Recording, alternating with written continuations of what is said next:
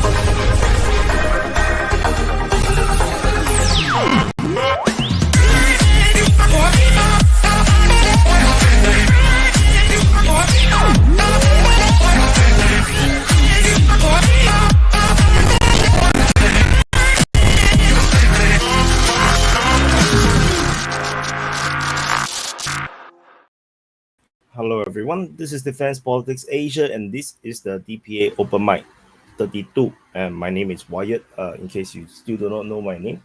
And I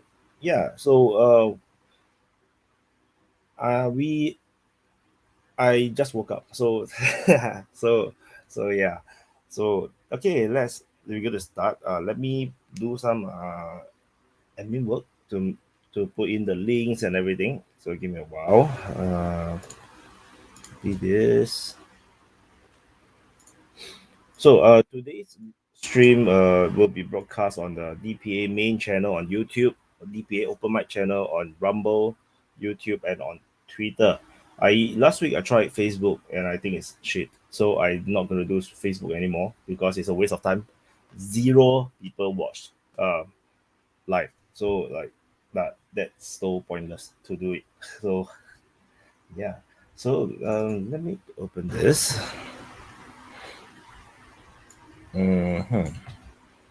So I gotta paste the see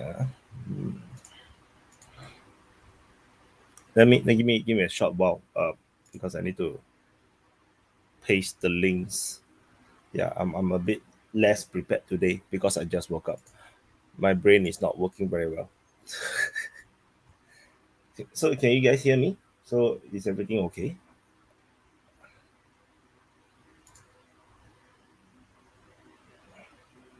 So so I'm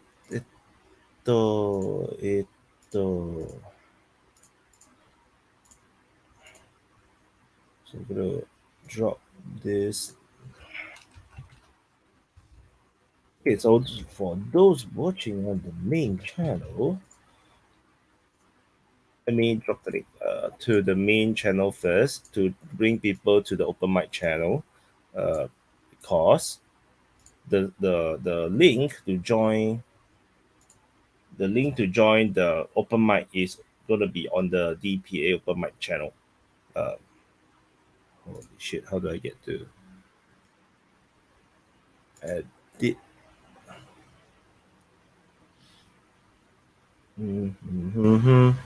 Okay, finally reach this place.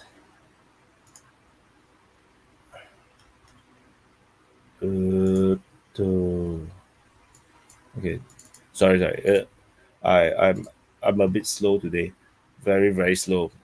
Bear with me. Okay, found the link, found the place. So yeah, and then gotta pin this, and then I gotta copy and paste the other one over here.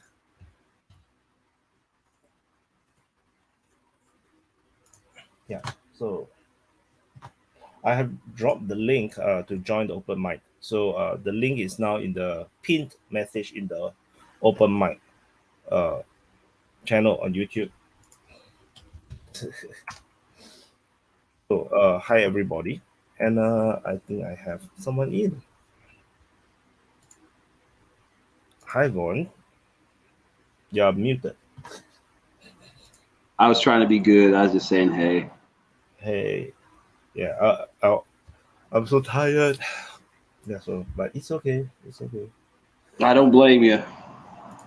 Yeah, Oh.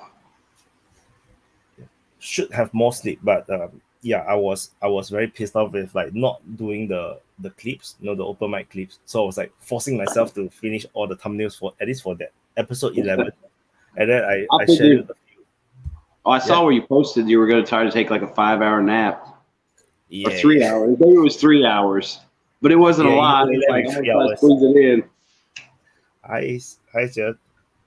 It's been kind of a slow weekend. I mean, in a way, I mean, there's some stuff going on, but it's not like last week or something, Yeah. There's no. I mean, it's almost like it seems like the last couple of days you almost have to kind of really dig to find out what's going on. I mean, it hasn't been as advertised, so that might be kind of good and kind of slow down the pace a little bit for a minute. I think it's going to speed up though. Yeah. After I watched your earlier update on that little failed Ukrainian attack, I was like, because they can't keep putting people in the same place. They don't have endless. I mean, they act like they do, but I just don't see them having endless supplies of people to keep throwing in the same spots.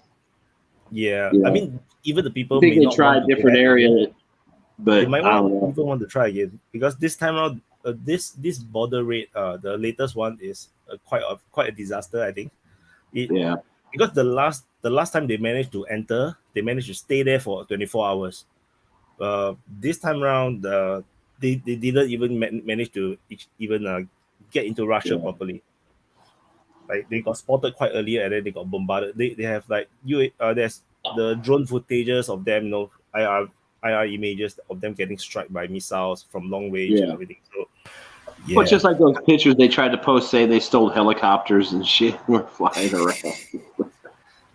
I mean, if they did, that'd be some badass dudes. Hi. Hey. Mikiadi is new, right? So do you want to introduce yourself? Oh, yes. My name is Makedi. I am originally from Kenya, but currently in Belize. You guys can hear me, right? Yeah, I'm Yep. adjusting your volume as you are talking. Oh, okay.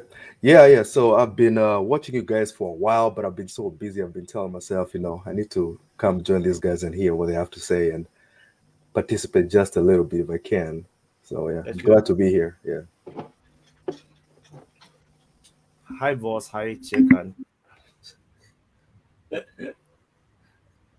So your volume is good. So Kenya, but living in Belize.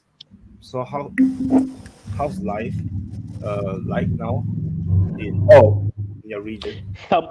in Kenya. Oh, Kenya is just it's sort of chaotic, but kind of okay. It's always Give it's, someone who lives and works it always in kind your of works out. Do you have There's always almost political turmoil. Almost every time there's elections, everything almost burns down, and then other countries from Western countries jump in and they say, "Oh, that we don't think the election was fair," and then eventually everything balances itself out. But there are always riots almost every election just because of interference from outside. NGOs jump in and they start saying that, "Oh, we think they should have more democracy," blah blah blah, all that kind of stuff. But I travel a lot. I'm usually in the States, but yeah. Oh, Mhm. so your work requires you to be in the United States often? Yes. I'm usually in the Midwest of the U.S. most of the time. Yeah. So he can verify all the crazy stuff that we say that he's probably seen when he's been in America. Yeah. East African Federation. The U.S. Oh yeah. That's interesting. Yeah. That's also happening also as well. So that's real. I thought that's a meme. It's real, but I don't think it's what it appears to be. For example, I think like Kenya, right? Kenya survives. Kenya doesn't have like a lot of natural resources, like many other countries. So it being sort of the de facto head of the East African community, it just survives by mooching on other nations who have minerals. So that's like their main economic activity is money from Sudan, from the Congo, and Somalia. So is there going to be a name for this republic if they do they federalize? They're gonna call it East African something, Huh. just East African That's so community. boring.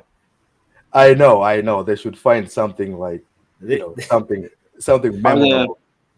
Are the Chinese or the Russians or anybody besides the West or United States trying to do anything in Kenya? Lavrov just left Kenya, and Sergei Lavrov that is, and he brought 36,000 tons of fertilizer. Okay, well, yeah, I guess he is doing something then. That's why I'm curious. I'm just curious if how many players are trying to get in there right now. But at least, that's the one thing. It's like at least they came with something and gave you something. It's like everybody else is like, hey, do what we want and, we might not fuck you over. At least they brought something and gave it to them, even if they might make a deal that, may not be the best deal for Kenya, but, it's better than getting screwed.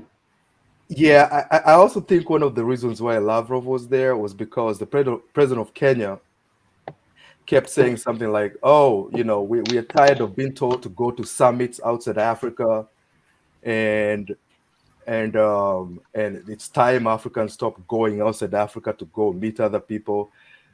But then Lavrov went, and now the tone has changed. So the president of Kenya is a crafty guy. So he was saying that to sort of push Russia away, so that Russia comes in and gives something. So I think they got what they wanted, and now they have calmed down on not going to the Russia Africa summit.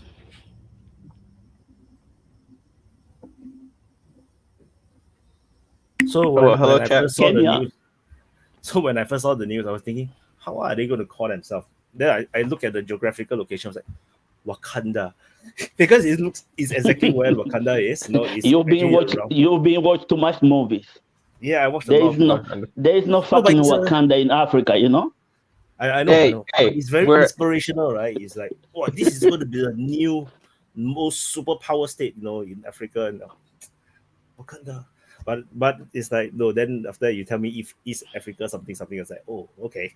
That's a bit boring. Well, they did this thing in the U.S. a couple of years back where it went around in New York asking people whether or not the U.S. should bomb. What country was it? Wakanda. Agrabah from Disney's Aladdin. We should bomb Agrabah. Americans are saying yes. There's like 80% of people said, yeah, bomb Agrabah. Fuck yes. We don't even know where that is. Doesn't sound like it's close to here, though. Blame this guy. You're muted, so you can blame Ron, him. you're muted. It's always this Oh. guy. His country. You're muted again. Yeah. You're It's unmuted. my country, too. I'm Oh, yeah. American. Blame him too. Now you are from Russia, so you don't really matter. No, I'm a Russian American, though. I was born in the U.S. But you're still here defending Russia. So what kind of American are you? Nah, dude. Yeah. The Yeah. whole point Russian sons of coming in bitch. here is because this war is bad for America. This war is horrible for my country. I don't agree with the policy of confrontation. I'm sure Anthony Blinken disagree with you. Yeah, it turns out Anthony Blinken loves Russians. Came out over the weekend. He's a huge fan, but for some reason he thinks that it's okay to, bomb, I guess, Belgorod, or at least attempt to. So that's totally justified. Did you guys see the press conference where the Russian journalist asked, who was it? That guy, the Indian-looking guy. I can't remember his name right now. They were like, so did you hear about this recent Ukrainian attempt to bomb this Russian journalist? Bayak or something. I think so, might be. So like they're bombing. There have been bombings and attempted bombings of journalists, civilian journalists.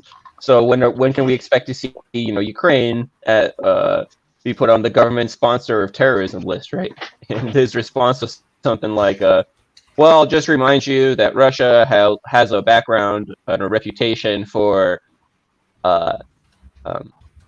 suppressing their journalists too, and that was the answer to the question. That's it.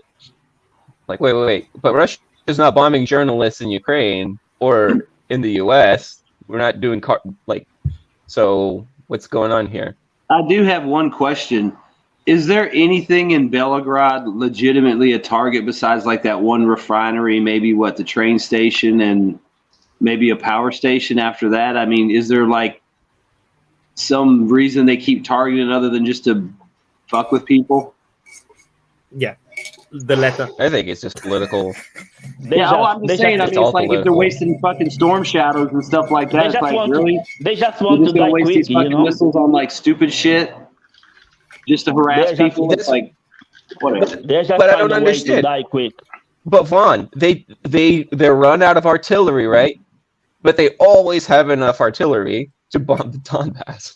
They'll always Well, be that's what I'm enough for saying. that. I mean, it's like I could see if there was like shit moving through the town and you were trying to hit it when it was going through the town or catch it when they were there. But it's like it doesn't seem like there's ever anything in these fucking places at all before they bombed it, after they bombed it, ever. I mean, I'm not saying there wasn't never no Russians there, but it's like, you know, you don't ever see anything, you know, destroyed or any kind of military stuff wrecked or even damaged. Well, two things. Number one, that was kind of why it's planned, right? Why it's involved with targeting operations. If you remember the last year when the HIMARS arrived, there has been a lot of speculations who is in charge. Is it the American officers in charge, or like had they handed it over to Ukrainians? And I think when you analyze what has been targeted for last year or so, the exact nonsense Von said, you know, like mostly civilian targets or like completely militarily irrelevant targets. I'm pretty sure that those are actually Ukrainians responsible for targeting decisions. I can't imagine U.S. officer like actually green lighting, you know, spending $1 million worth of munition on nonsense. This is also why I always say that Zelensky and their leadership, you know, they do have a lot of autonomy. They make their own decisions. The West try to influence, but they don't run the country. It's different from what people like to say. Oh, NATO or United States is actually, you know, puppeting Zelensky, puppeting Ukraine. I personally I just don't think so, because by the actions, you know, you just look at what Ukraine is doing. They constantly doing things that United States wouldn't want, like, you know, all these cross-border raids. I don't think United States wants it, because that's against the aim of just destroying both Russian and Ukrainian military. So, well, yeah, these are the small signs that I feel that, you know, it's a bit clear to me.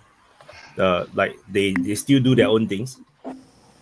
I'm not sure if they do or they don't. I think that they publicly say that they don't, but I mean, if you go on CNN right now, front page of the CNN, there's an article about how Ukraine has created a second front in Russia, and that these attacks are changing things, right? So, to answer your question, why are they attacking these, you know, civilian targets and things?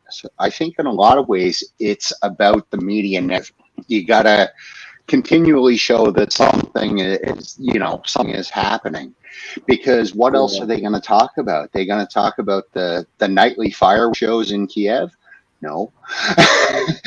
You know, so and two, you can look at how quick they transitioned off of Bakhmut falling into the cross-border raids and the new counteroffensive, and it's like all distraction. Yep. And I know Bradley asked a question. We could take turns on it. Like, do you feel like there's a different tone coming from the West? I mean, I don't know. You could elaborate on that more from like a certain point in time. Do you think the change happened? I mean, you can ask the question, Bradley. I'm just saying. Well, I'm actually just repeating a super chat question. So a super chat question was, do you sense a certain different tone from the West lately? And I think that you just take the ball and run with it on that. But I think that there is a little bit of discord, I'd say. Maybe you could tell where you have not everybody's super gung-ho, right? Viktor Orban, and you have even the Cy Hirsch piece came out that talked about Poland being reluctant about continuing this war long term because they're being disarmed in the process. So I think that there's a bit of a difference, but I think that the main squad, the Blinken, Biden, Newland, Sullivan, those guys, I think that they're incapable of doing anything other than doubling down at this point. And I feel like, especially for actors like Blinken, his political and Newland, their political futures are tied up in whatever's going on right now. Everybody associates them with Ukraine like they associate Fauci with, COVID. You just see their faces. They were so much on TV talking about this, they were so public about it. So yeah, I don't know. I think that there's a little bit of a shift in tone, but the leadership that actually drives the bus is more united than ever about dragging this out, Maddie, and salvaging what they can. Maddie. Go ahead, Maddie. Unmute yourself. Thank you, Vaughn. Hey, I want to show you something, Vaughn. I did this. I have a Patriot sweater on, but just for you, I put on something we both can relate to. Yeah. The old Pabst Blue Ribbon bar back, baby. Anyway, I think since July, I think in July, they started getting an inkling about which way this was actually shifting. When you started to see the weapon system start to dry up going to them, and they could, and the only thing they could really do is keep promising more to keep them on side. Now we're at the point where the smart ones still think they're going to get away with it. I mean, the dumb ones still think they're going to get away with it. So they do whatever, they think they can do whatever they want because in the end, they won't stand trial for anything. The smart ones, though, they know what BRICS is and what it's for. And it's been there for a while for the reason is because there's going to be a place, because every member of the headlines of BRICS that said it, there will be justice for what has happened. And I think that's what's got Newland and them all worked up right now, coming out there, rah, rah, rah. It's just like they're just trying to convince people they're winning at this point, and they're not. And people are no longer buying this shit. I'm just going to go real quick, and then I guess whoever wants to go to. I think there's been a change, but my thing is, I noticed it after that supposed hit on the bunker when Zelensky was supposedly killed or injured. It just seems from that point forward, the hype and the wind in their sails has been noticeably down. Even if they sit there and lie to you on their shows and their punditry, it's just not, the feeling and the belief just doesn't seem to be there. Like, they're just going through, like some of these guys are just going through the motions because they got to, but I definitely feel like there's been a huge dose of reality that people have gotten, and it's taken the wind out of their sails. Like, they know how many motherfuckers died in Bakhmut, and they know how many Russians died, and they know how bad that went, and it's just like, it's been fucking, I mean, think about it. There's, the new offensive, then it dies out. The new offensive. I mean, no hype, no pump, nothing like there was 6 months ago. Even with the stupidest, most insane suicidal plan, they would hype and talk it up and be all, braggadocious. And now it's like they talk about it, but you don't really see the oomph anymore in their whole spiel about it. That's what I've noticed. Yeah, I agree with Vaughn 100%. The only thing I would add to that, it might have been was it the same night? Was the Zelensky attack? I don't think it was, but remember that attack that happened 2-3 weeks back, the one where they hit the ammo dumps, the big uranium ammo dump. We had all the UK missiles, or supposedly. I found that after that, it's like everybody was elated in the West, like the media, the military, and I think that they took stock of what was blown up, and they were just like, what do we have left? So, I agree with you. I think it was sometime around then. Yeah, it had to be something big. Those are some big hits that they don't ever seem to recover from. Yep. At least propaganda-wise. Yep. And then think about it, that's when the talk about the F-16s really started too. I think that talk about the F-16s. Yes, you're right. Yep. You're sure. Yep. Around it was the a way same to time. double down. It was a way to say that we're losing this, but we're not backing down. We're doubling down. We're looking at this the long game. We are putting in the F-16s, and I think also that some of the weapon systems that we tried didn't work very well. And the F-16 is something that we're confident in. This is one that we know we do well. So if there is a game changer weapon, it has to be this one. Actually, no, there doesn't have to be a game changer. Another West. There's no such thing as a game changer weapon in war. I agree with you, Wayne. There is nuclear war. Boom. Well, yeah, but that's a paradigm shifter. The U.S. only had 3 of the things. I'm not saying it would have been a good move. They would have lost anyways, but they could have fought on. Well, Wayne, you want to take the anyway. You want to take the question next? What's going on in Marinka? Marinka? Yeah. God knows. The Chechens are fighting. Let's start with Vaughn. Well, are we going to finish answering the... Wait, Boz. Are we going to finish answering the question from Super Chat? about the difference of tone in the West lately. I'd say we should let either Sirkan or Wayne take it next. Actually, I don't think there's been much of a change in tone, really. And the only change in tone is from a point of, gee, we might give Russia an off-ramp to, okay, forget it. We're not giving Russia an off-ramp. That's the only change in tone I've seen. No, that was Macron. Macron was the one that said that. Yeah, there is. If you want to see what's changing, just go to the British newspaper. You're going to see some difference. They're starting saying that Russia is not even using more than 20% of what they got in this war. So where did they say that? I think it was The Guardian and London Times. Yes, actually, it was Rusi. Rusi reported. Pays attention to the newspapers. They're useless. Rusi reported, stated, and The Guardian sort of took it over. The Guardian is 110% behind Ukraine. So Rusi is a think tank, though, right? So if Rusi is more credible than The Guardian, so I think that Rusi is probably the most credible because their primary target audience is not the public, but the Ministry of Defense. So their reports are sort of public in-house, sort of in the middle. They recently, the other day, had this report that vast majority of Russian air capacity hasn't yet been committed, which is like obvious, for everybody who is following this rule. We all know it. They just came out with it publicly. That I think they said 90% or something like that haven't yet been committed.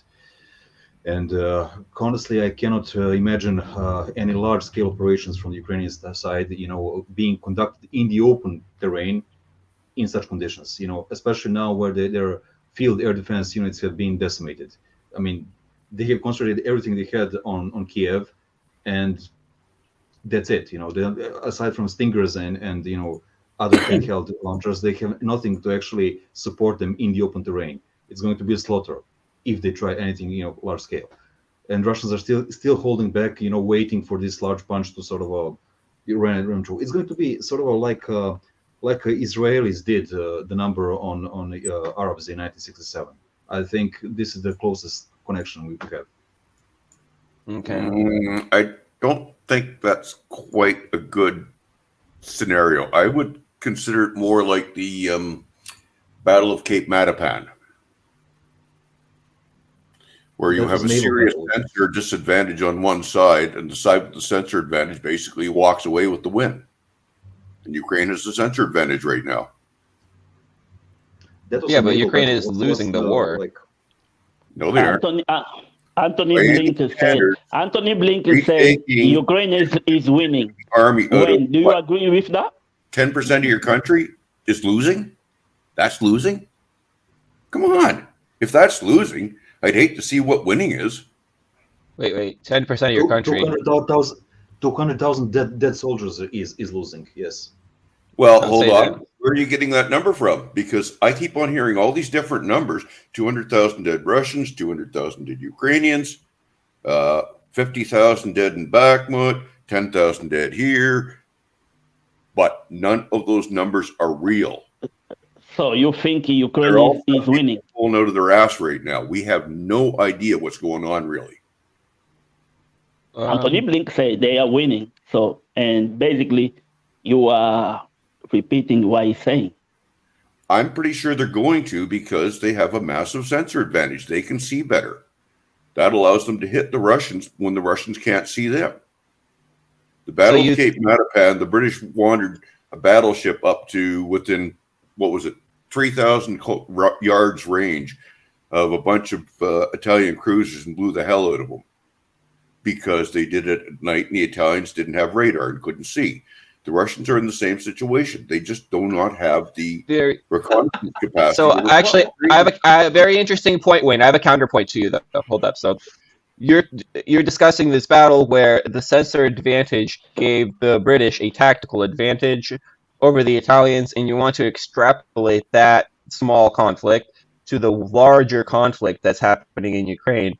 But I would say I would point you to another conflict in history, like World War II, right, which wasn't just a battle, and the Germans had a lot of successful battles, a lot for years, but it wasn't enough in the end, because what happened was the Soviet Union had the resources to actually continue the fight in a way that the Germans didn't. And what's happening, I think, is even with a sensor advantage, that might give you a tactical advantage here and there, right? But it's not going to win you the whole war. If the Russians have 5,000 crappy tanks, let's say, right, they're shitty tanks, 5,000 shitty tanks, and you have 0 tanks, right, you're screwed. So, and it doesn't matter if you have an excellent sensor and your binoculars are so good to see 5,000 tanks that are coming for Kiev. At that point in time, if NATO doesn't come in, the bigger, wider experience of World War II shows that the material advantage is a very, very, very big factor in That's these actually how drawn out That conflicts. was World War II, for God's sakes. So was the Battle of what's the name of that goddamn street? Iron Bottom Sound. They call it. Wayne, you're missing the point. It's a battle. When the Japanese. Wayne, you're missing the point. Because you're missing the point, Wayne. I get what you're saying, but I'm saying that's a battle. This is not a battle. This is a war of attrition. Those battles made a huge difference as to who won the war. Hey, Wayne, can you explain what you mean exactly by Ukraine having better technology or access to surveillance than the Russians do? Like in what way?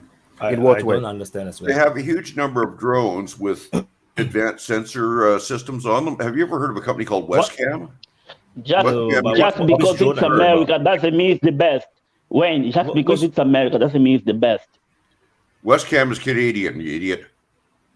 Just because it's Canadian doesn't mean it's the best either. Wayne, how many satellites have the Russians put up in space in the last 2 months? Wayne, how many satellites, military satellites, have the Russians put up in 2 months? What is it, 4 or 5? Three. Okay, how many has the U.S. launched? Right? So how the hell do they not have the equipment that I know that you don't know what you're talking about, because they have full spectrum equipment that is out there on the battlefield that has been jamming the drones, that has been taking them down. In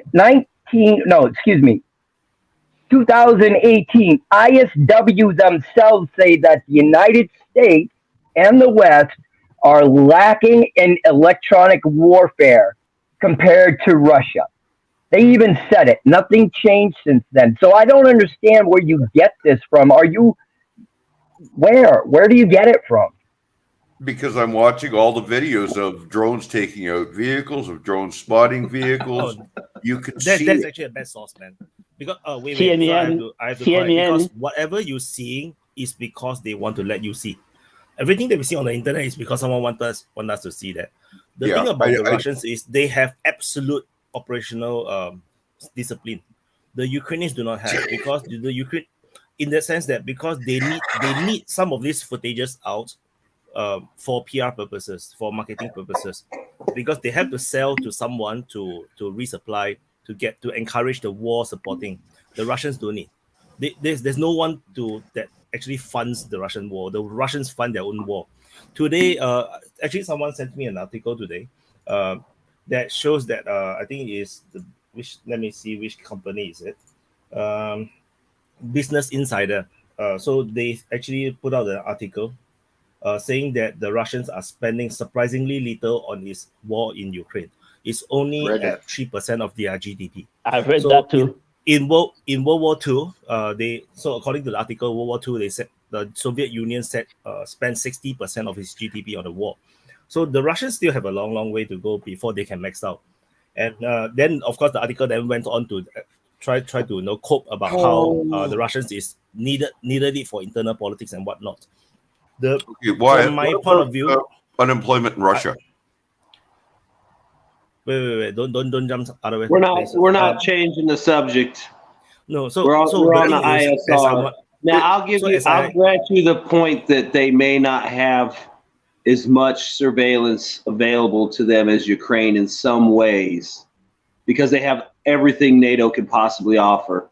The difference is Ukraine doesn't have the assets or the resources to put towards all the targets that are probably located for them, so they don't lose. Whereas the Russians, even if they don't detect everything, they have more than enough assets in the theater to deal with those targets, whether it be a glide bomb, a Kinzhal, a cruise missile, an artillery barrage, whatever. Planes. I mean, they have everything available to hit a target if they want. Whereas the Ukrainians, yeah, they might see everything, but they don't have shit. They don't have enough stuff to send there, and you can see it getting worse and worse every day. You just push up around somewhere about to me, right? And push back. Look, by the way, I don't even think now- they now- see everything. as to what they I just wanted to follow up on Wyatt's point. I read a similar article today.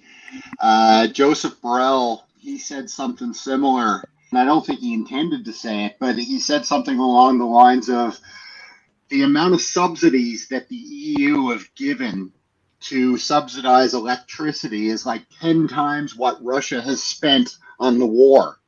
And basically what he was saying is, we need to spend more on the war. It's like, no, you idiot. You just proved your point that it's failing. You're spending 10 times more just on electricity subsidies than Russia's spending on the war. That should tell everybody who's winning the war economically. Yeah, well, the other thing is whatever that guy says, he means it. Trust me. And by the way, Well, just to use Wayne's logic, he said that he's seen video evidence to prove that the Ukrainian side has better technology when it comes to drones. Today or yesterday, I think the Southern Military District published a video. I don't know if you guys saw it, with these soldiers standing in front of a warehouse full of nothing but drones behind them. And they claim that they have 20,000 of them just for the Southern Military District. So there's a possibility, and I suspected this from the beginning, that the Russians may actually have way more drones than they can train operators. Yeah. That's 100% for sure, because they actually go into mass production of drones, and not to mention the biggest drone manufacturer is the Chinese, and the Chinese is largely standing on the Russian side. The Ukrainians is having more trouble buying the drones. They have to develop with the European side their own drones and everything, because buying the commercial drones is actually quite problematic for them as well. It's not so easy.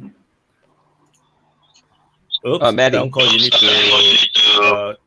need to turn off your audio, Malcolm.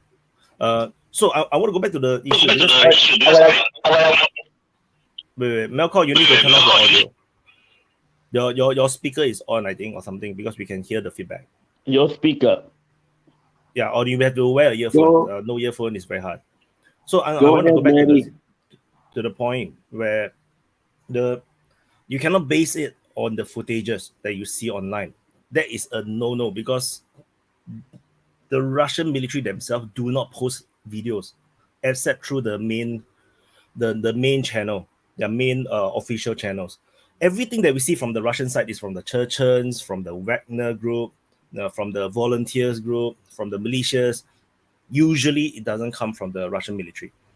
That is why, right, the entire Kupiansk front, Kupiansk-Svetove, we have no information, because the Russians don't give out information, because there is no volunteers there, there's no Wagner forces there, there's no militias there. The information is always coming from the Donbas militias and everything. And another thing is that I don't see the point how you come to the conclusion that the Ukrainians see everything. Every time the Ukrainians send out their drone strikes, especially in the Black Sea, they need the NATO drones to surveillance and whatever drones to be in the air to support the operation. If not, then these drones, all these are suicide surface drones or even area drones, they cannot reach their targets. Every time the Russians see unusual NATO drone activities, they know that a drone strike is coming. It's just it's just too obvious to them. So within the battlefield itself, like let's say you have the sensor advantage. I don't see the sensor advantage in the Belgorod raid. I don't see the sensor advantage in Bakhmut. The sensor advantage is not there, because the Russians also have the same sensor capabilities. I don't see what are the things that is clearly Ukrainians is better at. Maybe you say that maybe night vision, they don't have so much night vision because the Russians were using older Soviet tanks. Yeah, that could be true, but that is no longer the case now. Most of the tanks now operating on the Russian side, even BMPs, they all have infrareds. In fact, if you look at a lot of the footages coming from the Russian side, many of them is just infrared. Even the Belgorod strike, that's infrared. The drone itself is infrared. So, yeah, that's my point. Mehdi.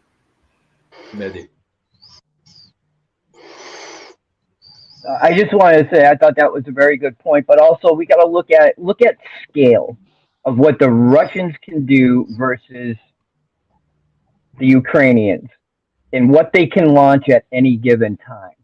We at least know they can produce at least 300 missiles at least from month to month, or excuse me, from strike to strike. And in a way, that capability seems to be growing because they can keep on rolling it in. And there's nothing stopping them. And also, like, when you talk about, they have a surveillance system that can cover all the way through Europe. Russia does. That's just their homeland system. You got to remember, they're fighting right next door. They have so many layers of ability to see the air and control it. As well as if you went and looked at what they actually can bring into the field for surveillance itself, there is no way that the Ukrainians are even matching it because nobody out there really has the same technology in the quantity the Russians have. So from right there, I think you're wrong. But, I just, it just boggles my mind sometimes that people, we look at it, but scale gets left out of it. There's a whole different proportion between what the Russians can do to the Ukrainians and Ukrainians can do back, period. And that's where we're at right now. Milkor has been waiting to speak. Sorry, I have to drop out. I have a dog that has just told me that he is starving to death. Right. It was a pleasure. We got to take care of the doggy. Yeah, take care of him. Take it easy, Wayne. Yeah. Yeah, what I was just going to say is that the U.S. is funding Ukraine to buy Maxar images. Like, Russia doesn't have to do that. Russia has its own spy satellites. They have their own satellites that can see at half-meter resolution. So they don't need that. Where the Americans are obviously not giving the Ukrainians access to their satellites. So all these troop buildups and stuff like the Russians are going to be able to see them. Like, they know where they are. Like, they have thermal cameras. They're going to be able to see in the woods where they're getting their tanks together. And as soon as the Ukrainians decide to go, they're just going to hit them. So that's my opinion on it. Like, this sensor advantage that Liam is talking about, like, it's not the Soviet military that they're fighting. It's a modern Russian military with brand new T-90Ms that'll all have the best stuff that they can either to buy or develop to put in there. So yeah, I don't know where he sees a sensor advantage at all. Yeah, my only point was there might be some better NATO platforms like in the air, like the Rivet Joint and the J-Stars type stuff. But, I mean, they don't have enough stuff to respond to whatever they see anyway, so it's kind of pointless. Like, they can see everything, big deal. You can't do shit about it. Or you have to pick and choose which ones you're going to do because you only have so many, bombs available that day. I mean, that's the only thing I would say is maybe they can see better. But like I said, it doesn't really matter if you don't have any way of dealing with it. It's like, oh, you can see what's coming, but you can sit there and watch it. We should let these two go. Concerning the drones, to quote Russia again, a few weeks ago, I think 10-15 days ago, they came with another report in which they said that according to their own data, Ukrainians has been losing 10,000 drones a month, each month.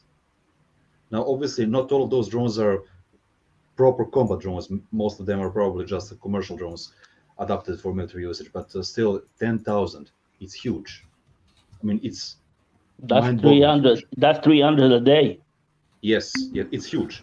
And what White has been saying is that I think he's actually correct. I think that Russians have more of a problem training drone operators than actually producing the drones. A few days ago, I've seen sort of a how to put it, proclamation, for asking for volunteers to come forward in Russian army, and they were specifically asking for drone operators. Now, they were asking a whole bunch of things, as sort of a prerequisite for actual drone operators. They're like, it's like if you're in the IT industry and you require, I don't know, this long, curriculum, in order to get a job. And on the other side, Ukrainians are just, recruiting everybody. Every kid who knows how to handle, a gamepad is actually, okay, good to go. Well, Russians are, they're being bureaucratic. They're being, like inert in an old way, and like it's obvious that they have 10,000 drones and one sitting in one warehouse. They don't have enough operators because of this bureaucratic inertia. Yeah. I saw that on Sky News. I saw that on Sky News. Some kids let him go. operating drones. Let Bucket. Yeah, No, he's done. Oh. So the other thing I noticed is there's a lot of credit given to electronic surveillance and very little given to human intelligence. I believe that most of these strikes, like in Kamenlitsky and all that, I don't think that was necessarily satellites or drones. I think both countries have a lot of operators inside. And one thing also people forget is that most of these operators are not always working. They'll lay low for a very long time. And then when they're needed, they'll be activated. But most of the credit is being given to, by most people, is to electronic surveillance. But I think there's a whole lot of human intelligence. Remember, I've seen people literally cheering when the drones and the missiles hit Kiev, like on camera, like they're cheering. I'm like, what's going on? So it's a little bit complicated on the battlefield there. Good point. Yeah, I just want to follow up on the drone discussion, and it just clicked to me. Did you guys read the article the other day about the Russians investing in Chinese software development? No. Oh yeah, it was in either Sputnik or RT, one of these news sites. But they were talking about how the Russian gaming development companies were expanding into China. And the way the article was written seemed to suggest that this also Russian government funding. And I thought to myself at the time, why are they getting involved in this? But now it's a bit more clear. Like because as we just said, the best drone operators seem to be video gamers, or so the evidence suggests. So maybe this is their way to build that kind of gaming culture, gaming platform that can help in the long run. Maybe, just a thought that popped in my head. I just wanted to follow up on the human intelligence thing real quick. We've talked about it before. I mean, they've got to have just an incredible human intelligence network on the ground in Ukraine, because how can you tell a Russian from a Ukrainian? It's not like, me going to Africa and trying to be a spy, like, oh, who's the spy? I wonder, I mean, it's very, and then on top of that, think of all the pensioners and the old Soviet guys. I mean, like you were saying, I mean, it could just be some old guy they gave a satellite phone to a couple of years ago, and hey, if something ever happens and we call you, let us know what's going on. It might just be some old guy who lives in an apartment by the train station, or maybe he's a conductor or something. He's like, yeah, at 6 o'clock, there's going to be a trainload of tanks coming through. Sometimes it's actually kids, like 50-year-old kids on bikes. They could calculate when it's going to arrive at the next destination, and right when it lands, the missiles are inbound already. I mean, that's one thing I think another that was overlooked, that people don't really realize how many potential allies the Russians have. And not including people who accidentally film stuff and verify strikes, but just all the random people. Because I mean, think about it, you got people scattered all through the Donbass on both sides. I'm sure there's still people laying low that speak Russian are down with Russia in the West. So there's literally no way anything can go. I mean, they can hide it for a while, but eventually it's crossing paths with somebody who's going to rat it out. I want to go after Maddie. Maddie, go. Go on, Maddie. Give me a second. I have to press the button. I'm an old man. You know, I will knock the camera over or something. You know, oh, you just Anyway, you know, I'm glad you're. You know, I watch and I like Andre Martinov, and he brought up something that a lot of people, you know, kind of just don't know about, is that the Russians and the Chinese have been working together with aviation for their own commercial aviation purposes. And the way they did it was that they would only go to a certain point with each other, only when each side was getting knowledge back and forth. Once it started to get into like the higher tier military stuff, it started to stop. Russia said, well, I think at this point we should end it. China said, all right. See, they have a better relationship, I think, than a lot of people in the West understand. And it's been that way for a while. Because I think it's more the West wants them at each other's throats so much, is that they see everything that maybe little small or something that comes apart as something that was a negative thing. And it's not necessarily, it's just the agreements they have signed together.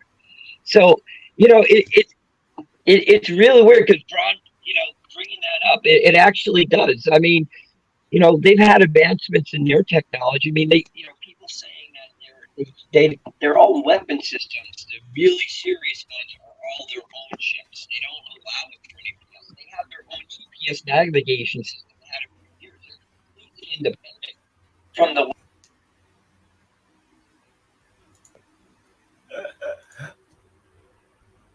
Maddie, something's up with your audio. But okay, what I was gonna do is I wanted to hop on the point that was being made about human intelligence to add that there's the human intelligence sometimes includes like 15-year-old kids on bikes that just are on Twitter or rather on Telegram, and I think that this is one thing that the Ukrainians do better than the Russians is they have a stronger Telegram game going on, and they have more of these kids, pensioners, and things like that, people that can reach out. And that one of the things that the Ukrainians do if they like stop you, right, to see if you're pro-Russian, is they check which Telegram channels you follow. So that's a really big deal there to see which ones you do actually follow. And then other than that, I'd say the biggest issue I had with Wayne's point is sort of what's already being said, is that number one, okay, even if you have excellent sensors and a lot of intelligence data about how to use them, and then you have a lot of people sitting somewhere in Langley or something like that are combing through all the sensor data that there is, and you have a lot of that work farmed out to the people in the West, you still need an artillery shell to hit the damn thing at the end of the day. And you need to make a lot of artillery shells. The United States is now making an unprecedented number of artillery shells. We're making more than we have since World War II. It's about 33,000 a month.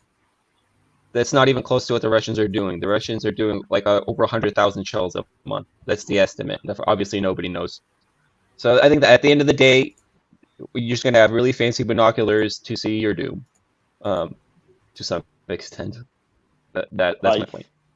I saw some reportage on Sky News the other week about some kids. They look under 18. You know, they are operating the drones, the killer drones. You know, these people are killing people. They are too young to be involved in this kind of thing. And the thing is, no one in the West cares about that. These people's gonna be fucked up by the time they turn 25. That's wrong. They're just drunk on fuck Russia. That's what it is. They're drunk on fuck Russia. Yeah. Like, They like Ukraine, but they hate Russia more. Their hands on to fucking try to kill Russians. They don't care.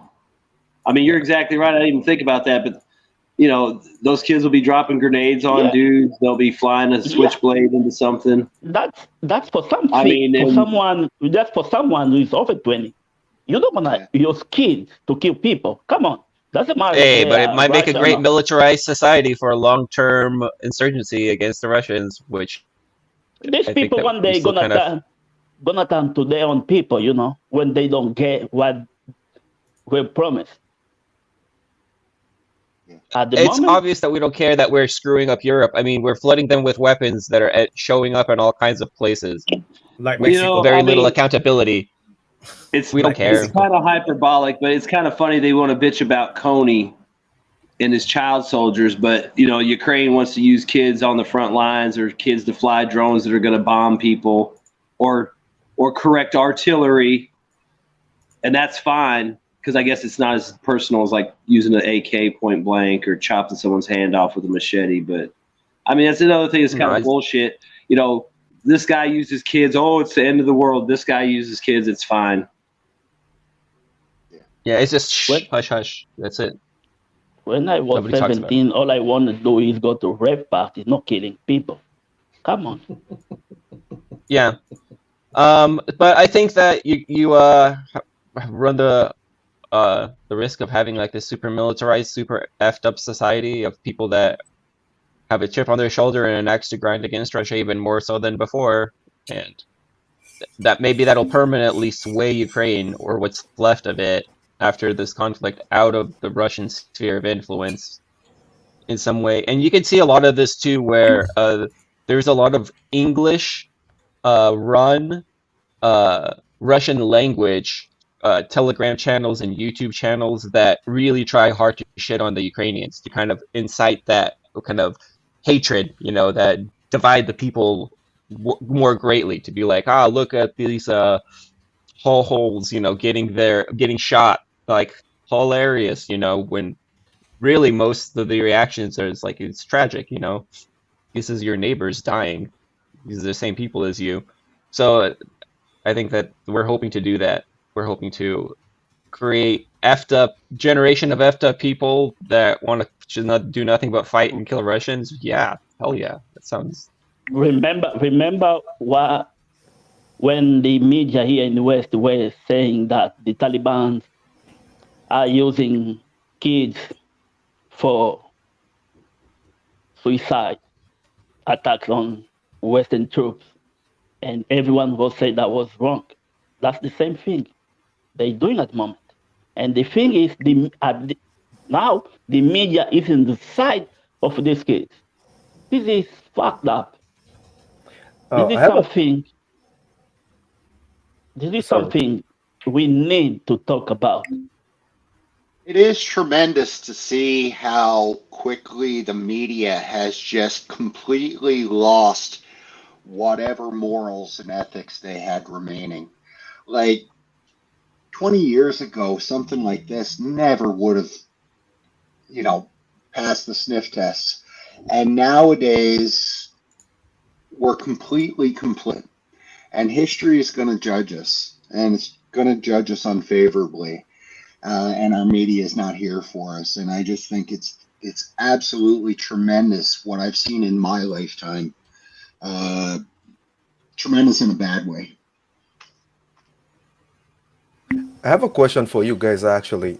So before this conflict began, there was a lot of like people on Reddit and all these places, you know, people who love military stuff, right? And these guys do all these comparisons of weapons, what is better, which one is better than the other. Most of it is nonsense, obviously. But the other part of it I figured out is, the other thing I noticed is there was, and also this love of special forces, right? So people believing that you can take 6 people and they can destroy the whole of Russia and whatnot. Now, after the war started, obviously, we have come to learn a lot. Like, war is not like it ever was. The way we thought things worked is not how it actually works. It's very different. Now, what I wanted to ask is, do you think most of these guys have learned? Like, I'm talking about all these online people who are fetishizing for war, and a country pisses off your country, like, oh, let's go bomb them. Do you think this war has taught them to look at things differently? No. I think so. Most of them are game players. So sorry, I think it depends. Like, you got to separate out the, for example, the American government or the Canadian government versus, the American people or the Canadian people. Like, overwhelming majority of Canadians or Americans or Brits, they don't want war with anybody. But will it change our government's mentality? Probably not. They will never get involved in this war, but they will pay for it. Boss, maybe wait when somebody has a finger up, just let them go. Okay. Okay, sorry, go on, man. I can't compete with your shirt, so all this little man has is a finger now. So anyway, I thought that was a great question, because I think Americans as a whole got used to, like, coin, counterinsurgency operations, and that is how war would be. So what happened was, back in the 90s, the American military started to change, and it went to lighter systems that were more deployable. Well, it's hard to deploy a heavy armored unit that is going to has to go fight in Europe. It's just the whole concept of war, which we used to know about. I mean, I trained for war in Europe, but it seems the leadership now and people like that, they totally forgot about that whole theater. They've never really trained for it in the same way we used to back then. So they don't really have the concept of what you would actually be seeing in front of you and having to deal with. Because let me point something out to you. We often laugh at the Russians and say the only reason they beat the Germans was because they were able to bring more tanks forward and kill the tanks. Right? Generally agreed. Guess what? How do you think we did it on the Western Front with Shermans that were outmatched by the same freaking systems?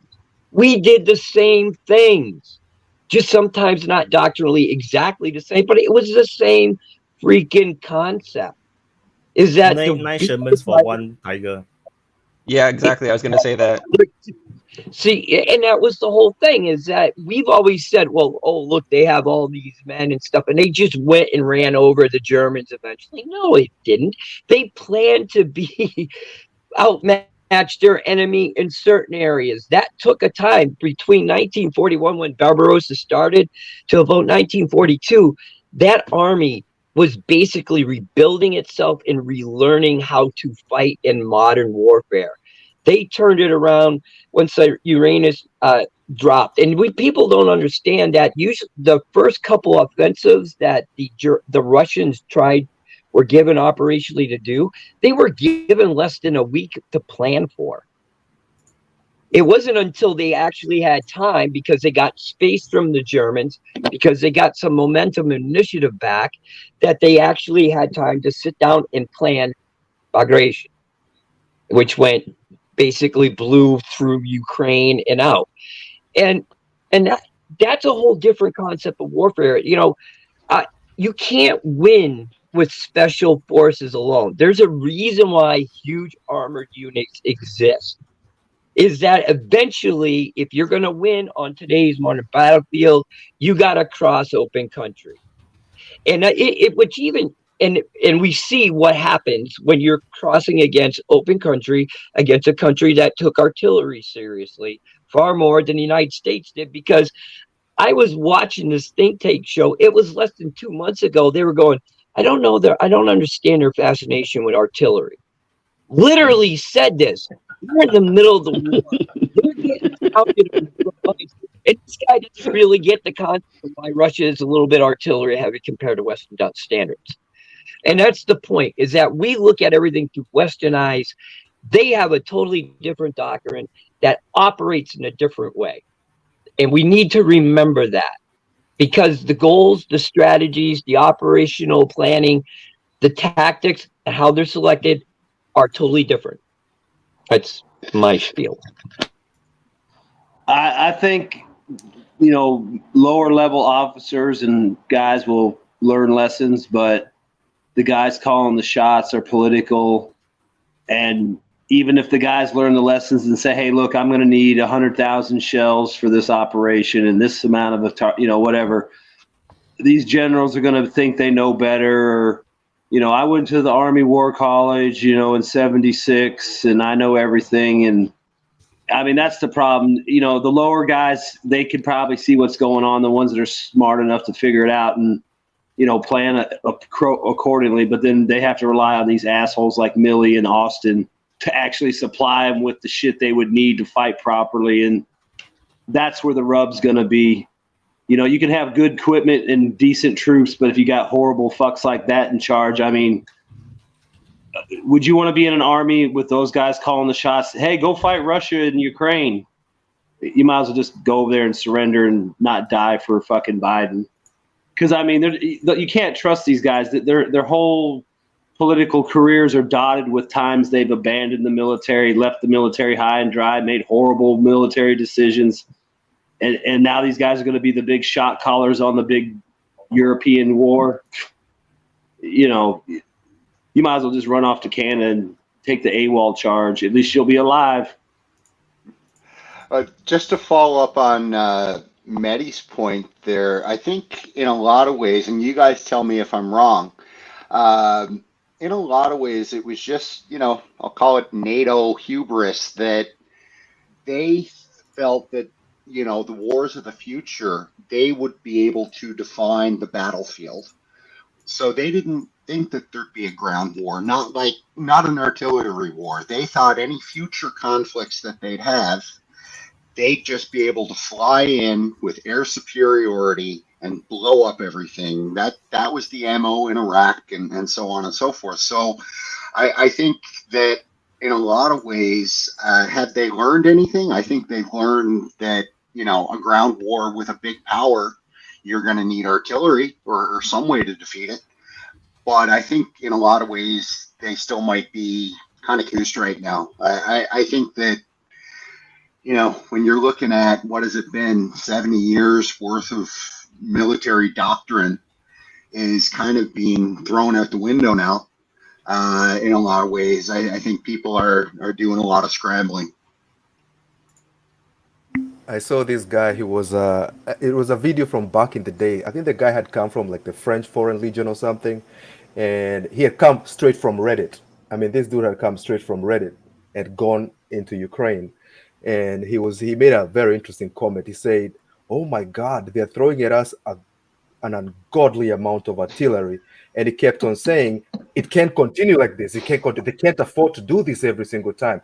So, in his belief, he thought that somehow the artillery has to end because they can't fire this much. And so that whole idea of industrial warfare is just fascinating, that they can keep just pumping out shells like this. It's crazy. Well, the thing is, it's stupid. The West basically started an industrial and commodity war, but they have no intention of building their industry or developing their commodities. It's like Russia and China are already built towards that. You're talking about doing it. They're already in the process. You're still talking about it. And I guess they think we're going to have a commodity war with like Saudi Arabia and Russia, but we're going to use someone else's oil and someone else's fucking grain. You know what I mean? If you want to have a fucking commodity war, then have it. We got plenty of shit. We could do damn good in that. But, these It's dumb too fucks, late hey, for let's start that. a fucking war 6 months before Yeah. we're ready. It's too late for that. I mean, like I said, it's always with these guys, always horrible decisions, horrible tactics, no long-term strategic vision. It's all score me some points for this election. Who gives a fuck if the Middle East is ruined for the next fucking 50 years? I think it's killed Soleimani, so I get reelected. I think it's more than that's that. all it I think matters. that wait, Bond. I think it's more than that. It's not just that the short-term political game. I think that the short-term political game is a part of the picture, but there's also a long-term political geopolitical strategy, and we can see that by how it doesn't matter who's in power. You know, the geopolitics don't really change that much. I think that after the Cold War, what we did is we really wrote the Russians off. And I remember how like universities stopped offering courses in Russian and all this kind of stuff. I think we reoriented and we doubled down on what we thought worked for us. We chose stealth, and even in World War II, kind of that was the way that we did it with airplanes, right? How we won the Battle of the Bulge. So I think that that really stuck in people's minds. And then so we went with the stealth and censor route and things that worked really well against Iraq. Iraq 1 actually ended up doing us a lot of harm. We came away with a lot of the wrong conclusions, as demonstrated by Iraq 2. And then we wrote off the Russians. And the plan was for China to probably just co-opt it or to choke it off economically eventually if they couldn't. But now they find themselves in a war in Europe that we didn't I don't think we expected it to go like this at all. You know, I think that the fact that the fact that we were not expecting this voracious tempo of equipment being eaten up by the war, by modern conflict, is demonstrated by the way that the war is going.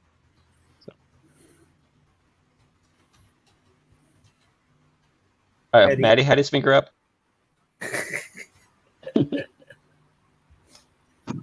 The old man and his finger. I'm sorry, I can't feel the tips of my fingers, so sometimes I'm sitting there like this, and you see that, and I'm not pressing hard enough, apparently. You know, the commodity warfare, you know, that started drifting off in the 90s about the same time, too, because I think one thing that people, let's think about this: to be able to run a production type economy, you need power. You know, you need lots of power. And that's the thing, is that in the United States, we're on this kick for this green EU, do all this stuff. You know, let me ask you this. Why do you think they're trying to get rid of farm animals? Because they want to put fucking solar panels everywhere. They want to turn them into solar farms because they know they cannot generate the amount of power they need to just deal industrially with what China and Russia can do with oil. And as long as the oil is out there and it's fueling their industries, the West is going to try to kill it because it proves that how inefficient it is at this moment in time.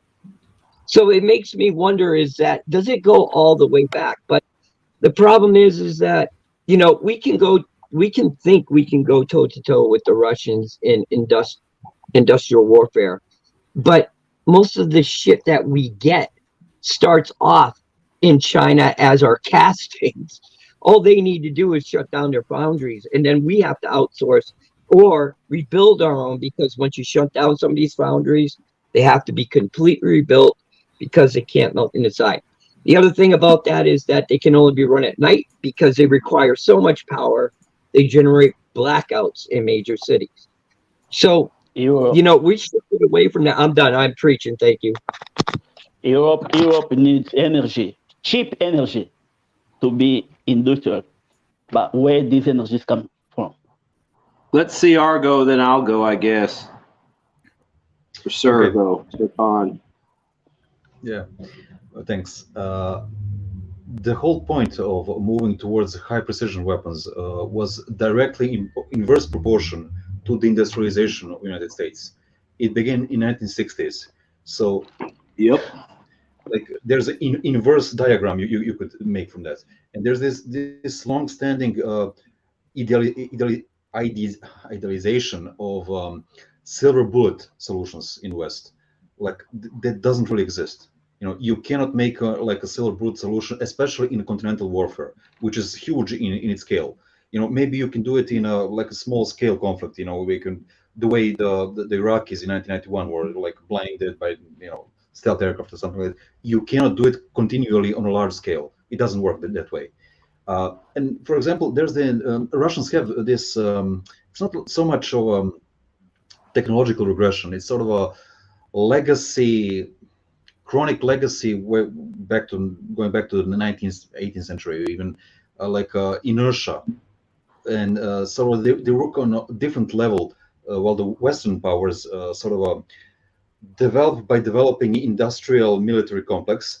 In Russia, it didn't work that way, and sometimes it cost them dearly. Other times it sort of prevailed. For example, there's this famous quote from Suvorov, which was famous general, Russian general from the Napoleonic Wars. He said that bullet is it's translated like a bullet is a fool, but the bayonet is a real thing. And of course, in the Napoleonic Wars, it was musket fire was hugely imprecise, and you'd have to train intensely to hit anything above 100 meters, which was not really convenient for large-scale standing armies. But bayonets were like you don't really need that much training. You need psychological training to use it, not technical ones. And in the context of Napoleonic wars, it actually worked. Napoleon got beaten by the sheer mass of the forces, not by the technical superiority of Allied forces. So this is continental warfare at its finest. And also, this is something which Western powers do not understand, because they're sort of always fighting this cycle of imperial policing warfare, which is completely different thing than continental warfare. It's completely the logic behind it is completely different. So this French guy you mentioned, this sort of they don't get it, how it works. Also, I want to say that it's not just for the Russians; it also works for Ukrainians too, because huge amount of hardware that Ukrainians used and are still using today are leftovers from the Soviet production. When you see T-64s, they are not brand new T-64s. You don't see too much oplots, like the brand new productions. All this hardware is all legacy from the Soviet era. D-20, D-30 howitzers, like all of 80% of all their hardware is left over from this huge output that Soviet Union produced. There's very little of the new stuff involved, and this is the AK-47. Sorry, I say even down to even the AK-47. I want to go after Vaughn. Go ahead, Vaughn. Yes. Okay, Vaughn, go after it. Oh, I was just gonna say. Vaughn. I mean, like if the U.S. wanted to cut the cost of their production, especially some of their high-end stuff like the weapons and stuff. I mean, why aren't we building the nuclear power plants to support the industrialization? There's all kinds of stuff we could do that would help, but it's all talk right now. It's like, oh, we're going to start building more shells. We're going to start building more factories. We're going to start increasing production. They don't even have the stuff expanded to do it. They don't have the workforce to do it. They haven't even secured the power to do it. That's what I'm saying. I mean, go build 50 fucking power plants across the United States and then tell everybody in the fucking world, come here and build your shit for dirt cheap. Sell oil for $20 a fucking barrel. Sell wood for cheap. Sell steel for cheap. I mean, we're rich as fuck. We can take the hit. If you want to cut, you think Russia's a rival, or China or Iran will cut their fucking balls off. Sell fucking oil for $20 a barrel. Russia can't buy more T-90s. Iran can't do nothing. You can get China over the barrel with, here's your choice. You can buy $50 Russian oil, or you can buy $10 American oil. What do you think the Chinese are going to do? They're going to buy $10 barrel oil for cheap from their new American friends. But, is there anybody in America thinking like that? No, let's just go have these stupid little wars that don't get nothing. One guy gets rich like Dick Cheney. Nothing gets improved or anything. I'm just saying, I mean, they start these fucking wars and these contested like commodities, and they have no infrastructure behind them to support it. They're, like I've said before, the United States military has been living off the fucking Cold War stockpile since 1991. I mean, yeah, we've added new shit to the inventory and we've built new stuff, but flat out, we've been living off them stockpiles, period. And it's coming home to bite us in the ass big time. Yeah, so jumping on the points that Serkan and Vaughn were talking about the deindustrialization, it actually was a super chat question as well. Industry not prepared because of trust and sanctions, which is a good point. They probably overestimated their actual financial leverage with what they could actually do. Because remember, at the beginning of this whole thing, when they froze Russia's euros and dollars, their foreign currency reserves, they literally froze half of Russia's foreign currency reserves. And then the sanctions from hell, right? Russia is the most sanctioned country. Can I just throw in something real quick? I mean, that's one thing people in the West need to see. I mean, it's completely anecdotal, but Dan literally pays pennies on the dollar for the exact same fucking amenities you're paying hundreds of dollars for a month in the United States or in the West. It's fucking bullshit.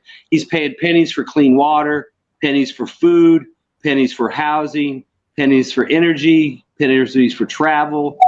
It's you know, if that doesn't slap you in the face like a big giant penis, the sanctions don't work, didn't work, and never going to work. I don't know what else will. Because I mean, that's completely anecdotal, but you can't deny it.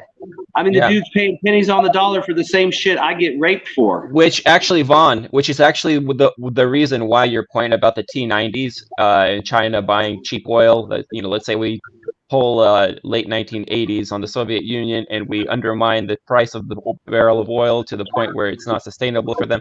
It's not going to actually it's not going to impact their ability to build a T90 or a Su-35. You know, it's going to impact their ability to do other stuff, you know, but you're still going to be able to extract the steel out of the ground and mold it and make the tank and make the shells. Like, you can, even if the sanctions were working, you can reduce the amount they can do it. You can also make it harder just by causing other problems. Like you said, if their money flow is getting cut, then it's going to cause problems somewhere, and that's the whole point of it. I mean, if you're trying to cause problems without starting a war. But the problem that it will cause won't be a decrease in artillery capability, you know, like they're going to have that and they're going to have gas. But anyway, to kind of get to my point, I think that Western powers went with precision, which is kind of what Sir Khan was talking about. We went with precision in search of like the silver bullet solution. And that I think that during the later stages of the Cold War, the latter stages, we had this huge silicon advantage, right? We had tremendous processor advantage where we could have more precise weapon systems. And so it gave us a certain type of advantage where you didn't have to have so many bombs because your bombs could be more accurate. That's the theory anyway. But at the same time, now when we need more artillery shells, right? We can't mobilize like World War II again. You can't make Tomahawks at a bicycle factory. And on top of that, you shipped all your bicycle factories out to China anyway. So screwed. Yeah. So I think that's a big point. Go ahead, Mehdi. Mehdi. I wanted to first I want to acknowledge in chat LG Focus and War Eagle. They say that we're like their guilty pleasures. So, you know, if they think us stooges are guilty pleasures, I want to apologize for the lives they must lead because I'm an idiot. Anyway, you know what was just said. Vaughn hit it. It's price product parity. How much do you get of one thing compared to the price it actually costs? So how much tank does the US get compared to a Russian for a ruble? You know, like Dan said, it's pennies on the dollar there. We think throwing money just because we can throw tons of money at something that it solves the problem, but it doesn't. Vaughn's right. We pay out the ass for things that they can buy in Russia for cents on the dollar, like power, you know, things like that. I mean, you could extrapolate it like Mehdi just said. If he's paying pennies on the dollar for a can of soup, he's paying pennies on the dollar for a T90. I mean, they literally are getting 1,000 times more bang for their fucking buck than we are, literally. And people are going to say here, oh, the sanctions are working. Oh, the sanctions are working. People in the West really need to figure out how fucked they're getting. You know, like I said, it's pretty insulting that the country we're supposed to be fighting, the evil empire, you know, Russia, you know, and we've done all this shit, and they're literally living the high life, and I'm getting fucked. Not that I want them to get fucked either, but I'm just saying it's like everything they say and promise, not even 1 ounce close to reality. Shadowy than Macchiati. I'll go for you. I think, excuse me, I think the main thing here is about what type of company is building the product. Okay, and to answer the chat, yes, you can sell frac oil for $20 if you decided to lose money, and only a state company could do that. If Gazprom decide to sell their oil to the people for only $1 by the $1, they can do it because they are a state company and they don't care about winning or losing money. That's why they are so strong. Their strategic asset is in the state company. And in the United States, since you have to pay a lot of money for the grid of the shareholder, you are basically fucked with if you try to compete on the economical side of the product. So yes, your Abrams tank are always going to be very expensive. And yes, the TAT is going to be very cheap. Because for one part you have the shareholders, and the other part you just have the government. Macedi, if you want? Yes. So I wanted to say that I think the issue of sanctions is literally at the center of this conflict. There's actually a possibility that this conflict was started to actually apply those sanctions. But, all these things I believe are done for very many reasons. But I think sanctions were primary. And I also think sanctions were one of the reasons why the Russians didn't go into Ukraine in 2015. And what do you call it? And the Russians were quite terrified of sanctions. So sanctions, I think, are more important before they're applied as opposed to after they've been applied. Because Russians did everything they could to basically avoid this conflict. And I think partly it was because of the sanctions. But when they were applied, everybody was like, oh, wait a minute. We are kind of surviving this. Mainly because I think economics is, it's not a science. People believe that they know how things work, or they know how a society or country is supposed to be run. But we are all making guesses from things that happened in the past. The thing is, someone was talking about industrialization, and I think we have to realize that industrialization in Europe was just possible by the fact that they secured markets and they secured supply lines, obliging many parts, splitting the world in several parts for each of the big parties in the which was France mostly, England, France mostly, a bit of Portugal, a bit of Spain, which were already being put it out and in order not to be able to industrialize. And then we had Germany, which was very, very keen on getting some part of it. They wake up a bit later. And then we had the First World War, which actually was that, to take Germany out of the equation. So what we realize is that the industrialization, in a way, is a way of putting their competition away. We think always about capitalism as a free competition, but that's not the case. It's not. It looks like in internal markets sometimes they speak about free competition, but it's not what's happening globally. What's happening globally are blocks being closed down in order for others not to come in. And the problem about the commodities wars that Van started talking about, it's actually the fact that suddenly you don't have your supply lines secured anymore. You don't have the monopoly on them. That means that each country started to choose the partner they are using to. And the biggest problem, if we read the political discourse around the 2019, 2020, during the pandemic especially, was their real fear that China, it's not that China would take them over, but worse than that is that Africa, especially the Africans, prefer to work with China or Russia or even small other partners instead of the West, even if the West had better deals to offer. And that's when they got really crazy about. The West never had a better deal. Yeah. And then Makati said something amazing, which is very good. They got scared and they started planning a system of sanctions.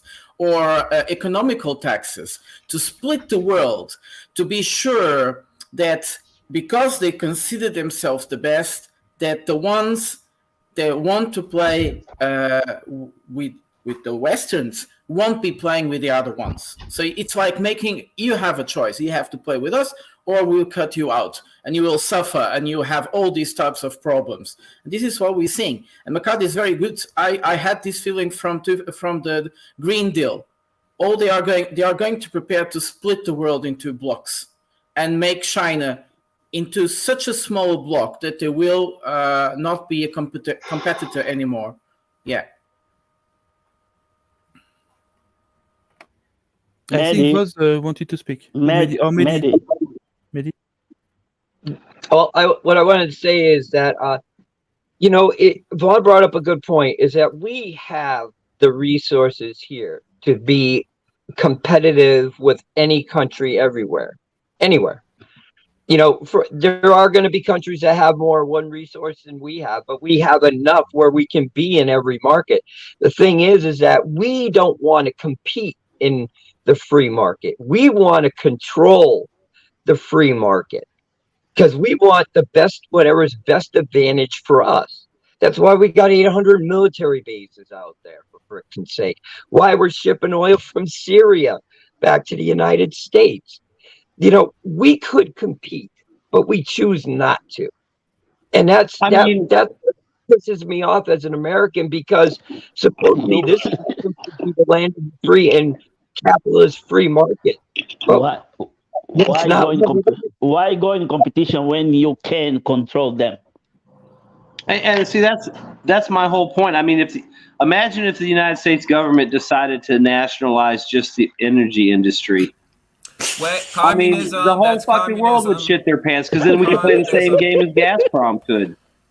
Are you? I mean, that's what I'm saying. If the United States was serious, you nationalize this stuff, and then you just sell it at whatever price you have to sell it to get in the market. And like Betty said, we want to control everything. Well, we control everything by flooding the market, taking over the markets, and making sure that we're the only ones you buy shit from because we're so cheap. I think we can't do that anymore. Is what I'm saying. Though I think that we no longer have the ability to pull that off like we did before. Oh yeah, I mean you'd have to have massive political change and. Well, not just that. Okay, so think about this. After World War II, everything is bombed, right? The industry everywhere is destroyed, and that gave us a tremendous advantage, right? And the Soviet Union was never even close to economically as powerful as the United States was throughout the Cold War. And that's part of the reason, because so much of the Soviet Union was destroyed during World War II, and so much of the Cold War was spent building all that stuff back up. While I think this was Stalin's quote, he's like, we have to try to build our house back up with one arm while also reloading our gun with the other arm, because these capitalists, these are communists. Capitalists are after our goods, after our stuff. It paid off. Off. Look at Russia now. I mean, you could say that sort of, but okay. So, during the Cold War, there was that huge advantage that the West got with the chips and everything like that, right? And the Soviet Union really fell off and was really technologically backward in a lot of ways.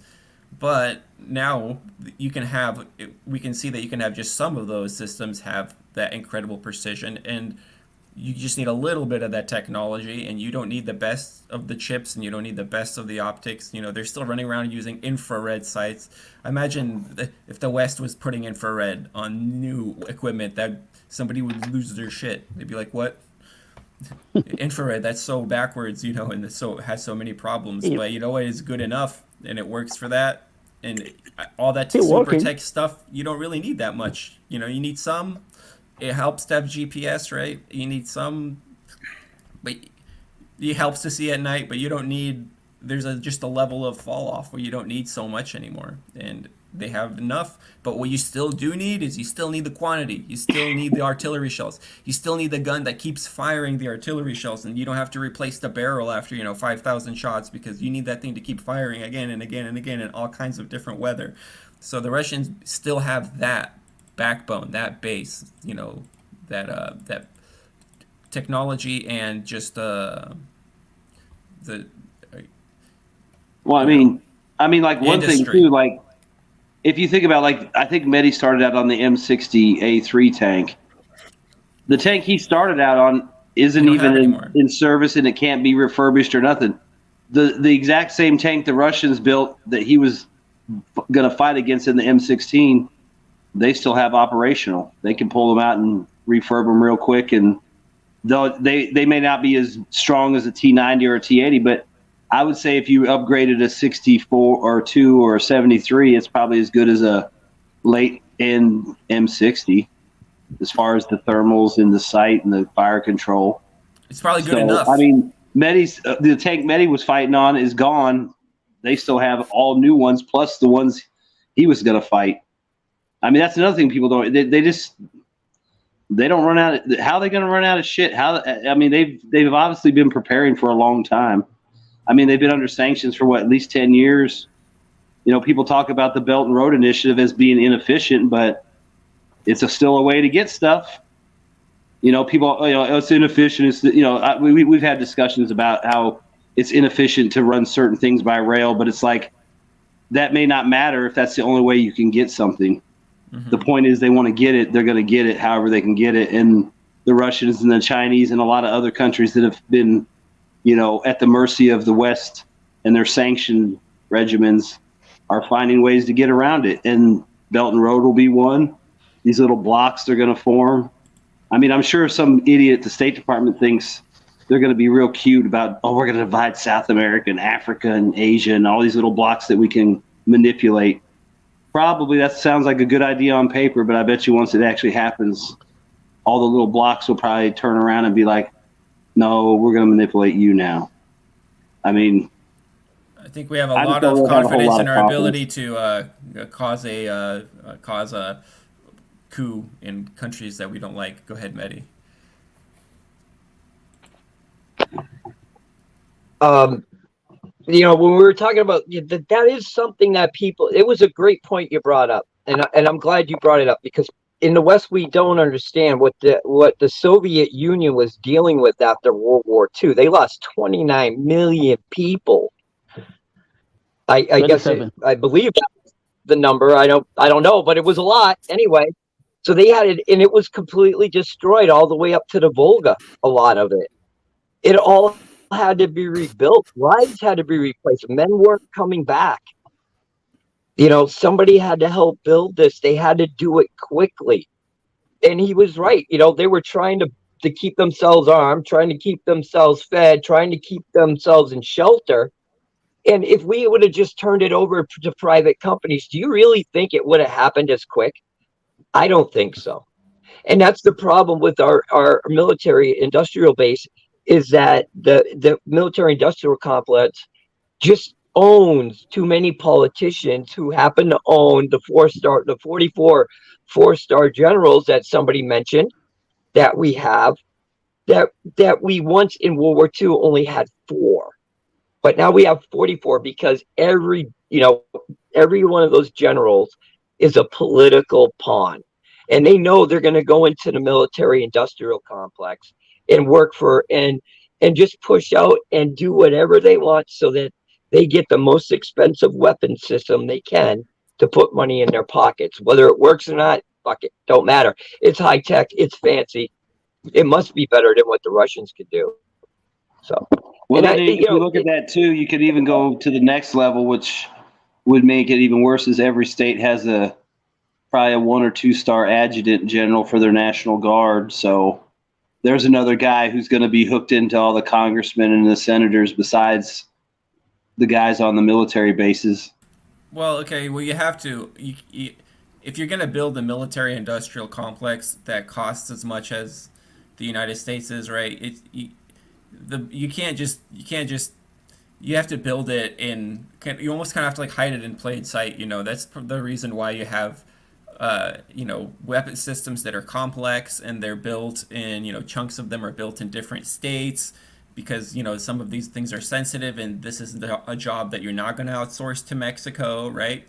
So every state has a piece of it, and senators and Congress people depend on, that it's so hooked up to the local economy of certain states, right? Because you have these people that are working at something that has to do with, like so there's jobs that have to do with the military industrial complex, in the state where I live.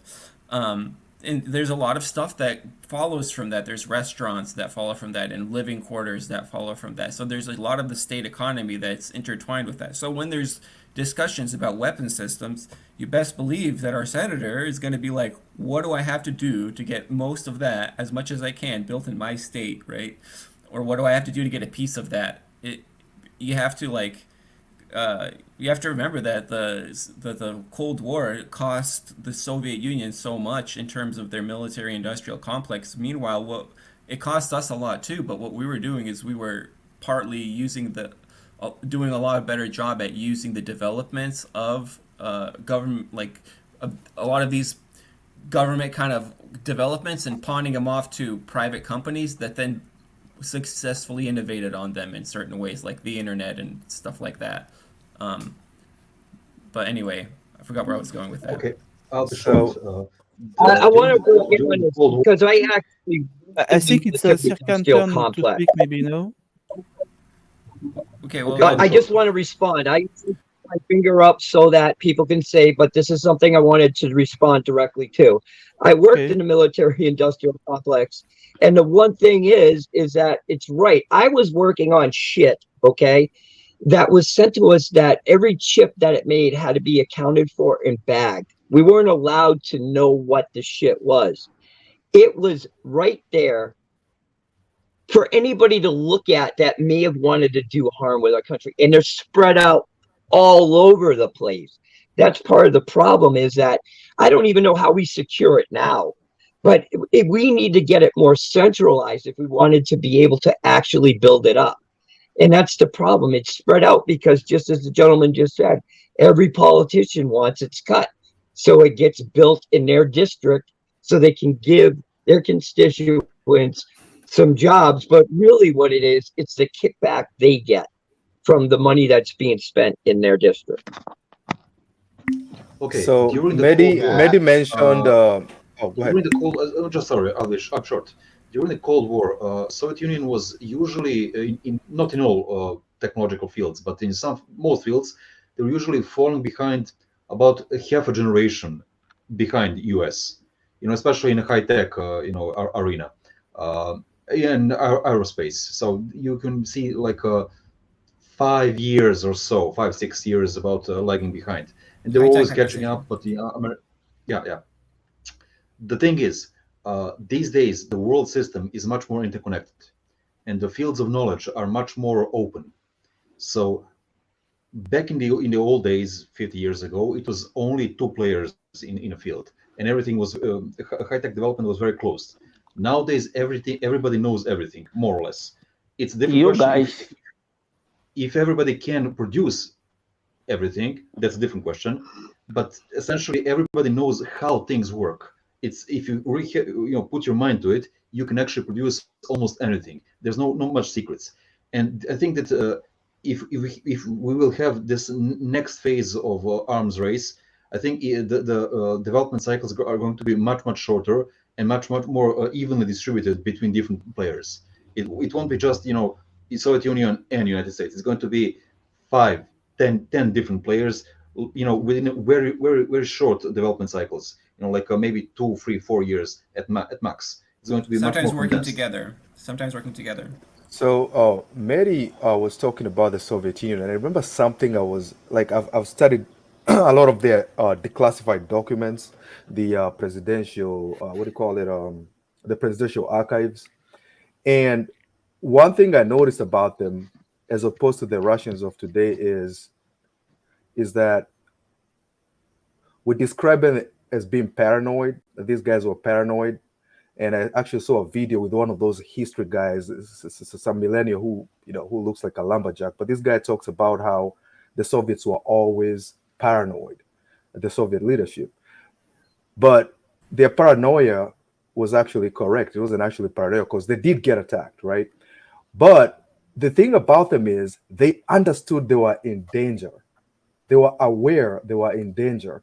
And one of the issues that I have with the modern day average person is they seem to have no capability of seeing danger and noticing that they're in danger. I've looked at these anti-war groups in the Russian channels. I like reading their comments, translating them to see what they're saying. These people have no idea how much danger they are in.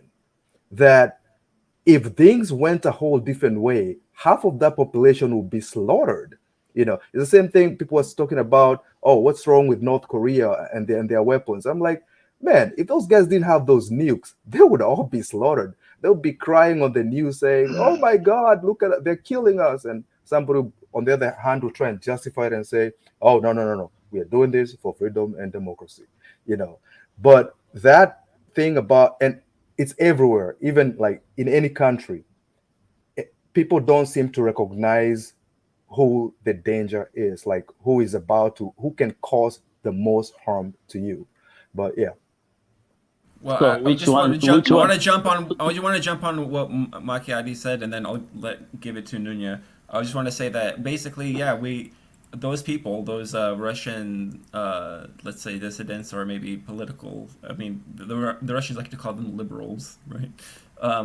Those people have been gaslit, and that's kind of really what we did with the Soviet Union. We gaslit the population into trusting, us over their leadership. And their leadership was right, and that's what the Russians do now that the Soviet Union didn't do so well before, is that they actually are doing a lot better job of providing the butter and the milk, right, for the population. In Moscow, people hardly feel that there's a war going on. People like Putin, not because they think that he's making the right geopolitical moves on the stage necessarily, right? They like him because their lives are better, So they could see the market improvement in what it was like to raise a family before and after Putin's policies.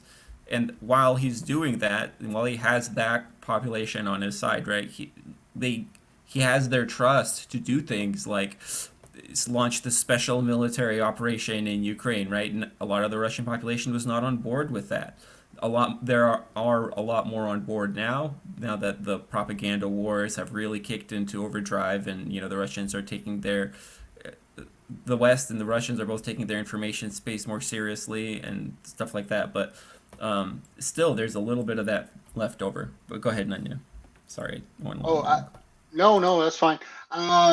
Just to follow up on Mehdi's point, because I think it was a good example where he was talking about individually bagging the chips. That's a perfect example of why 44 generals are needed. Like, the Pentagon is no different than any other corporation. And as corporations grow, so too does the bureaucracy and the bloat. And you'll see it in corporations quite a bit. Every 10 years, IBM will bloat up and then they'll lay off, bloat up, lay off.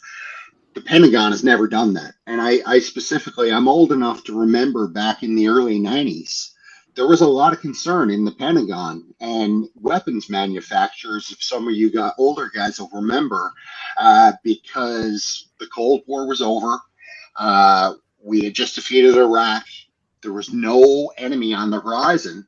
And Clinton at the time, Clinton was talking about, we're going to be able to reduce our budget. I'm sorry, Wyatt. I was having a hard time with my computer. I don't know what the hell was going on. I really don't, bro. My fault. So there was quite. I guess I suck at this sometimes. Yeah, let Nunya continue first. Go ahead. Yeah, there was quite a bit of chat at that time about reducing military spending, reducing the size of the Pentagon. So I think at that time too, that's where you started seeing a lot of bloat, like top-heavy generals, colonels on top of generals and whatever, because they needed in some way to justify their existence. And with that justified existence or justified title comes the pet projects. And that's where you see a lot of these projects, and relationships with the politicians form. Peace dividend. Go ahead, Mehdi. Yes, and then Prado. Exactly. I'm going to break from the subject just for a moment. Wyatt, I don't know if you know this, but cameramen on the Duran. They are trying to get a hold of you. All right, repeat again. Wyatt, do you see me? Can you hear me? Yes, yes. Yes. The Repeat Duran again. is trying to get a hold of you. The Duran mentioned you. Oh yes, and yes, they are I trying to heard. get a hold of you. It seems Okay, like your all right, camera's you kind know. of fuzzing out though a little bit.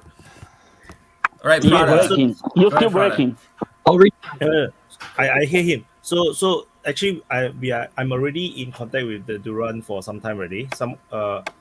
Remember the other time we have a speaker who is from the Duran on the open mic. So he had been trying to link me up with Alex, Cristoforo, and gang, and we were arranging for me to be on the show. Then but they were very busy. So they are trying to arrange again now. So let's see how this goes. And Yeah. maybe I'll be on. Yesterday, Alex said he's gonna have you soon. Yeah. Because I spoke to Alex before also, because the super panel that I arranged the other time for the 1 year anniversary of the Ukraine war, I did invite him as well. He's supposed to come on, and then he forgot about it, and then I also didn't do my job to remind him. So yeah, so end up he didn't appear. Right, Prada, go ahead. Okay, so thanks, Bartley, for giving you the voice. Thank you so much. So, Chris, you are quite right.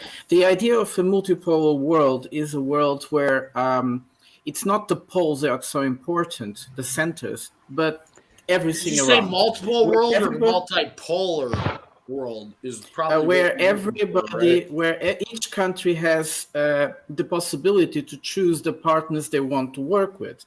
Of course, we know that in the past, what we had were some poles of the world were imposing which parties you can work with, and not the other way around. And this is the interesting thing. So, the situation we are now is a very dangerous one for every country in the world. They can be attacked. They can have been a kind of a proxy war around them. This is extremely dangerous. So, this is also a kind of a thought we should have to. In this multipolar world we are going to, which sounds like it will definitely form, is how the balance of powers, how working with many actors at the same time, each country choosing by its national interest, how will they be able to protect themselves at the same time? So my answer would be, I hope that it will be such a system of interconnection that everybody understands that in intervening in a country, it will not pay. It's like you will lose too much. So that's what I'm hoping. But the situation at the moment is very dangerous. It is a world that everybody should be very careful about. And I think Africa and South America and Southeast Asia has been aware of. So they don't want to play to nobody. They want to stay independent. Well, and hopefully be able to choose the partners they want to work with. I think the other thing too is in the multipolar world, each pole would deal with its individual issues internally as much as they could. So what I'm thinking of as an American, the way we're going to be able to defend ourselves is because we have more guns per capita than like anyone. You know I what don't I mean? care about Americans. This is about the world. Like you're not going to be able to like come into my house and have do some too damage, much you know what I'm saying? bad stuff for a long time. This is not about America anymore. This is about the whole world. Yeah. Africa has woke up. So can you finish your point? I'm just saying. Like you're just not gonna be able to come over here and invade us. It's just not gonna happen. No one what it is you're gonna have no one's gonna invade America. What you're gonna have is like an American sphere of influence. You'll have an African sphere of influence, an Asian sphere, a European sphere. And ideally all those spheres would somehow work together, I guess, at some level on trade and whatever. But when there's a problem, because obviously there'll be problems, people still want to have wars and shit. That sphere will deal with the problem in its sphere. It won't be like other spheres are getting involved in their, like America, like, hey, we hear you got a problem over there in, Antarctica. Let us come help. No, maybe Argentina should help, and maybe Australia should help because they're the ones closest to it. You know what I mean? It's basically what it is. Is the Poles taking care of their own backyards without a lot of outside people? You can be friends with everybody else in the world and sell them whatever you want, but when it comes down to your own backyard, mow your own shit, worry about your own side of the fence. And actually, despite what's happening right now, everybody looks at it in a gloomy way. Despite what's happening right now, if you think about it, it's actually very difficult nowadays to actually start a war as opposed to, 30 years ago. Like, you have to have like a good pretext to start a war. And I think one of the reasons is everybody now is connected online. So the chances of the whole world looking at you as the bad guy are very high. So I think that also does help just a little bit. Okay. I've got a question. Who started this war? But I would like to say something that is very important that people sometimes mislead. Most of the world like the United States and wants to work with the United States further. This is a kind of a misunderstanding some Americans have. Like, everybody's coming for us, and there are people saying that in television. They will come for what we have. No, people want to build a new life and technology nowadays. Someone was saying that as well. We have very little technology that will enable to make the work to where everybody can live very well. But why?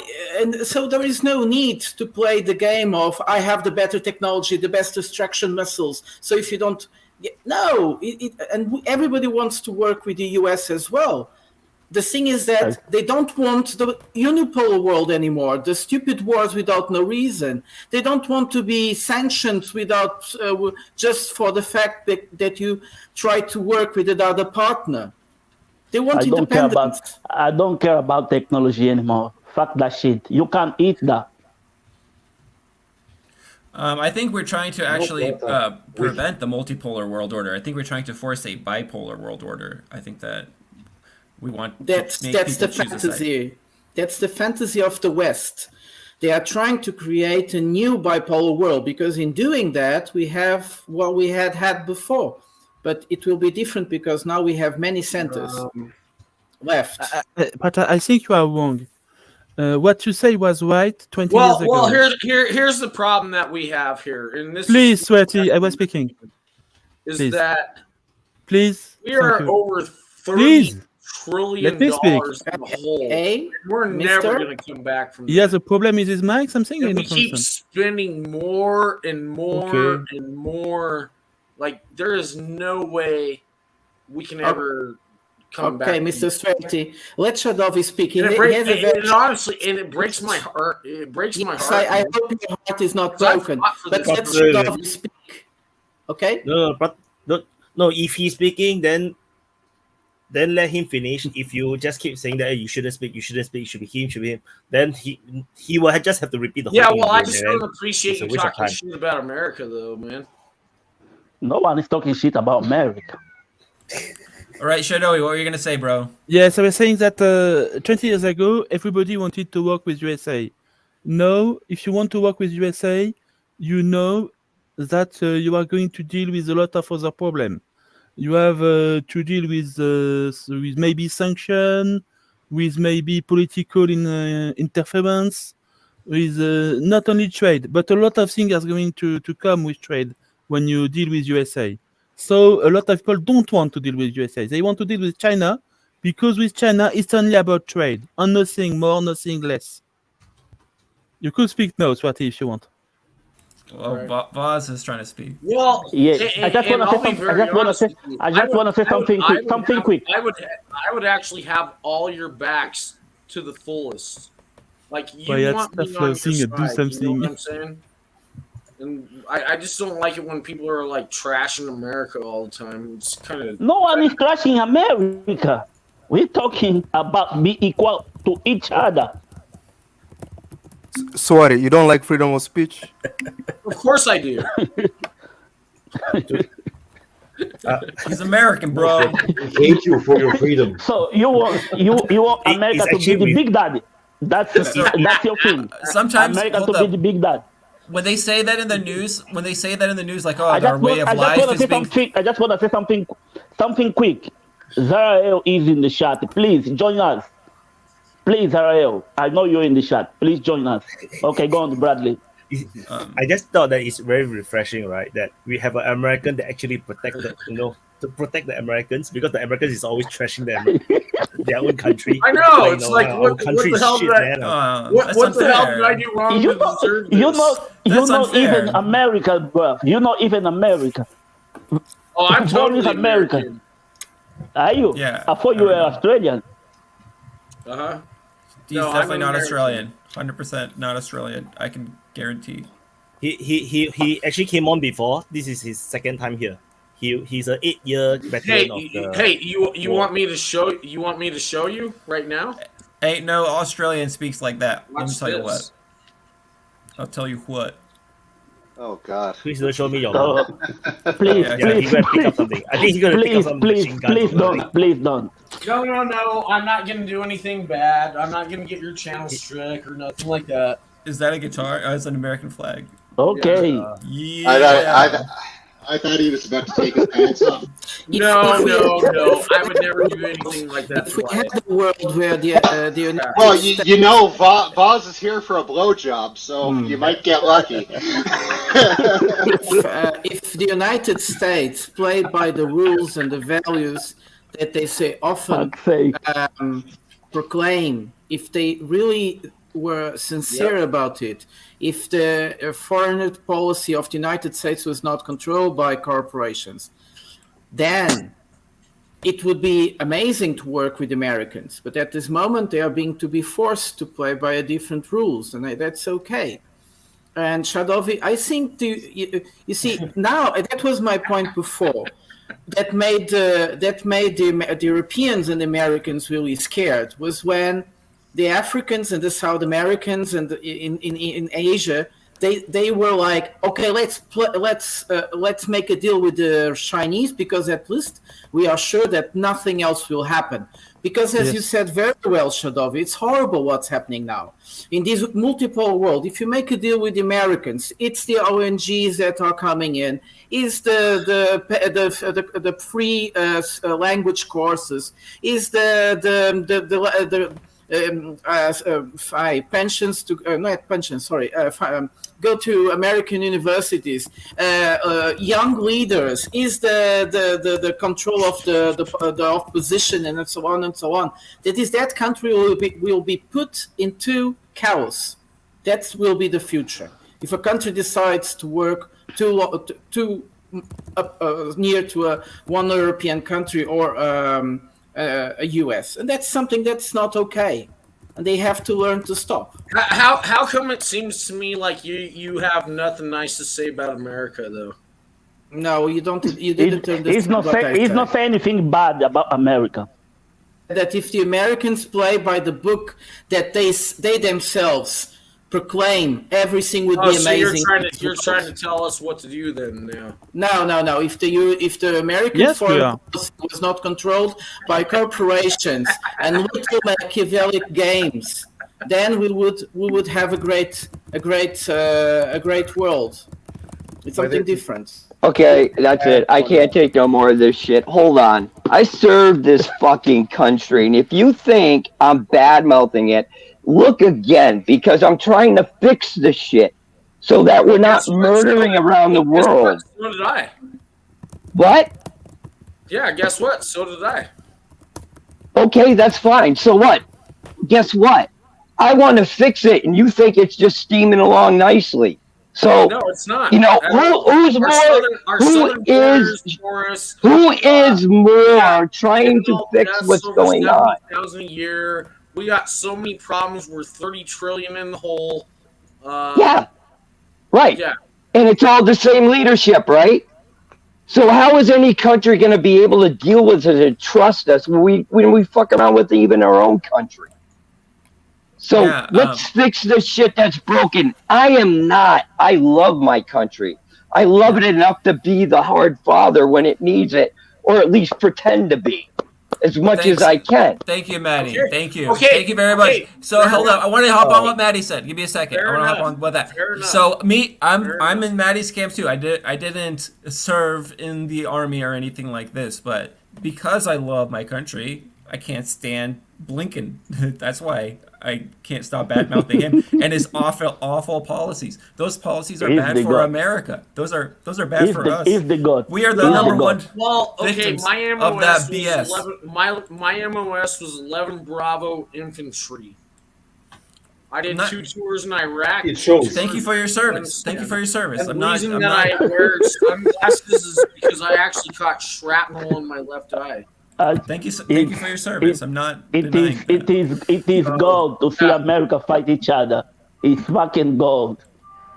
But yeah, I That's was why gonna nobody say- needs to fighting. fight in USA. And thank you for USA your can do service, it, first of themselves. all. And thank you for your service, bud. It's a total. Just hold on a second. There's something that I need to clarify.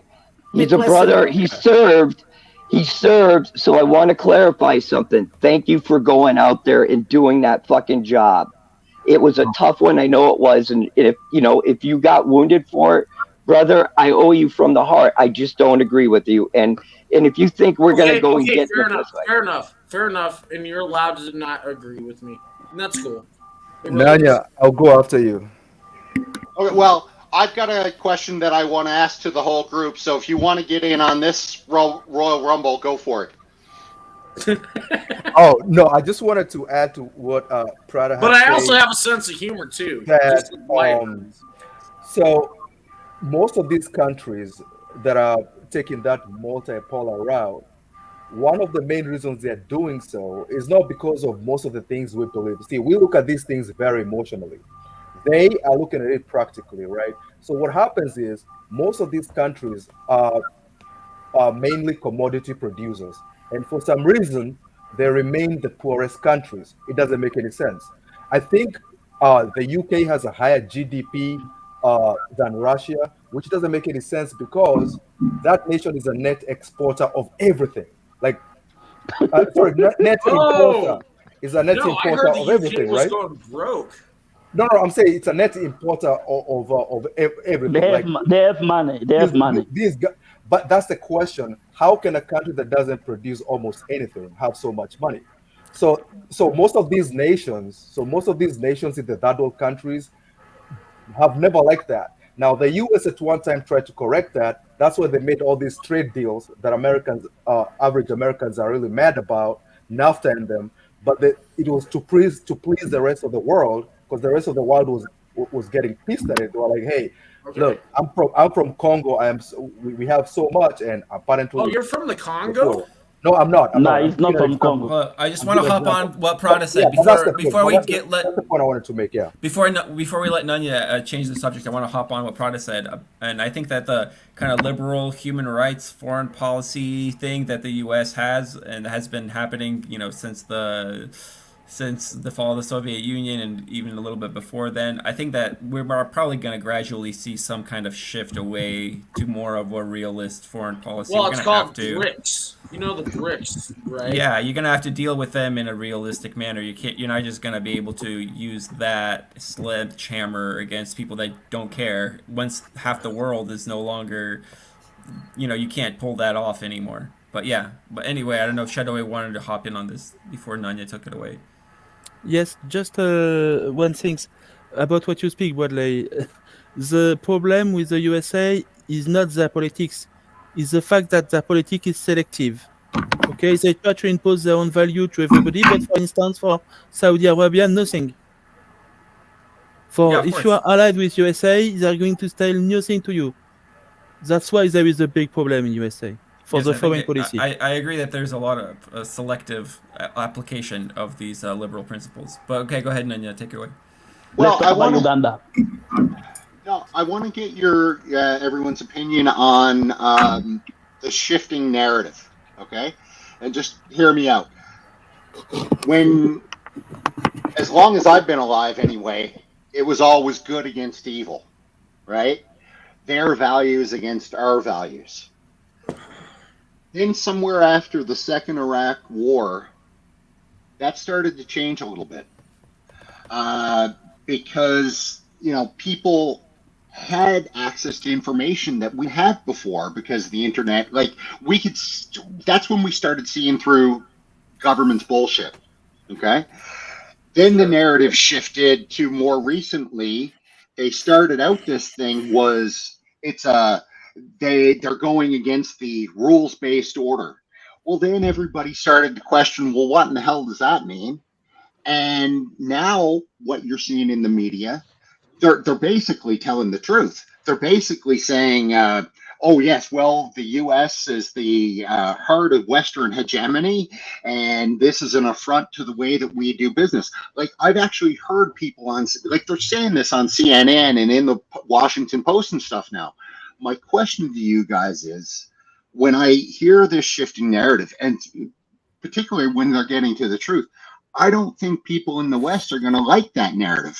Like, most people in the West, whether U.S., Canada, Britain, wherever, I think if we hear that narrative, we'll say, God, that doesn't sound like the values that guys have been telling us for the last 50 years that we should be upholding. That sounds like pretty lame and pretty brutal and scummy values, really. So where do you guys see the narrative going, and do you see it failing? Because I'm about to see it fail, I think. Okay. So as an American, I totally see it's about to collapse. We're already folding in against ourselves. The crime is up. The stolen vehicles are up. Like, we can't keep this up forever. Like, printing out money and pretending like we're just the big powerhouse in the world. Like, I don't see it going anywhere good. And I think that's why, I don't know if you know who Klaus Schwab is. That's why they're trying to do, like, the reset to pretend like none of this ever happened. Okay? Okay, well, I want to jump on that. Fair enough? So, hey, is that fair enough? That's a fair enough answer, yeah. So basically you're talking about, like, the narrative shift, the overall narrative shift from, what it was before of, like, democracies versus autocracies, I guess, and good guys versus bad guys. Well, and in some ways, Bradley, in some ways, as technology has changed over time, and our visibility into government narratives around the war has changed. I think I think it probably started maybe with the Vietnam War. And that's when people really started seeing, that's when journalists were out with the soldiers and they started seeing battles up close. They started seeing the body bags and things like that. It started affecting people's perception of war. And yeah, I think as technology the Vietnam has War changed, was contained, though. I think the Vietnam War was, okay, sure, it probably worked, right? But then after that, think about the groups that were the most influential ones for ending the Vietnam War. It was like church groups that were starting it. It was like university groups.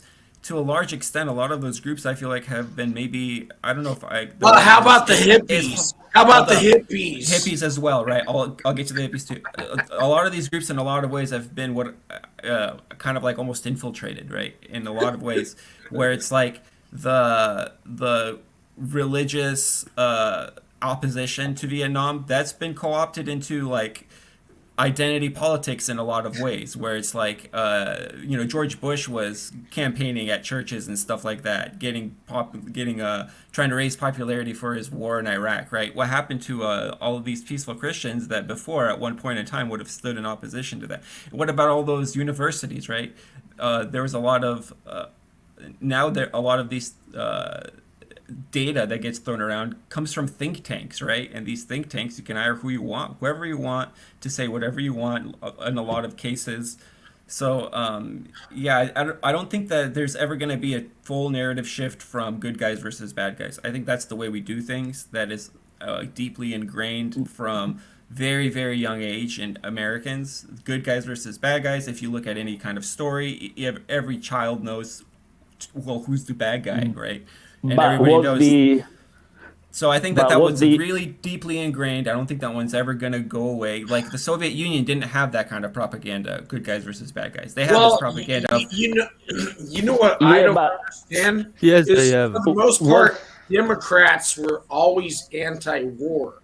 And now Yes, it okay. seems like they are propping They've been up co-opted as well. They've been co-opted as well, war. right? So when I They should know- always said that they did have a good guys versus bad guys narrative They in a were way, never- right? they were They had never- a we, the working class, as well as the working class in the U.S., right, have a mutual enemy, and that is the capitalist, guys at the top. That's different than saying, than teaching people to hate Americans, right? That's like teaching people to hate Russians and teaching people to distrust Russians, saying things like Russians are dishonest by default, right? Or Russians don't value human life so much, right? That is not the kind of propaganda that the Russians ever had and for their population towards the Americans, right? They never had that. So that's part of the reason why were so gullible during the 90s and just believed that we were going to help them out and did all these policies. So I don't think that part of the narrative is ever fully going to go away. We might shift somewhat here and there, but there will always be the good guys versus the bad guys. So, do you think that the Russians are going to actually fully mobilize and they'll send in like 3 to 5 million? Hold on, well, Maddie's gonna hop in on Nanya's question now. We're actually gonna go by and ask Nanya's question. So this is so a you round answered question. Go ahead, Maddie. All right. So what I wanted to say to this is that, one of the things the gentleman was right. After Vietnam, pride in the military dropped off. It slacked big time. And then when Reagan came in, he started to rebuild it again. Pride started coming back in the military. When Clinton came in, it went down again. Then we came up, from there. I got out in '94 as all this transitioning was happening. You were right. The pride in the military cycled, and this is my problem with what's going on and why I speak out, is because I have a sense of pride and honor to me. And my country expected me to use that pride and honor to do good. And what they did is they've used several of our soldiers who have served with pride and honor because they believed they were doing the right thing, wound up being used by this country and politicians to represent something that I am not partial to when I know the full truth of it all. And that's the thing. Once the Smith-Mundt Act was done, propaganda was allowed to be done to the United States citizen. Right now, nobody in the United States is getting any type of level of truth from the mainstream media. It's just pumping out propaganda. And Can you elaborate on that? And lying. And lying to me. And lying. Hold on. I get my truth from YouTube. I find out more. And lying to me to get what you want. Lying to me to get what you want is one of the most biggest evils I can think of. And tricking the people, tricking people to go fight in your proxy war where they die knowingly back in 2018. And I'll go back to this. ISW even said that NATO and Ukraine together had very little chance to be able to engage and win against Russian forces anywhere in Ukraine. They knew it back then. So we decided to try fight a proxy war where we got Lindsey Graham saying to the last Ukrainian. Lindsey Graham?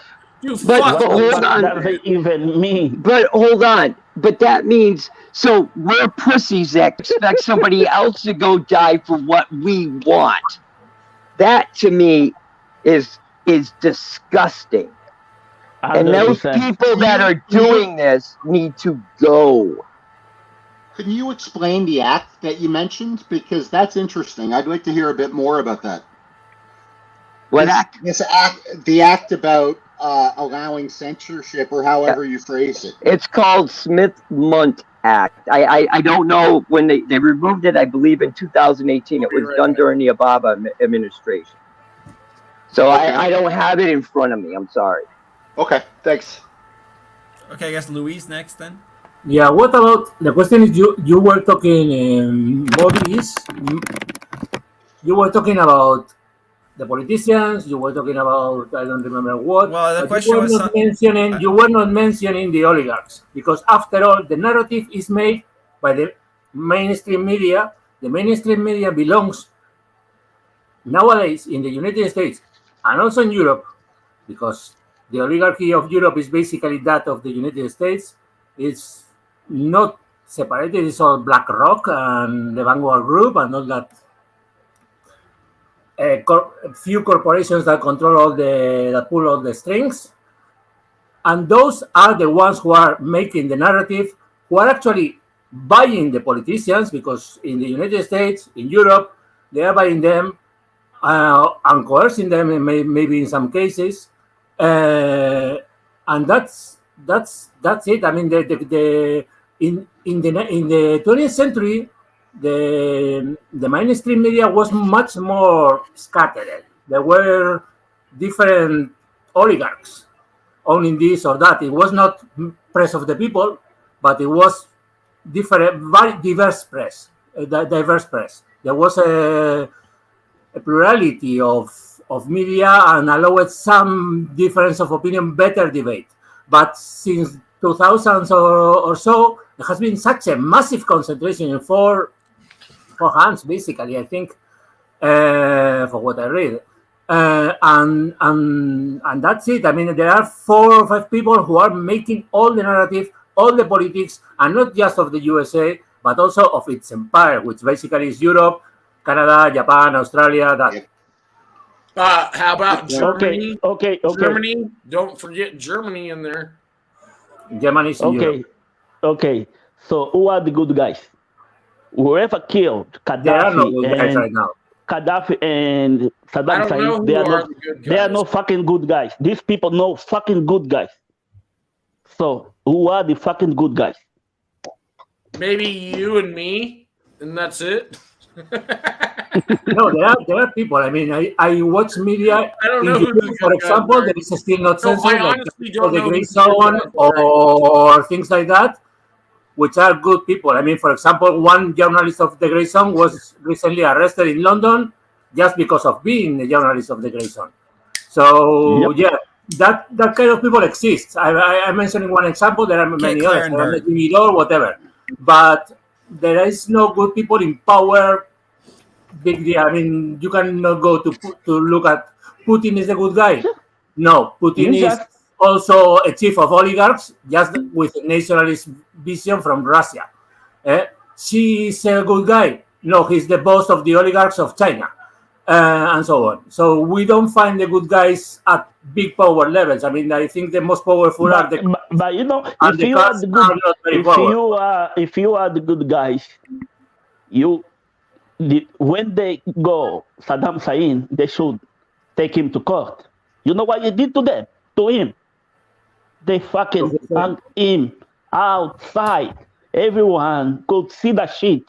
What kind of thing is that? What kind of good guy are you if you wanna kill people on a fucking live TV? Vaz, the good guy narrative is for Gaddafi domestic consumption. It's for good. It's for Sircon's right, but anyway, the good guy narrative is for domestic consumption. It's because once you have a bad guy, all you have to do is put enough doubt in the air, and people are gonna think they're the good guys. Hey, don't because I'm a good person. I don't do anything. When they kill Gaddafi, we are Clinton. Guys. We're the only good guys that are left. Don't you get that by now?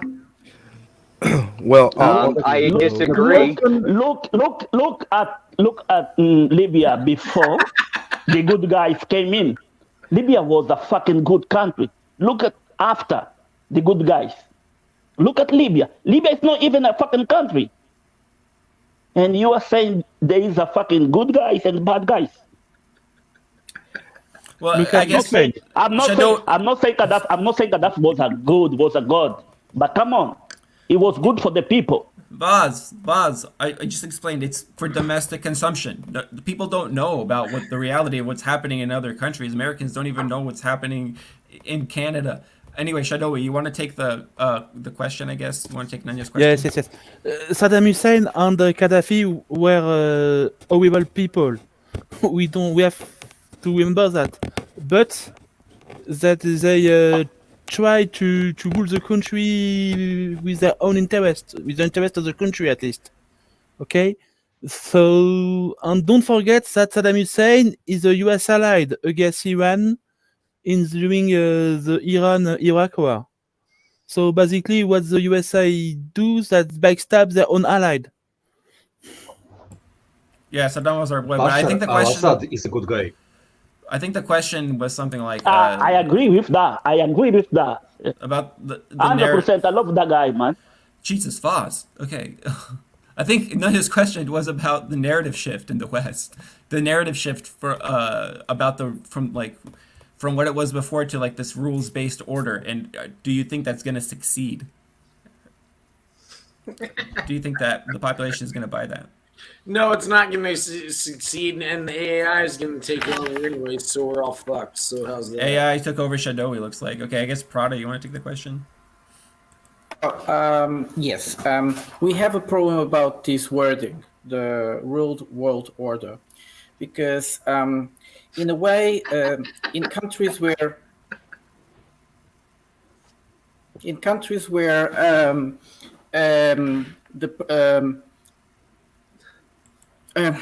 international law in some it meant it's in the language of each countries. International law is something different from what they call the world rule can give me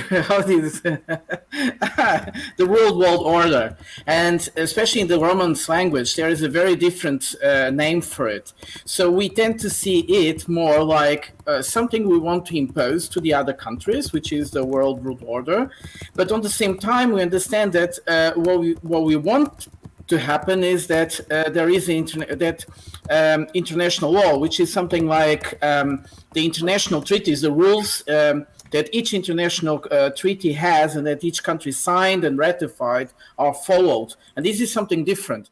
What the West is saying now is that there is a couple of rules that everybody has to follow independently if those countries sign those international treaties or not. And that's a real big problem. So when Nunya was talking about it, I have the feeling this discourse is just possible in the English language, because there isn't really a difference between Rechtsstaat and law, Recht, which is something different.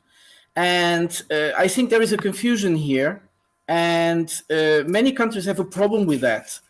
And I saw, for instance, the Portuguese Prime Minister, which actually is quite aligned with what the European Union says, saying like, and he was confusing the words all the time, and somehow he understood, and started saying the problem is that we, the West, have been not complying with those rules, like we signed it, like there is in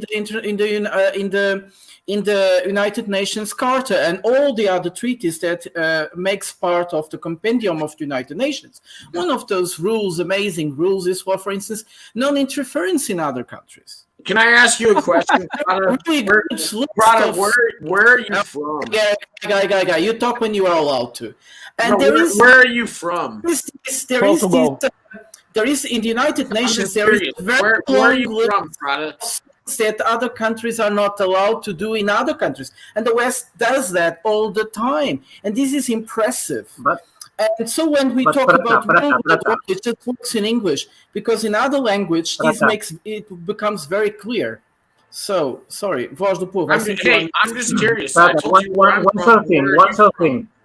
The Charter of the United Nations.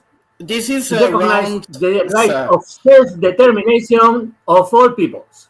And that's also a rule that nobody pays attention to. Be it in Kosovo, be it in Donbass, be it in the Basque Country. Okay. Wow. I just think the United States needs more congressmen like Matt Gaetz and Rand Paul. If you add a lot of people like them, in that Congress, this shit would never happen. Because these two guys, they love the country. And wherever did you say Matt Gaetz and whatever Ron they Paul? they're doing for America, not to fly far away from America and starting shit up. Okay, now can I ask you an honest question? Do you think Trump is part of the cabal? Because he is a multi-billionaire, and I don't think that... We will ask the question. We will do it. He's an oligarch. He's part of the system. He's part of the wealthy. It's not part of the system. It's not part of the system. Cabal of the capital. I think if he was a part of the system, he wouldn't be charged for all this bullshit. Sweaty, bro, you have a lot of really interesting things to say, but a lot of times you just interrupt. Sorry, I'm sorry. So like, we're trying to get this question asked to everybody, give everybody a chance to answer it, and we're almost done. We're literally on Vaz's turn now. So Vaz, you want to take a crack at Nunya's question? Do you need it repeated? He's just here for the blowjobs. Let's move on to another question. Wait, does anybody see my hand? I'm sorry. Sorry, buddy. Sorry. A little bit of politeness here. Somebody's raising their finger. Acknowledge it. That's all I ask. It helps us keep order. They're saying this in the fucking chat, people. Okay? So, they're the ones that are dropping a dime on the site. Let's honor them by doing it. So all I want to say is this. I have said from the beginning, this has to end at some point. And where does it end? To me, it's BRICS versus the UN. We will decide then which the world, who are they going to trust to judge and bring justice for all that's happened? The UN is bought. It's proven it. That's why when Russia went in what it did, there was a reason why BRICS existed before it went. Because it needed a place to be able to how do I want to list this? Provide the information and evidence they gathered during the SMO in a fair place where trials could be held by a majority of the world for them to trust. The majority of the world does not trust the UN. That's it. I think you are doing I don't the know. same I don't know why the UN still exists, because they do fuck all. And when there is a problem, G7 get unite and start talking about war. So what's the point of the UN? It's because I actually have an answer for that. I think it's because I actually heard John Mearsheimer talk about this. It's called the money. The money. It boils down to when there's a world order where you have unipole, like the United States was the unipole, institutions that are like bilateral with people that like things like the UN, right? Things like the World Trade Organization. They don't get as much preference as organizations where the U.S. can lead, where the hegemon actually can have more power to sway the vote one way or the other. So that's why you get precedence over something like NATO, and where you definitely don't want to allow Russia into NATO because you don't want to wrestle for control over there. And the more that you can do there, the more you can do almost unilaterally, versus these organizations that include everybody and everybody has to agree on something. Why would you waste your time doing that if nobody agrees with what you're going to do anyway? Well, I don't know if you noticed, but the UN building up there in New York, where they actually hold a bunch of those conferences and that kind of stuff, they just recently spent over $300 million revamping that place. Zelensky should on your taxpayer dollars, by the way. So, by the way, Zelensky should be invited to the United Nations, not to the fucking G7. I bet you didn't know that, did you? So, Nanya, I'm going to try and answer your question about the I'm signing narrative off, guys. See you. real quickly. So, so when it comes to the narrative, so there's one falsehood that keeps us seeing clearly, right? So it's like a fog of war. What it is you have some very vocal people who are very loud, the Twitter blue people, and they make us believe that everybody else thinks the way they do, but they actually don't. So, to give you an example of a very polarized nation like the United States, so you have people who watch CNN and people who watch like Fox News or MSNBC or whatever, right? So those guys are very polarized. Those people are they're very tribal. They are polarized. They are there. So even though we live at a time where the internet provides us all the information we may ever need, those people will not change. But there's a huge chunk of people who are not accounted for, who basically don't technically have a leader per se. They may change one way or another during elections, but those people they're not represented, and we don't know them. So we only see the loud people on Facebook and Twitter. And so the narrative that's being pushed by let's say the governments, it only seems to work because the mainstream media it keeps repeating the same thing, and the Twitter blue guys, and now they're even using influencers, right? Now the influencers as well are saying the same thing. So everybody assumes everybody's thinking the same way, but most people actually doubt what is being said. Like the whole thing with the Russia-Ukraine war, even the Twitter blue guys still doubt whether the West didn't start this conflict. But they won't say that. They won't say that. It's called astroturfing. And that's my whole reason for asking the question in the first place, because I see the same thing. And when you frame it in that way, well, we're the global hegemon and we need to maintain order, that doesn't sound like a value that most people I know, including probably all of you guys, hold. So I think they're going to have a real tough time trying to convince the masses of people that a conflict, extended conflict in Russia or a conflict in China is in anybody's best interests. Because if that's all they have left, it's not going to be sold. Right? Interesting. Yeah, you got a good point. I appreciate that. It's not a question of you want it or you don't want it. It's a question that the mafia states of the capitalists are going to fight.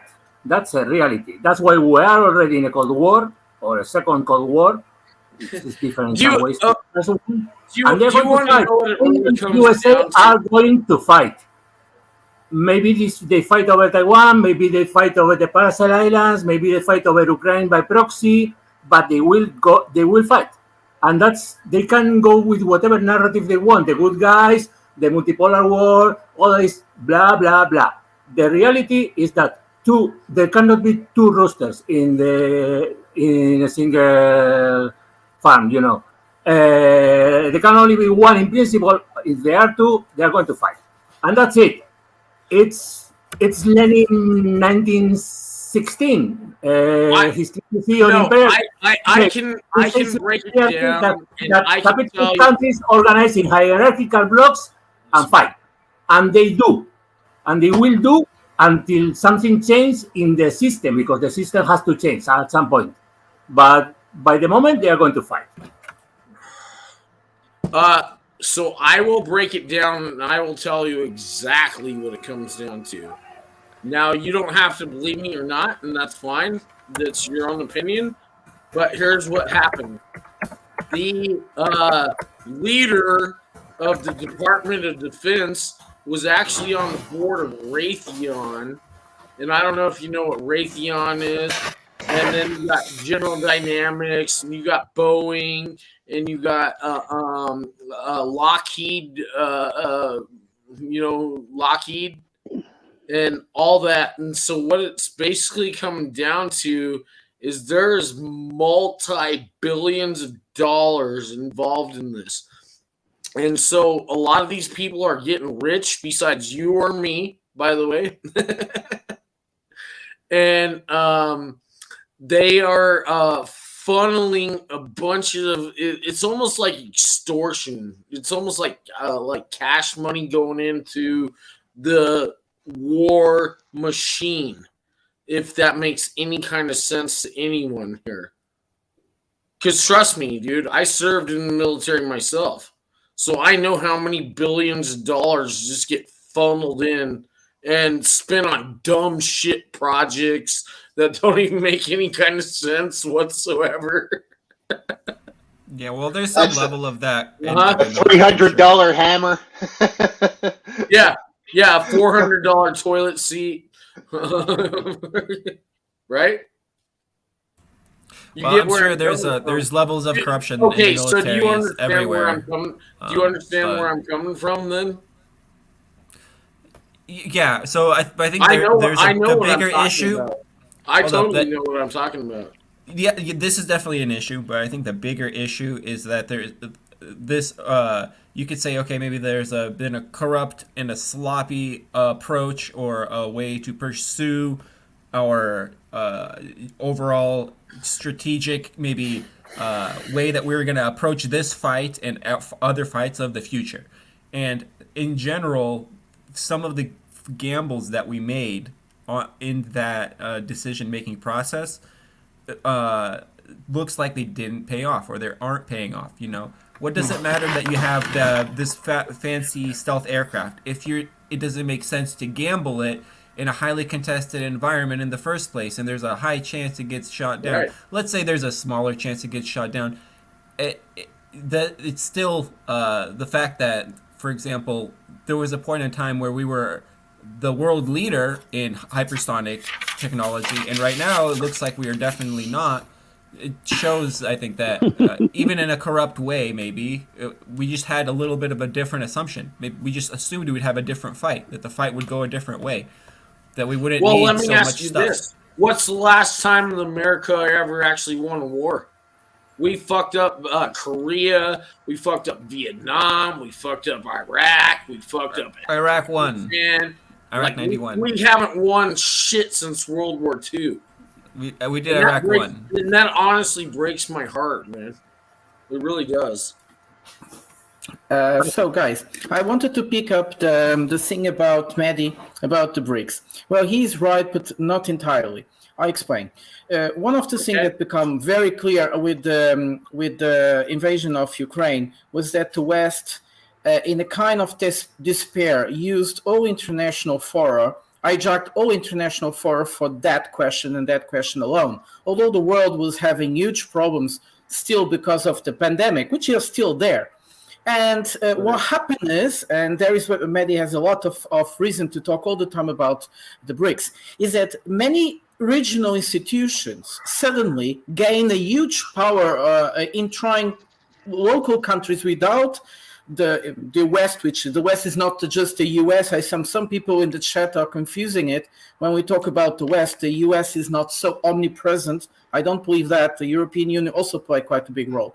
But anyways, the thing is that small organizations become suddenly very important, and we saw like the Shanghai Security Organization is amazing. For instance, Wade today put it on one of the topics we should talk about was the security conference in Singapore, which is amazing. We never heard about the security conference before because we just had the Munich Security Conference, which was completely controlled by the West, but suddenly people understood in the Munich Security Conference, you can't talk about security, world security. It's all about Ukraine. It's everything about Ukraine.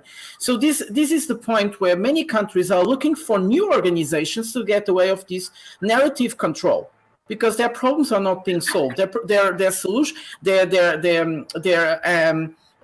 situations are not being listened to, and this is a really big problem. So we are going to see many institutions gaining power, not just the BRICS, also the Mercosur and other places, ASEAN in Asia, and this is very interesting. What is happening? Okay, Luis, go. Okay, two things. One, the question of so-called national capitalism. I think there is one problem in the West because the oligarchs govern too much, and the state in the USA, mainly because it's the boss of the bloc, is not strong enough. For comparison, in Russia and China have national capitalism. They do have a stronger political power that rules more or less over the oligarchs, while in the West, it's the oligarchs who rule over the power. And that's a problem in the sense that they have different interests from the state and the empire, so to say. On the other hand,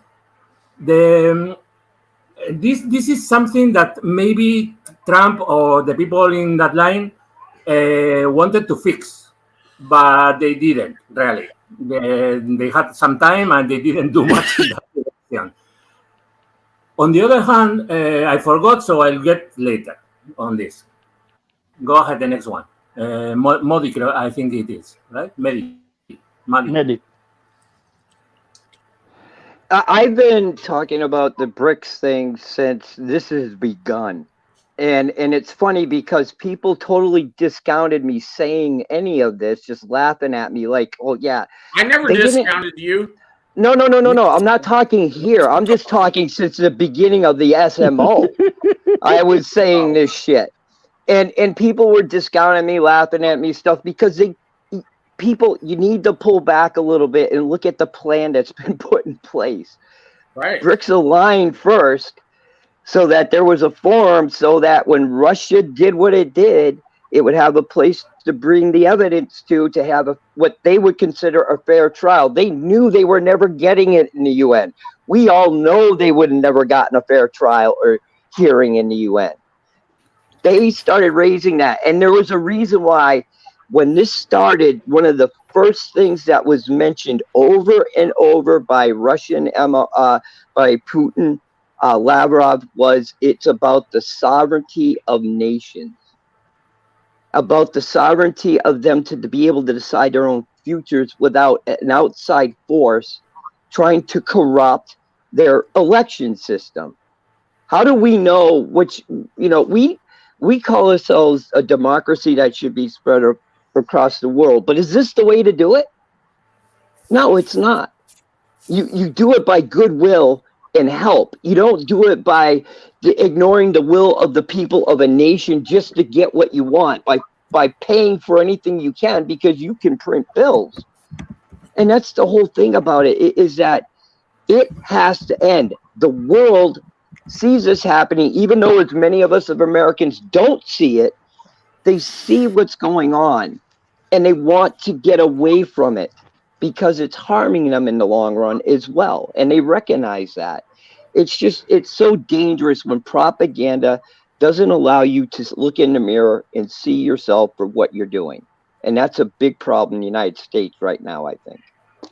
Let me ask you guys. Now, let me ask you this question. I don't know if this is true or not. But I heard that they're going to have a forum coming up in the next month or so, and there's going to be 83 more nations joining the BRICS. Have you heard about that? Or am I wrong? Go on. Yeah, go on. Oh, but yeah, I haven't heard about that. Yeah, like I totally like, and so you know what? As more and more nations pour into that, and we're talking about India, we're talking about China, we're talking about half the world's population. So we can only like, I don't think we can contain this anymore. I have a question. So this conflict, right? So does that make sense? Yeah. So question. So people may look at one country another being a bad guy in this conflict and whatever, but I know for sure that these countries really think before they make the actions they make.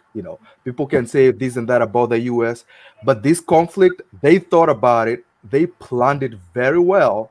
Let's give them that. They managed to make another nation sacrifice itself for their needs, right? And Europe went along.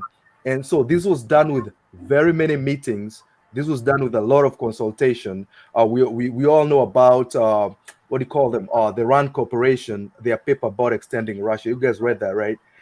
How it was written, I think, in 2019, but literally, it literally went just more or less the way they wanted it to. What I'm wondering is, they must have, I know they have multiple reasons, but why do you think the US chose to take this risk? Because this was a risk, right? So why did they? Because we don't want to lose our power and dominance. That's why. Yeah. But yeah, so that's the one thing I kept wondering, because I know it's multiple reasons, but why now?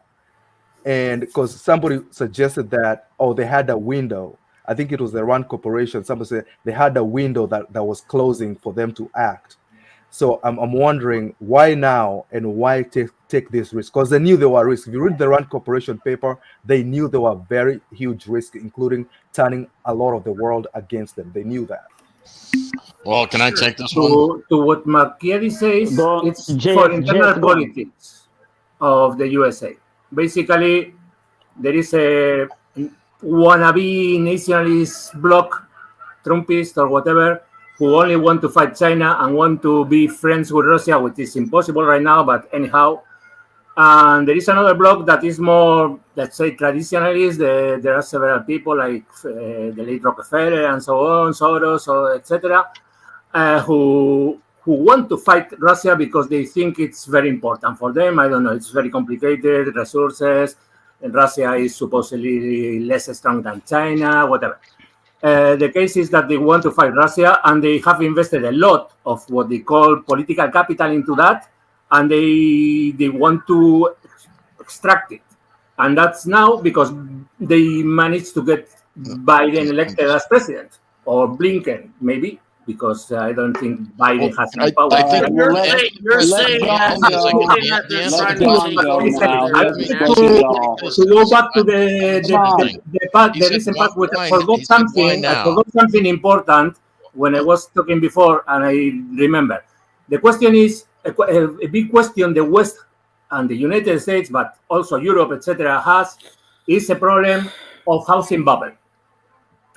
Housing is too expensive, cost of life in general is too expensive, and thus salaries are expensive, and thus the West in general is non-competitive in the world, economically speaking. And that's a problem that we, not me, but the system, the Western bloc has created because they need, the oligarchs need someone. I want to say something. The West into. They are putting the West into the question that Luis, keep it simple. Salaries reduces competitiveness, and that's a big problem that the West has. Why was this specifically That's what I done wanted now? to say. And okay, and you said it. Fine. The question was asked, why now? It wasn't done just now. Actually, this has been something that the United States has been doing for many years. Look at their meddling in Ukraine. They overthrew an election in 2014. It wasn't 2019 that this started. It's been going on for a long time. The United States has been trying to destabilize Russia ever since Putin, quote unquote, stabilized it, and starting in 2000. This is a this is a foreign policy that's been going on for years. You have people like Victoria Nuland. Look at her history with the way she's always been trying to mess with Victoria Nuland is a fucking cunt, dude. Agreed, 1,000%. That's what I'm talking about. 10,000%. Nah. She's lovely, man. Come on, man. Okay, She's lovely. okay. We know she's a cunt. So this has been a long going policy. Now the United States took this big risk, and it looked like but it wasn't as big of a risk for the United States as you think, because we got oceans on either side of us protecting us from Russia. The European countries do not. Also, we are more Plus, we resilient. have the most guns per capita, and like we can all that good stuff. Yeah. So it's a bigger risk for the rest of the world, and it looked like it backfired because it literally made Russia and China, who naturally are going to have a relationship with each other because one has a massive amount of productivity, the other has a massive amount of natural resources. Also, India is in a similar boat, although India kind of just walks a tightrope. They never commit to one side or the other. And also, China is looking to expand their sphere of influence in Asia and the water surrounding it. So now, the United States looks like they've totally fucked this one up. But it's not that big of a deal for the United States because we still, ultimately the United States has all the natural resources, all the brain power, everything it needs to be, all the farmland it needs to be completely self-sufficient. What they're afraid of is Russia being in the exact same boat, except them having even more nukes than we do. Anyway, end of rant. JS, are you drinking Bud Light? Did you say someone's drinking Bud Light on this panel? So, Mr. Verti, please scream a bit less, okay, and don't interrupt so much. No, you know what I mean by drinking tranny fluid? Whenever you want. Just no, you ain't drinking Bud Light on this panel, motherfucker. Okay. All right. So are we still answering a different question, or? Once we get this topic figured out, can we get on to Marika? Atreyu wants to say something, man. Come on, go on. Hey, did you see that fiasco? Sweaty, you have to learn to let other people speak. Hey, did you see that dumb bitch that cost Sweaty, Bud just Light shut up. $1 billion? So are we still trying to answer a different question, or oh, go ahead. Okay. So I already lost my train of thought to begin with, but just a quick shout out to Ramble Gamble. He had 2 super chats. One of them was in Chinese. So in that regard, we should address the super chats. Now coming from acting sane, is Russia starting to go after Ukraine leadership like Zelensky and Budanov?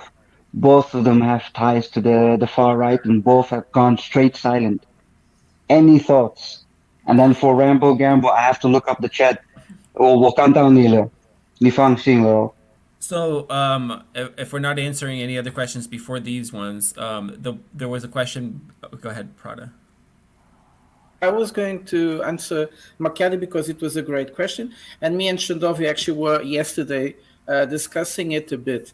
The plan was there, but I think they worried it up because they were not expecting for the effect of the pandemic to accelerate certain shifts in the world that were happening. And when they were confronted with it, it was obviously they needed to go to war. It's not clear that the war needed to be on the 24th of February. And we also talk about why did Russia did it? And I think Russia did it because it needed to make a point to present itself as someone that starts and not someone that reacts, in order to present itself also as powerful. And I think Wade once said something really amazing, which is Russia proved they are a superpower by the fact they have been able to support all the sanctions they had. Very few countries in this world could achieve what they did. It's horrible, of course, talking about because so many people die all the time. But the thing is quite impressive, and the Russians perhaps made a good figure on that. I think they had China at view at first, but they noticed that in 2021, China was untouchable. There was no way that you could bring a narrative so fast in order to bring a conflict. So it was easy to start with Ukraine. But also being prepared, because the Ukrainians were not weak. The Ukrainians were being prepared already. Not as good as they should, but they were.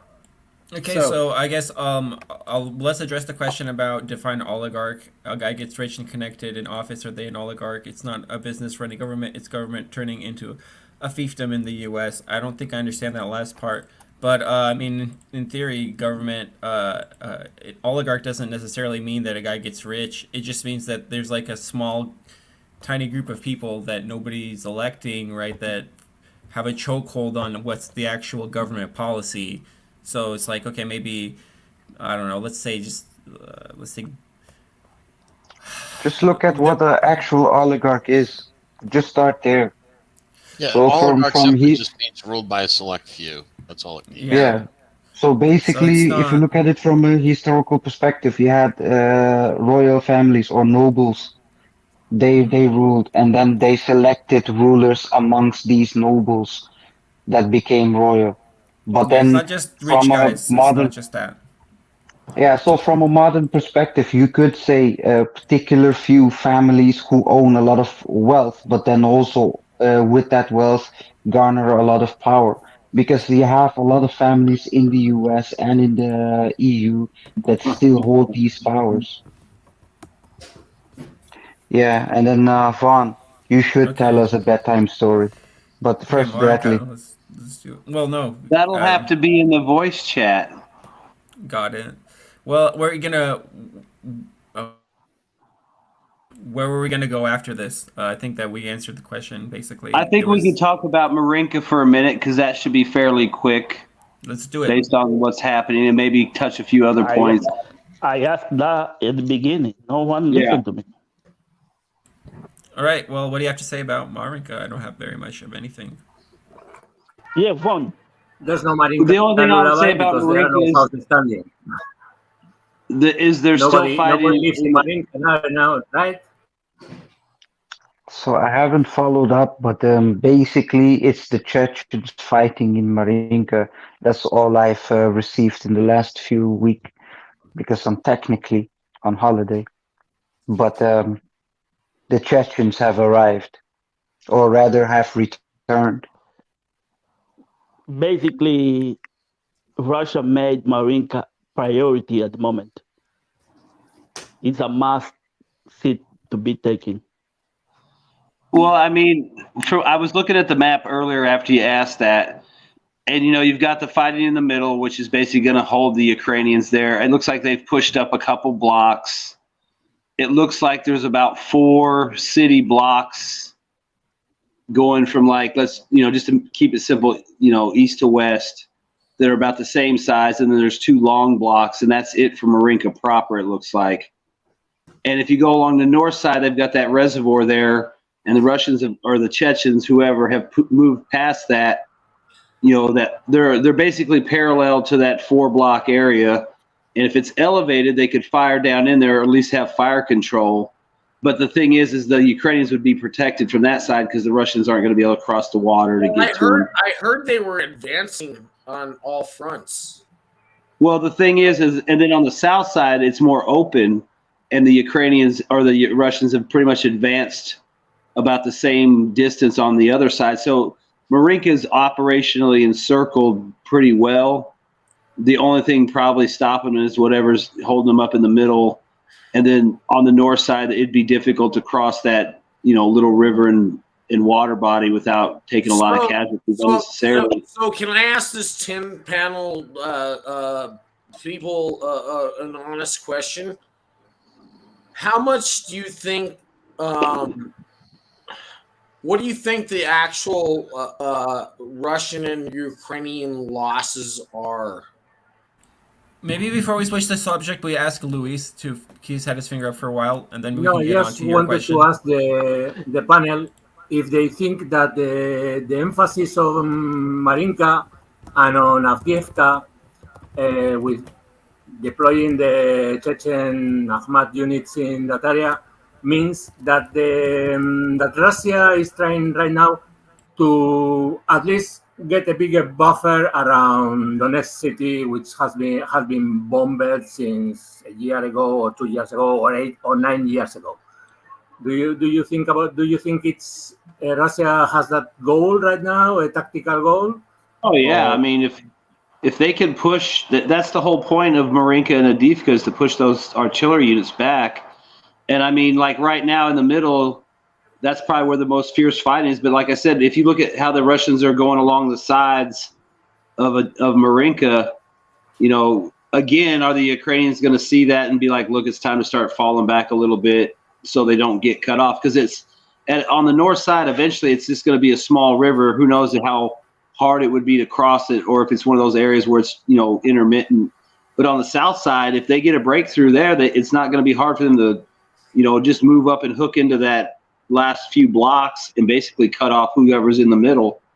So I mean, if they're really focusing on it, it's another one of these situations where the Ukrainians have to start looking at falling back, even if it's a little at a time. It's like I mean, yeah, you want to bleed out the Russians, but I mean, with fresh troops and who knows what's being brought to the table, do you really want to take a chance of having another large group of Ukrainians killed or captured?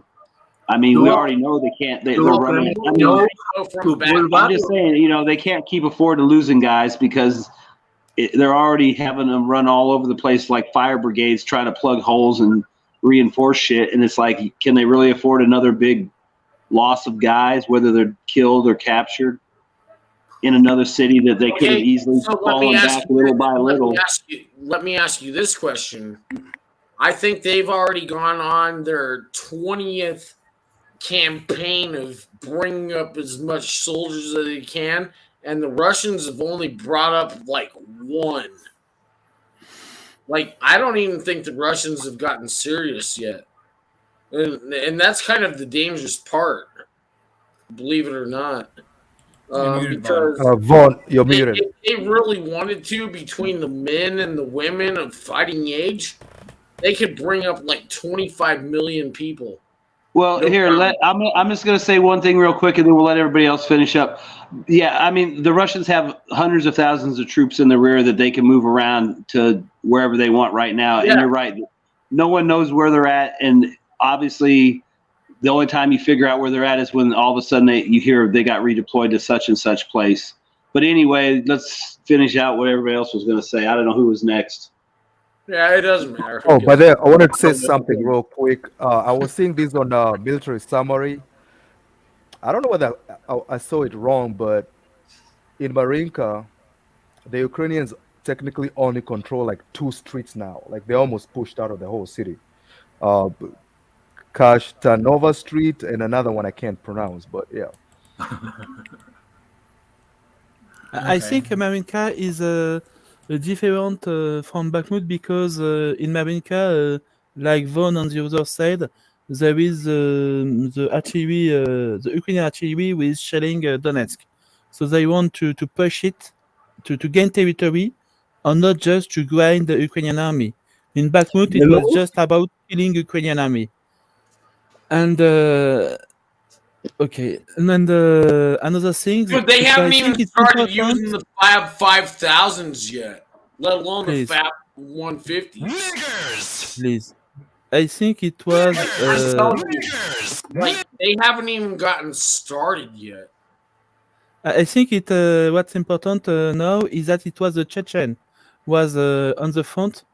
Because Wagner is out of order for a few weeks, maybe more than that. So the Russian army need to have some kind of elite troop to focus the attention of the main media. And I think the Russian army, most of them, have not the skills or the gears or the supply to attack a town. They are just very good for defense, but if you need an attack, you need special troops in the Russian army now. Right. What the fuck is going on here? Who was that guy? Hey, did you hear about that report that they actually deep dived with one of those the bunker buster missiles, and they actually destroyed part of the NATO forces?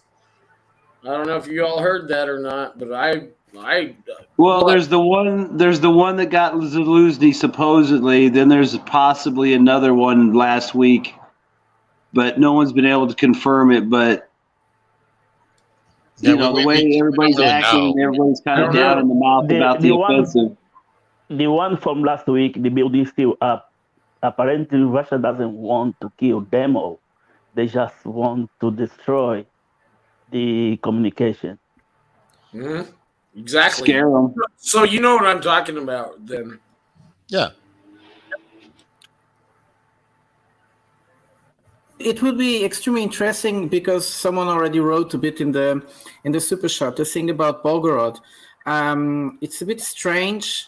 This insistence in a few groups of going and destroying a few villages, killing a few people. It really looks bad for Ukraine. So I'm a bit surprised.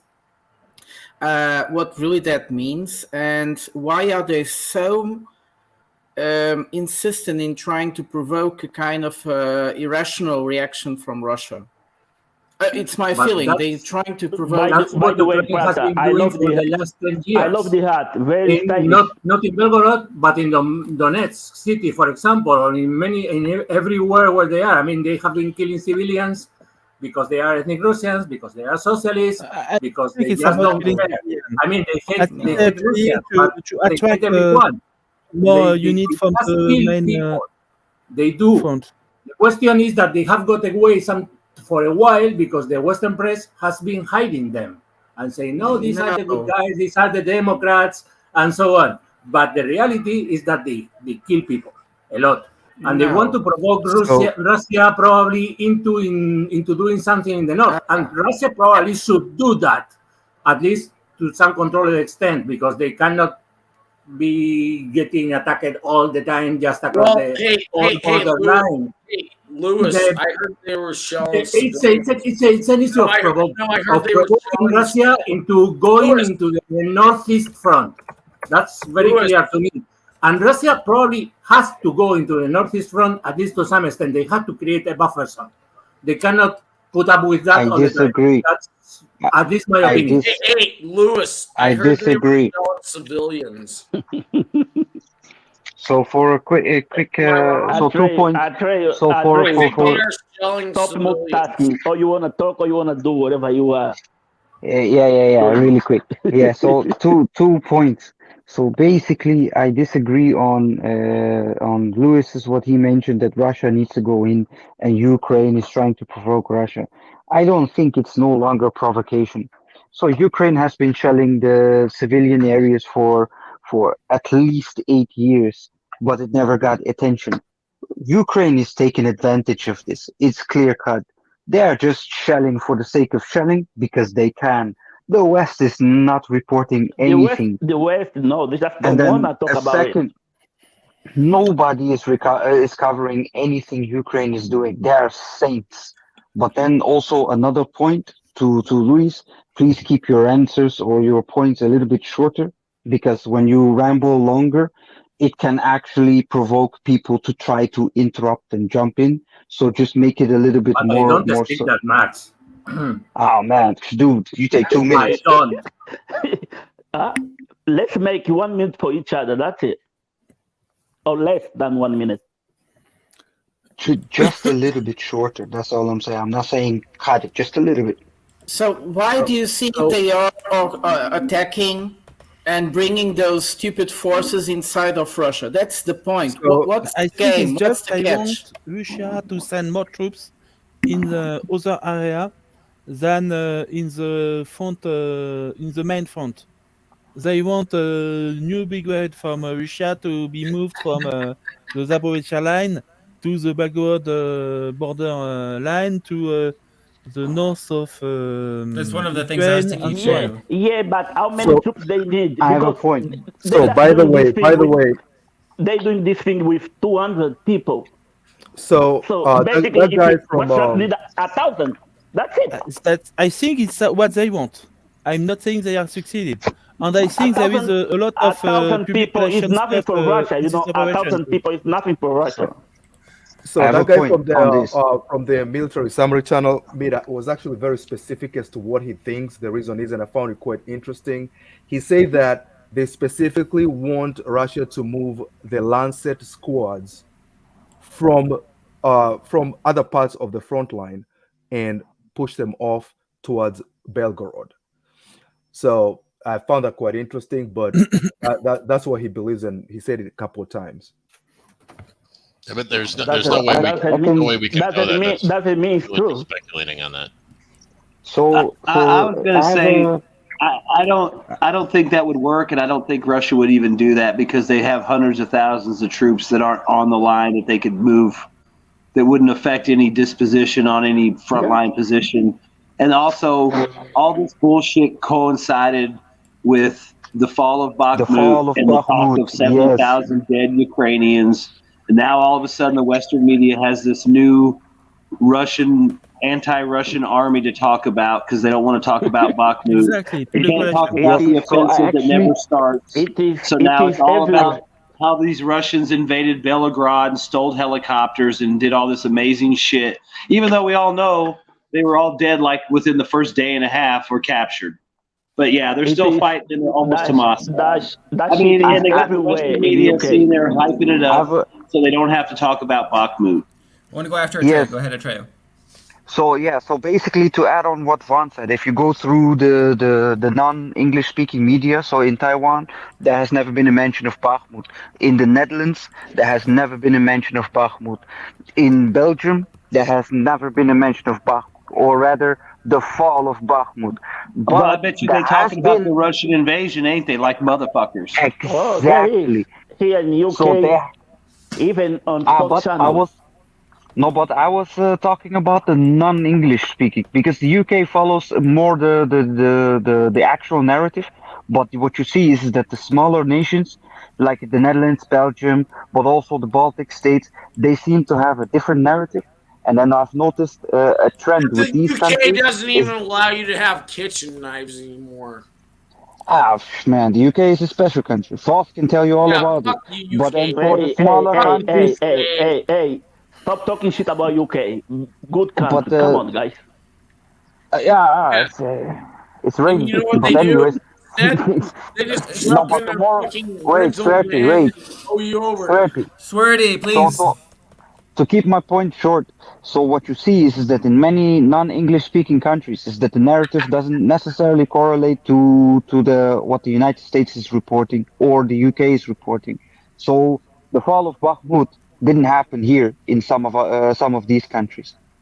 That's it. Yeah, I want to jump in on the Bakhmut thing, or rather on the Belgrade thing too. I think that's what it is. I think it's Ukraine doing more of what they've done all war long, which is it's a media offensive. It's a propaganda offensive first and foremost. I'm just gonna and then wear a also fucking hat. Sweaty, I'm gonna please wear a hat let me like finish. that. Sweaty, for fuck's sake, bro. So anyway, and if they can I'm gonna wear a hat like Brad. get the Russians, if they can get the Russians to divert any forces at all from what is inevitable, everybody keeps saying offensive, right? That the Ukrainians want to do. Any diversion of forces from the front line there is probably gonna only be useful, I think. But I think first and foremost, it's a propaganda victory. By the way, it's Belgrade People's Republic from now on. Sure. All right. I guess who's next? Is it Prado or Vaughn? Vaughn. I was just going to say real quick, with the little mini invasion of Russia by Ukraine, I wonder if it's indicative of what, based on the destruction of all these units and the hits on the depots and the delay of the offensive, maybe this is all they can really do right now. So that was the big show. While they sit there and talk about delaying the spring offensive, and it's a delay, we're still working on it. You know, trust us. Trust the plan. It's coming. Maybe they just spent their wad on what they could actually pull off for the media, and that's all they're going to get out of that. I mean, I'm not saying they won't do something in a few months, but maybe that was. I mean, I'm just saying that there was no offensive for them to get all hyped up about. So this was their big hoo-ha, and everyone thinks that they're shooting helicopters and driving tanks around in Russia, and Russia's just scrambling, you know, until it dies out next week. There'll be something else to talk about. Okay, So, Vaughn. I understood that very interesting thing on Broadway idea. One at a time, please. Vaughn, hear me out. Speaking Please. of Broadway No, idea. hear me out, motherfuckers, please. Oh, shut up. Okay. I heard that the M1A1 Abrams just are piss in off. the factories, and I've also heard that the Leopards are also in the factories trying to get repaired, and so there's no way that at this point in time that the Ukraine can actually have an offensive. So it's very interesting about just real quick. They do have some tanks, but they don't have probably enough to do what they want, and the M1s aren't going to be available Well, for. you need probably like 1,000 tanks to like go into battle with Russia. Yeah. All right, let's go. Okay, Prada next, please. Let Prada finish because I don't want to interrupt him. All right, After so Prada. you know what I'm saying, though, right? Yeah, we know what you're saying. Thanks. Yeah. So it's how's very that? interesting how they are constructing in some countries in the West, for instance. The thing, now the idea is that this is so bad for Russia that they managed to get inside of those few villages in Belgrade, that the whole political system in Russia is falling apart. It's chaotic, that this is the end. And it's interesting, why does the West, or some countries in the West, needs this type of created fantasy? Because this doesn't change anything really on the field. So why do we need to keep feeding people these fantasies, these ridiculous perceptions day after day? So it's quite interesting. I think they are having pools, and the Western population, especially in Europe, are getting very tired of all it. And I wanted just to bring you guys a very interesting thing that happened today or yesterday, depending on the time you are on. And Olaf Scholz was in Berlin, and I'm at 5:10. He was completely offended by everything. For the love of God, come on, Fatty. A warmonger, and he lost it, and he was screaming things against Putin, offending Putin. It was really surreal. Sorry. I heard about that. I haven't seen it yet, so I'm gonna have to watch it. It sounds like he went crazy. Yes, he went crazy. It's impressive, and that guy is very controlled. So I think he's losing the control of the situation. Otherwise, Olaf Scholz would never have lost it in that moment. He knows the truth. He knows the truth. That's what's killing him. He knows the truth.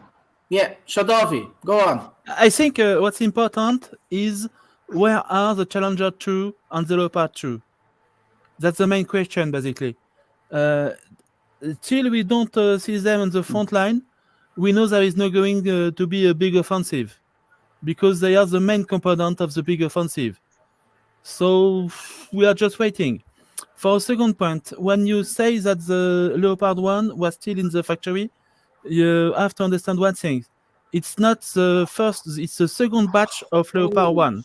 The first batch has already been delivered, 100 of them, okay? They was already working. A new batch of 100 more is actually in the factory. So basically, for Western tanks, Ukrainian had maybe something like 200 of them. Atreya, you want to go close, right?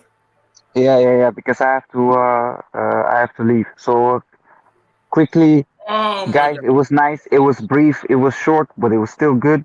I will follow you on in the background. And then I saw Makiadi. He's new. Nice to have a Swahili speaker. I will practice it soon. Anyways, nice to be here. Nice to meet you again. Bye. And then Mehdi is coming up. He got some points for the people in the chat.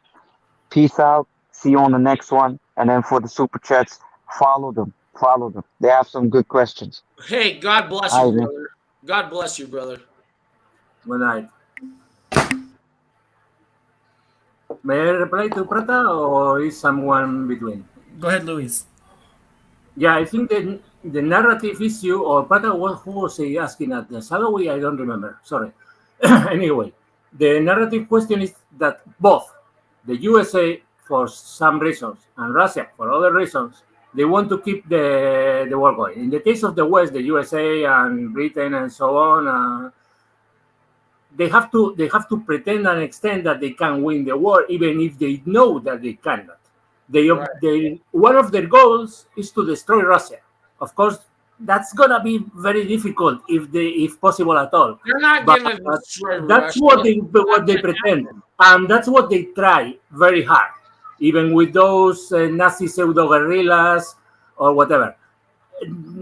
That they want that they want to fight the war till the end, whatever the end is, and they have to keep a narrative that supports the war, and that's it.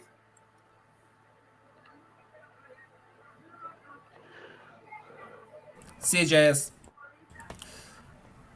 Yeah.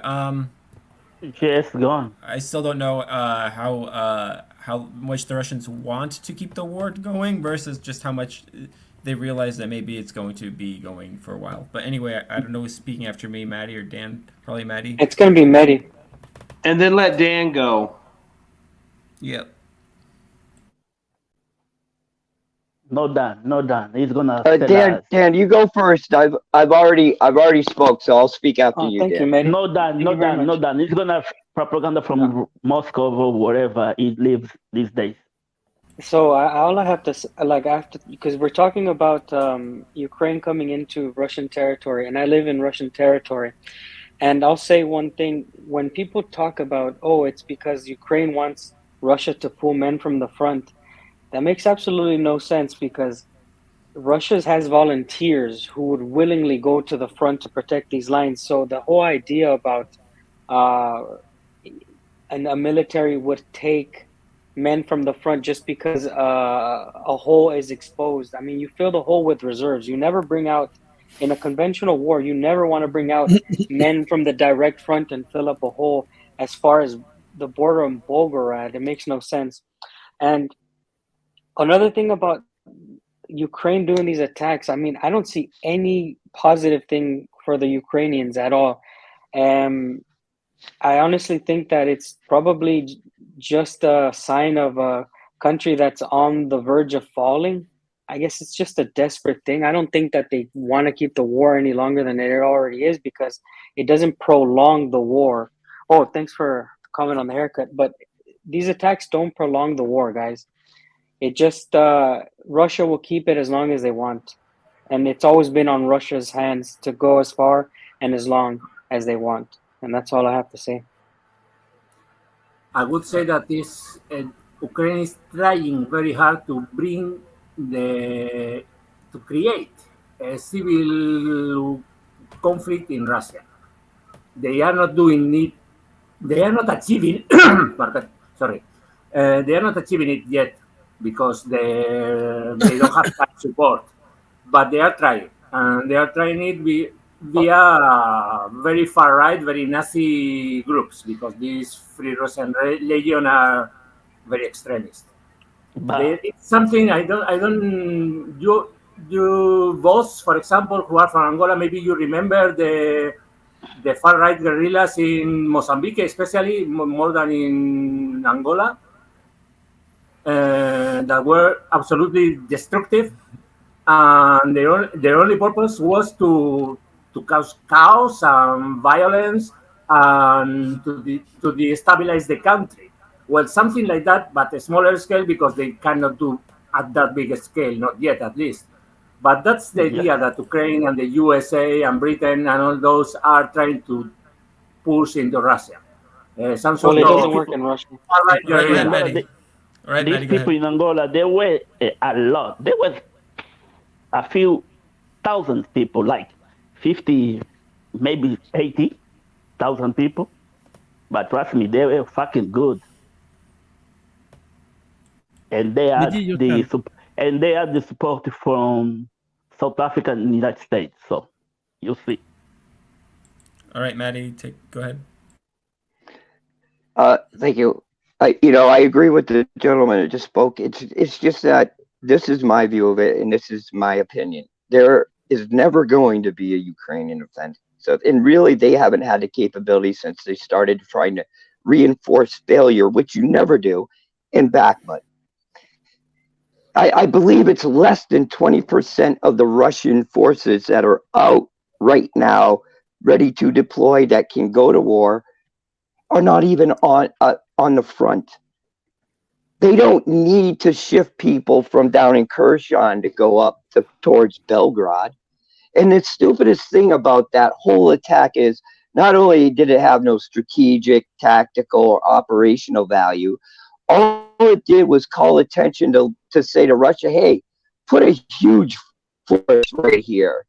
And we can then you can threaten to drop down on Kherson anytime you want.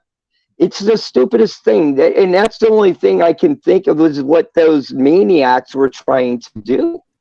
is they're trying to get the Russians to launch, and they're praying they can just get in front of it and say, oh, we launched it at the same time. You watch.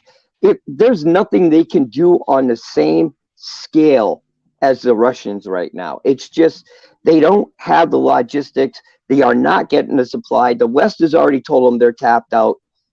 I mean, what are people really expecting them to do? How far could they go? They go into territory. They have to drag their flanks out. That means that they're shedding people the whole time they're moving forward, getting killed, starting to dissolve, winds up a ball trap behind enemy lines. That's all it would be for them. Because they can't keep on logistically feeding it and also supplying men to protect the flanks as it moves forward. I just don't get how people think that there would be some huge incursion anywhere by Ukrainians since Bakhmut. They decided to throw it away in Bakhmut. I'm sorry. Hey, Dan, quick question. I have a comment and then a question for Dan. Okay. So, so to be fair to the people who are saying that they want the troops to be moved towards that side, they believe it's because they believe that the Ukrainians are trying to bother the Russians so much that the Russians have to open another offensive against Kharkov.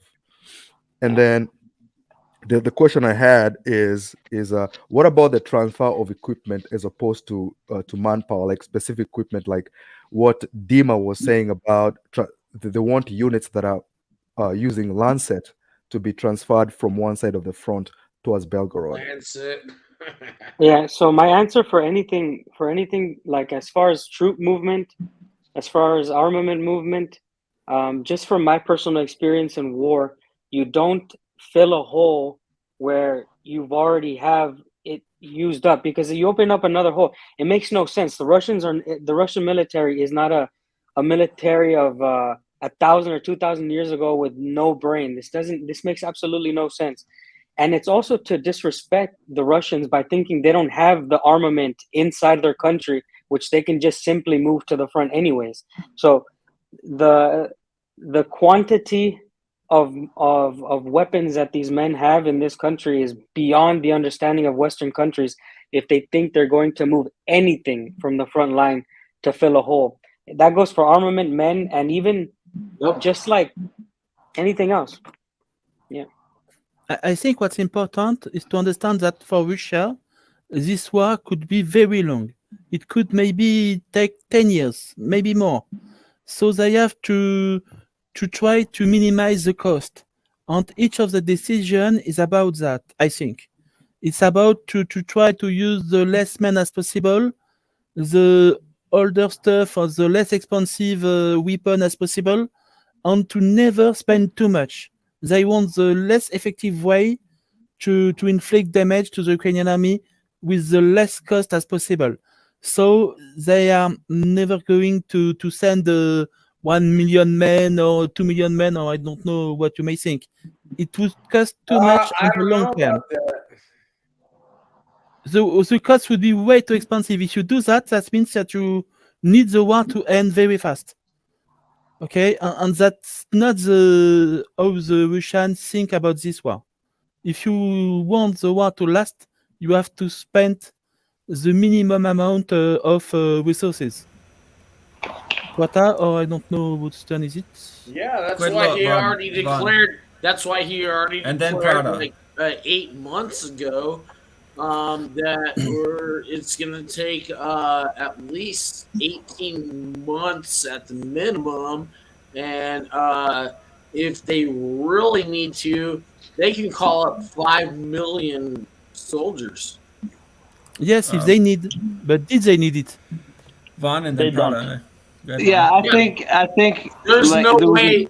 There is no way. Swearty, please, there's bro. no way Ukraine's gonna win this war. I'm just telling you. It's Vaughn's turn. No, it's Vaughn's with turn. There was a super chat that it kind of ties into something we talked about earlier in the week.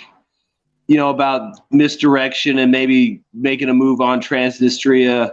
And you know, if you think about it, you know, that's the reports were the leopards were seen up in that area. You know, supposedly there's a large concentration of troops. The Ukrainians, you know, are always so desperate for some positive information or some kind of positive press. they might make a move on Transnistria because it's an easy win, because they could easily overwhelm the Russian troops there, and the Russians can't really do anything to save them or help them because they'd have to fly any kind of aircraft through all the SAMs and everything, and plus the Americans and everybody would tell them they were coming. So, but that's kind of a long shot, but I could see that being a possibility. But like I said, I think the whole Belgrade thing is, it's stupid to think they're going to get Russians to pull troops from somewhere else when they have literally hundreds of thousands of troops floating around behind the lines that aren't even deployed. Right. They have hundreds of tanks. They have hundreds of everything that you could possibly imagine just driving around on trains. You see it all the time.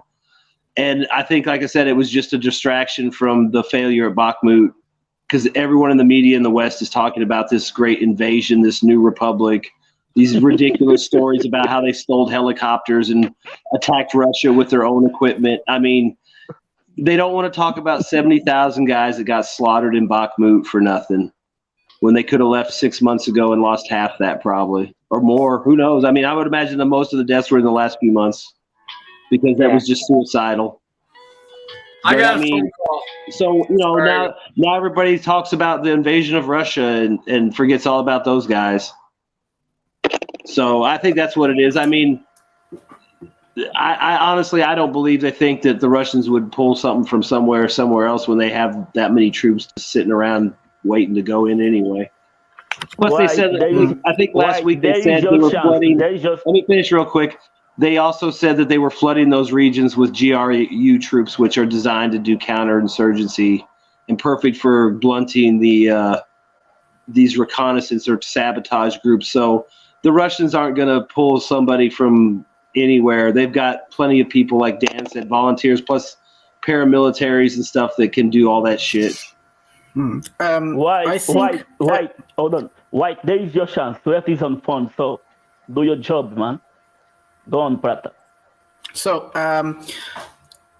it will be an extreme bad decision if they are preparing it.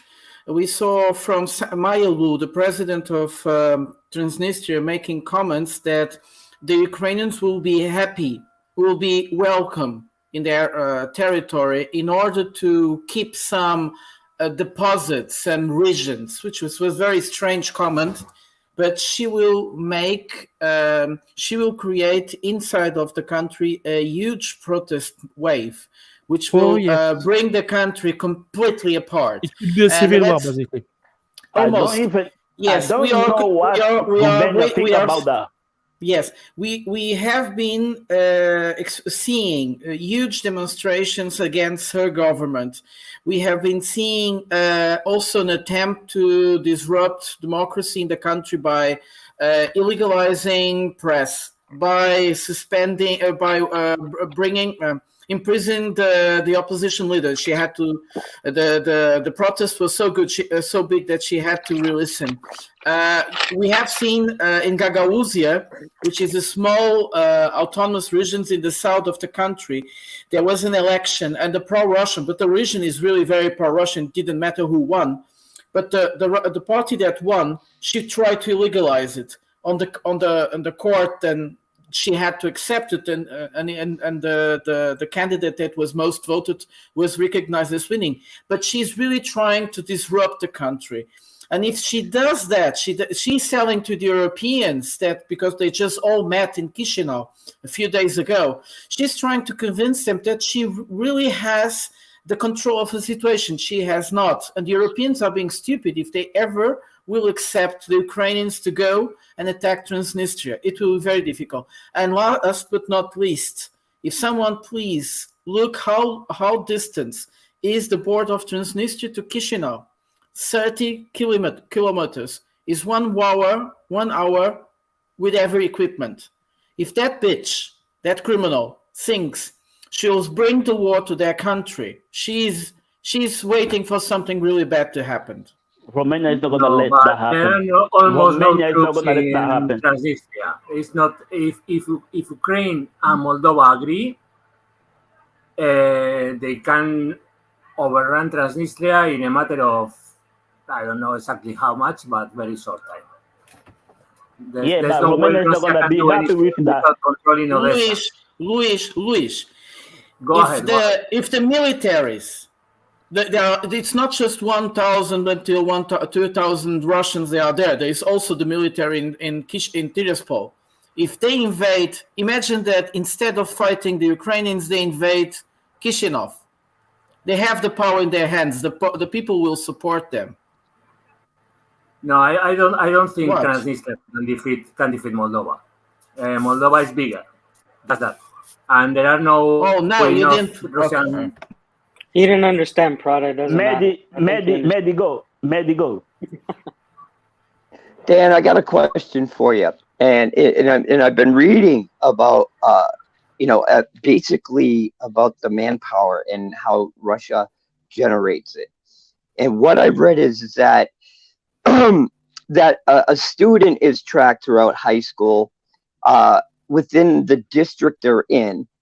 Like his academic is tracked, his physical fitness, like what he wants to do. And this is something I did not know, that these high schools or places like that, the Russian kids are more involved in like these parachute groups, and they also have groups that are basically pre-military training groups that they go to because they somewhat enjoy it. It's like a higher level of Boy Scout, I guess, in one way. Dan, is that close to what you've seen or understand of it? This is what I'm reading, and I'm trying to judge it. For even, I think, look, there's a cultural event that happens even in the kindergartens or the primary schools where kids are taught to disassemble and assemble AKs. This is very normal in Russia because of Soviet times. So when we're celebrating, and I say when we, because this is my second May 9th in Russia, when the Patriotic War celebration comes around, every little kid and everybody in school is taught the AKs, the masks, the just basic movement and retrieving of wounded people. And I think that it's not so much like a thing that they're doing to prepare for war. It's more culture. Yeah, go ahead, Mike. See, this is, and just a response to Dan Vaughn, I'm sorry, but this is the reason why I asked that, because like when you go into the military in the United States, you kind of pick your MOS if you can get that. But during a time of war, if there was a draft, right, you kind of were just like, you're just a number to them. You go there, you go there, you go there. But in Russia, they know what you already are skilled in. Like, they track what kind of job you do for the simple fact of the skill set that you'll have. And what they do is they try, when you go in, they try to line you up with the skill set for skills that you already know. That's like when you're in parachute club, almost all their airborne have already parachuted mostly, because they're signaling, I want to go there. You know what I mean? And totally different in our country. And it's just, it kind of blows my mind, because we look at it from our eyes of like, oh yeah, you just do this, that, you put them through boot camp, and we hope to get a job. But in Russia, they actually try to get you into a place where you already know, which gives them your knowledge that goes forward, and it gets you it's much easier for them to save time in training and getting people aligned. I'll just stop there. It blew my mind. I never really knew it, but if you think about it, if it's down to the last man you need to draft, think about it. Since primary school, by the way, Mehdi, they start knowing what they want. And the thing about the culture, the military culture in Russia is, I don't know if you guys have seen me wear my shirt here, this striped shirt, and every unit has like a different colored shirt. So you have little kids wearing their father's colors, whatever they were. So they grow up like dreaming of being airborne, dreaming of being infantry, dreaming of being Marines and stuff like this. And the Russian military will actually help them and guide them through whatever avenues they need to do. And I've seen it personally in in the villages. You see the kids who are doing the celebrations, and they get to choose what unit they want to actually represent on the celebration. So it is what it is. And they allow recruiters in the high schools to talk to these kids about what they want. And just like Dan said, if you wanted to go into a certain thing, they would give you the direction of, these things will help you attain your job. Because when you get in there, if you want to be an officer, there's a million things you need to know that it just blows my mind. Sounds like communism. It isn't though. It's a logic. One second. The military is never a democracy, for one. Second of all, it's you just logic. keep interrupting everyone, man. Dude, I'm so sick of your stupid shit. I'm sorry. All right. I mean, Fuck the people off. in chat are doing. Hey, I'm sorry, why don't bud. you fucking pound sand, bitch. Yeah, okay. Hey, come on. That brings a lot, buddy. Position. Let's make a vote. Who wants to kick Murty? Have you ever jumped off the back of a Democracy. I want Let him stay. But I was a tank commander, shithead. Come on.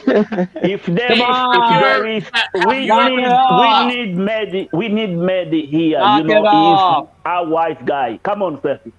I just want to make my point. My point goes back to the Belgrade raid. I think of a few other things. A C-130 airport plane or not? Come on, Mehdi, come back. Have you ever jumped off of Swirty, what does that have to do with anything? Please do not interrupt people constantly. Dan Castle, please. you ever Just jumped off of Mehdi, C-130? I want Just Mehdi back. please. I want He was a Mehdi back. fucking Come on. Marine. He didn't have to jump out of a fucking C-130. But hey, guys, Hey, we got the French guys here. Come on. He's Viva la Belgian. France. Belgian, Nah, not from France. it's the same thing. Oh no, Viva la France. Can I just make a quick point about the Belgrade raid? Some other things that popped into my head. Motherfucker. You got the distraction from the loss of Bakhmut. It's perfectly timed to distract from MIA Zaluzny, the hits on the depots, the depleted uranium question.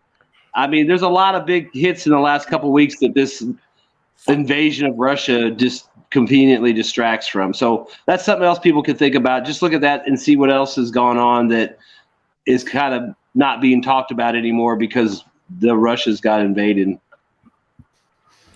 I've got a question for my African. Regarding what Dan and Maddie were discussing, what's the difference? What happens with the kid recruitment in Russia and, for example, in France, which is also a very militarized country, which has a lot of that kind of activities and so on.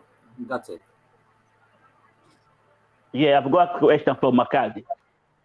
So, how things in Kenya between Russia, Kenya, United States, and Kenya? Oh, well, so first of all, Kenya will not as a system ever be technically on the side of Russia, mainly because they have very strong ties with their former colonial master, with the British. And this actually extends all the way. So the way they start off is, so back in the 60s, a lot of Kenyan students came to the US. They went to Ivy League schools, they got educated. Most of those kids ended up being the next leaders. And then their kids also went to Ivy League schools, and then they became the next crop of leaders. So the whole system is kind of caught. But on the other hand, they have to play this balancing act as well, because they can feel the sentiment of the people below them.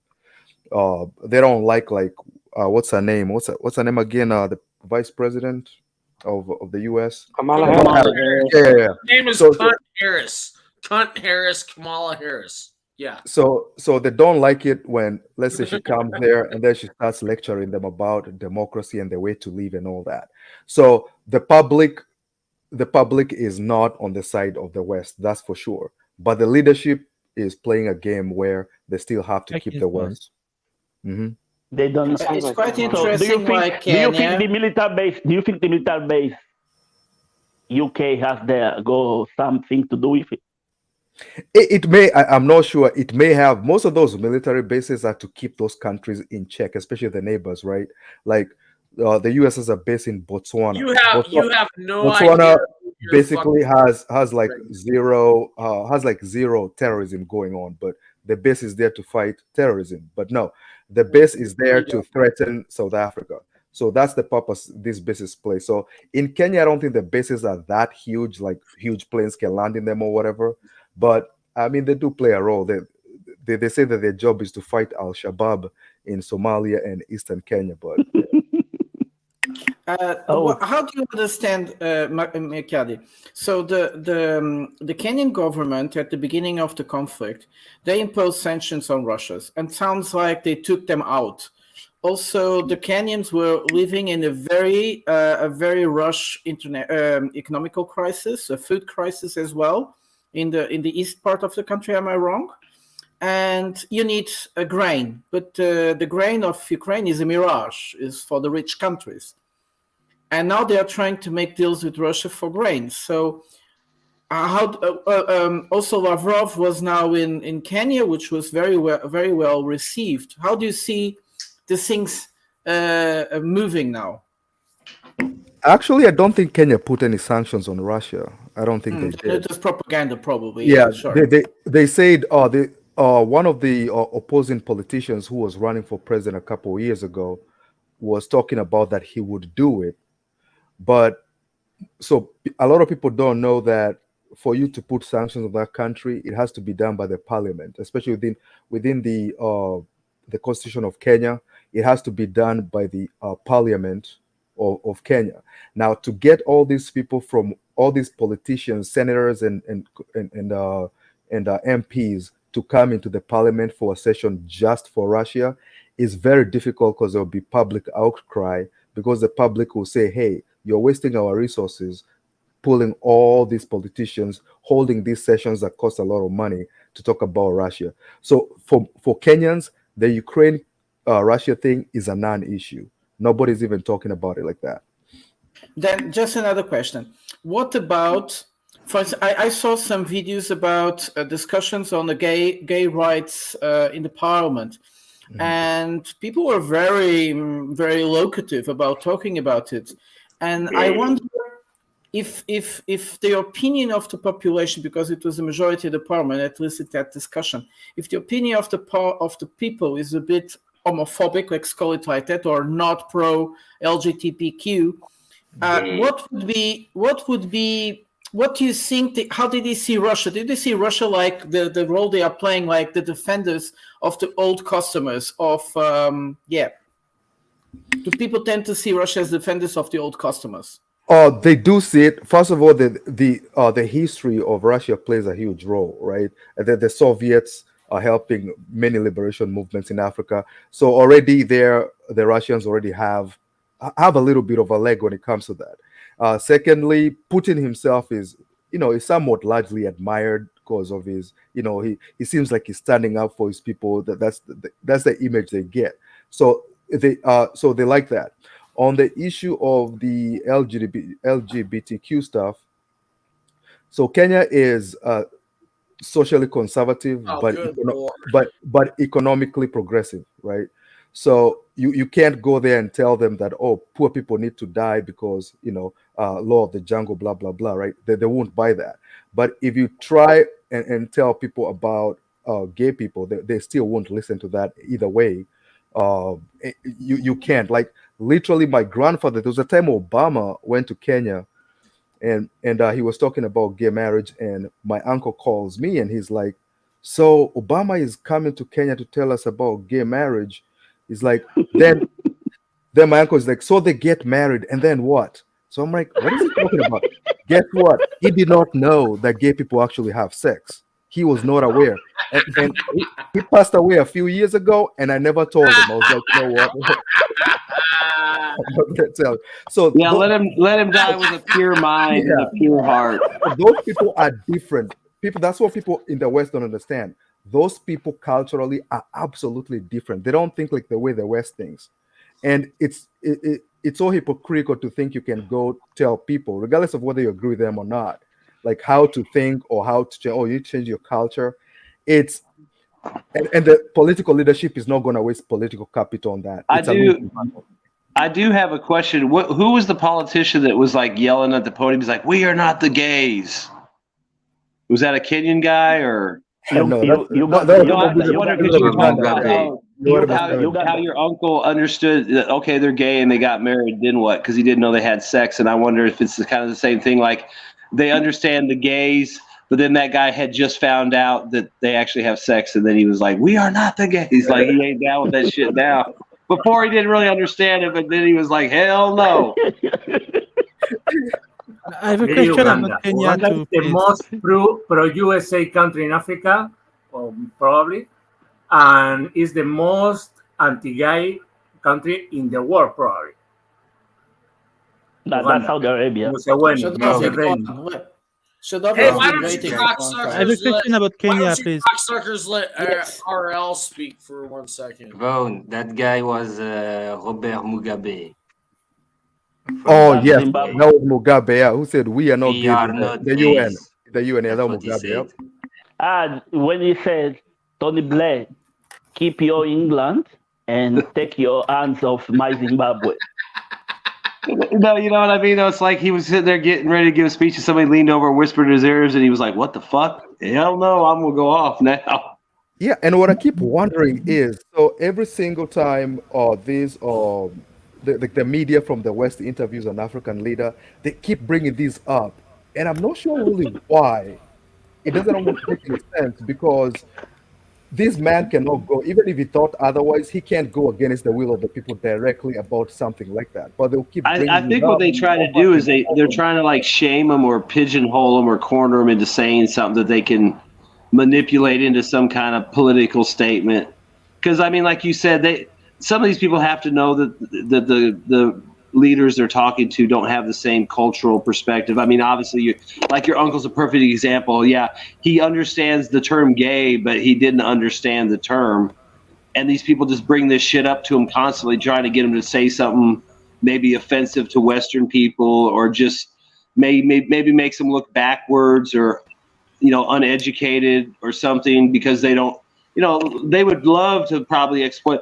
Oh, they don't even know what gay means. How can they be against it? That's the kind of thing that's how they would manipulate something like that. I didn't know where you went for like the last half hour, man. I'm in the backstage.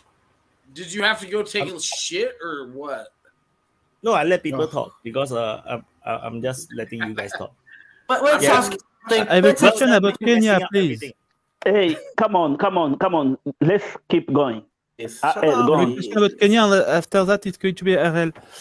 Please, Makali, could you tell us if there is a lot of Chinese infrastructure project in Kenya or not? Oh my God, a lot. Like literally. Wyatt's one of the only people that have 11 on this panel besides me. Between 2011. All you all are like way too serious. Please, Sweaty, let people talk.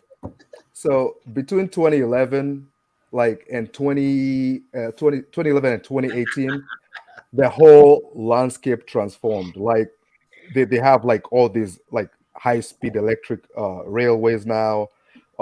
They have these like super highways. Like it's crazy. They literally have. I had never seen this before. They literally have highways going on top of the city, like on top of skyscrapers. Like the Chinese have spent a lot of money there. Yeah. So basically, USA come to speak about gay, Russia about sanction, and Chinese take everything. Chinese is doing well in Kenya. I heard that from the airport to the city was like 3 or 4 hours, and they made it like 45 minutes. Yeah, and the Chinese initially had a lot of problems with Kenyans just because of cultural differences, like really sharp cultural differences, and because the Chinese were, it's hard to explain, but the Chinese come out as rude in Africa, but eventually everybody came to understand each other. They realized, hey, look, we need the Chinese money, and the Chinese need stuff coming from Kenya, like natural resources and whatever. Angola has the same problem. Because Chinese people is very practical, and then we are very money minded, and then we are very efficiency minded. So that's a problem, because basically we work very hard. It's in our blood. It's just how the Chinese operates, and it goes to every country, and they have problem in every country. It's not just in Africa. They went to Indonesia. They saw the construction workers sitting on the ground. He said, "What the hell are you not working?" He said, "Lunchtime." Nobody give a damn. And then time's up, all go home. No. Then the Chinese are like, "What the hell? No, these people is not working hard enough. No, I'm wasting my money." But that's how the Chinese think. But that is also why the Chinese diaspora in every country tends to be the richer people. There's a saying say that the Chinese are the Jews of the East, because in every country that you go in Asia, the Chinese tends to be the richest people. But no, that's not 100% true. That's just a myth, because we just work hard. We just happen to work hard. In America, it's the same. In the United States, the Chinese tends to earn a lot more. But in Singapore, the richest race is actually the Indians. The Indians are way more effective, in earning money. Yeah. So I have to talk. Yes, because I like to address things whenever they're happening, and if nobody's gonna do it, I'm gonna go ahead and ask you, Swarty, like, what do you think? This is a open mic, or is it your own like therapy session, or what do you think is happening? What's going on with you? I think I'm kind of like an asshole to begin with in like normal life, and I will fuck you up if you really want to go there. I mean, you think you must be some sort of war hero salt dog that can just go on somewhere and just think that people care about your war. Nobody cares about what you did. A motherfucker drinking bad quality beers. Nobody cares about. Go gay. You will. Yeah, no one gives a fuck about you and your earbuds. No, here in France, actually, it's very hot, and when it's very hot, it's very good to drink rosé like this one. Do you see these fucking knuckles, bro?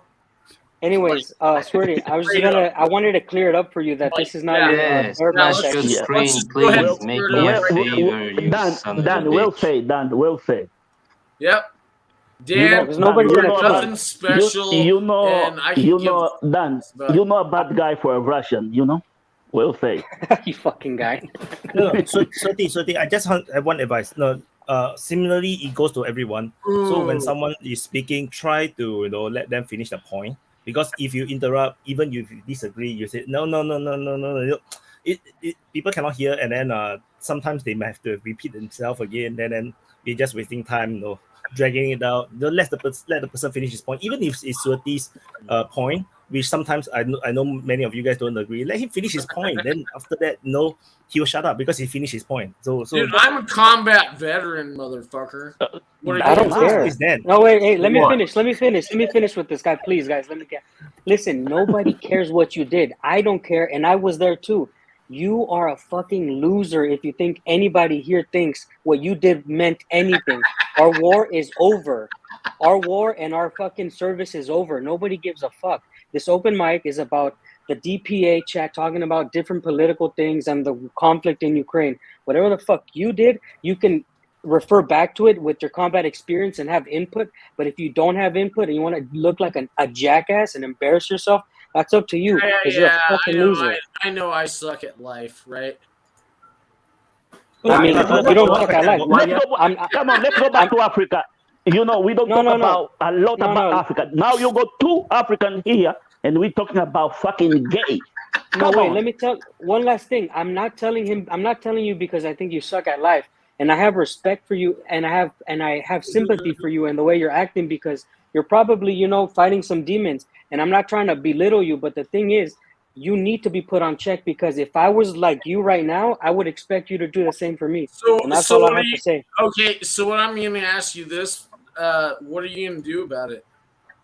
I mean, you just make yourself look like a jackass, and it's my job to tell you as a fellow veteran, and that's it. What are you going to do about it? Well, what are you going to do about it? I'm just going to ignore you from now on because I told you what I had to say. At least I have a sense of humor. You know what? Hey, DPA, this guy doesn't even laugh, or he doesn't even have a sense of humor. You are the father of the USA people here. Come on, say something. This guy's a total hater of me, and he has. He's not hating you. He's on your side. He's on your side. Swati. He's not hating you. You're completely drunk. One question. Wait, Swati. Go sober up. Wait. Drunk. Swati. Just to do fact checking. A lot of people say you are drunk. Do you drink? Just to corroborate whether if this See, he's completely drunk. He's more than drunk.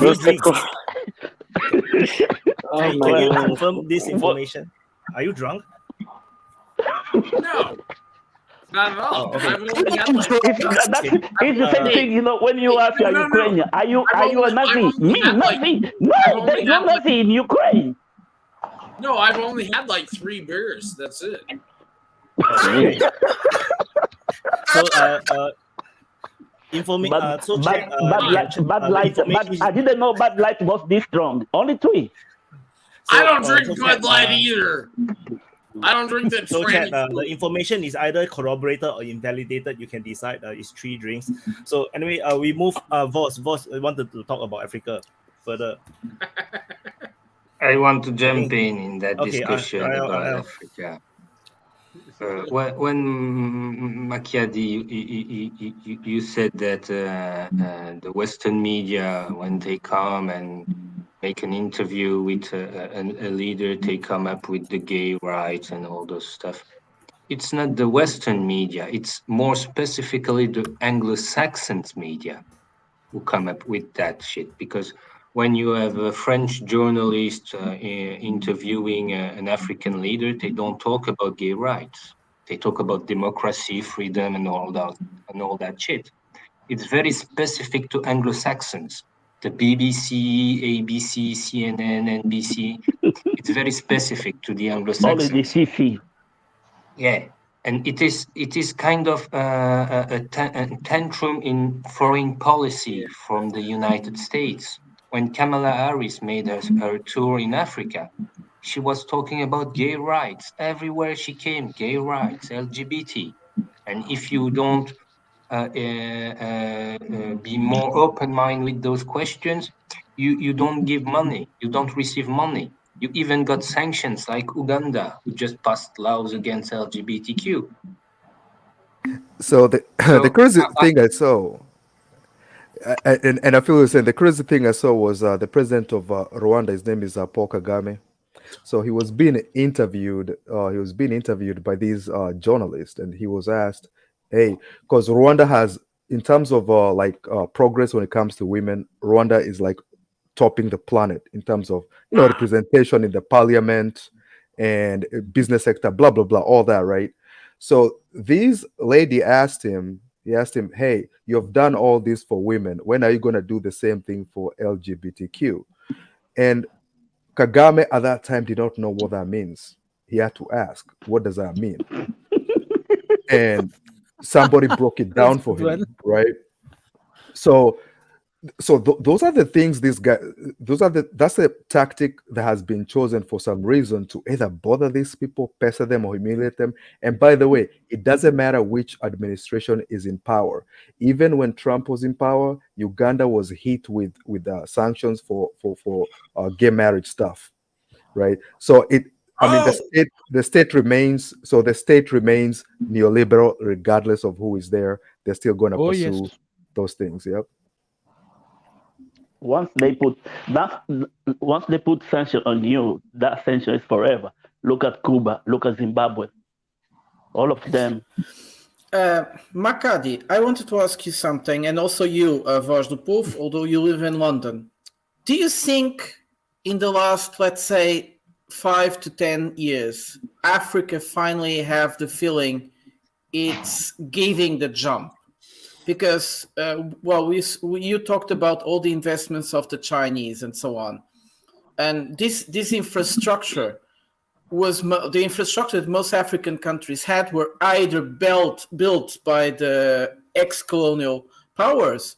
Otherwise, almost nothing was being built because there was no financing from international banks and institutions. And then the Chinese come and they start building everything. Do you feel that there is a possibility that Africa can give a jump and get out of that endemic poverty?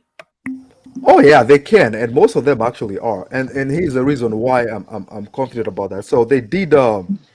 So they're coming to realize that something is wrong, something is imbalanced, right? So they did this study where that shows that about $2.6 trillion worth of Africa's resources were traded in London and New York, right? So that had not, so Africans had nothing to do with that. Those are their resources, which are run by companies from outside. And that, I believe, is the beginning of most of these economic issues these countries have. Now they're starting to realize that. That's why you saw Congo is in China right now. The president of Congo was in China a couple of days ago talking to the Chinese to renegotiate a deal where they were getting 30% of the proceeds of what China was mining. Now China agreed. They were like, yeah, you can take 60%. And now Congo is taking 60%. So they're starting to realize.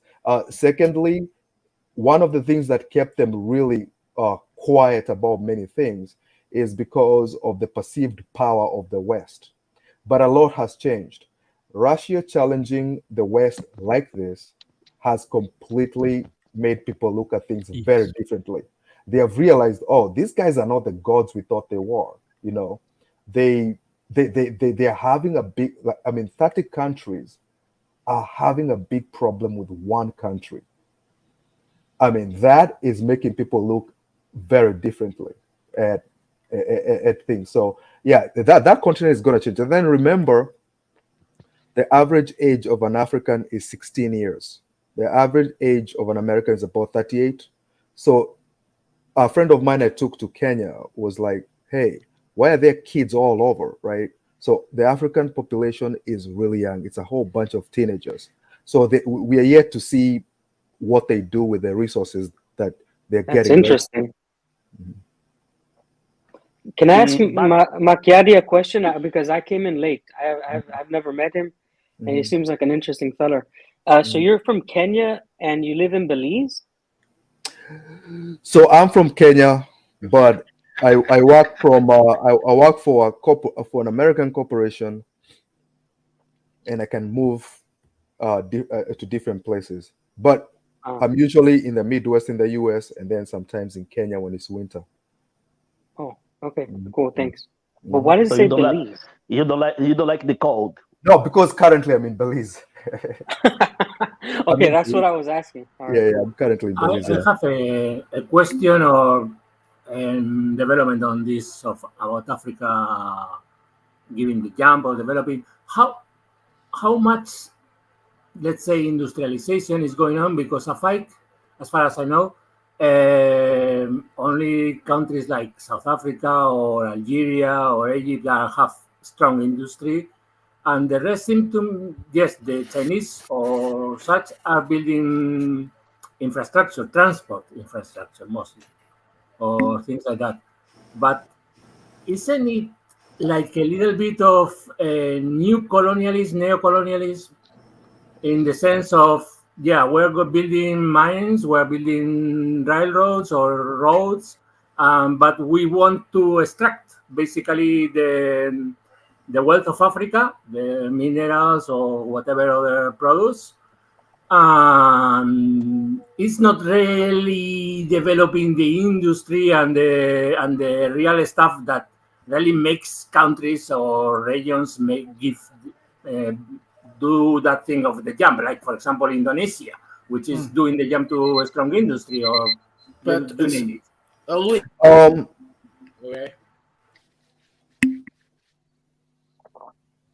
Prada, you're muted. Prata, you mute.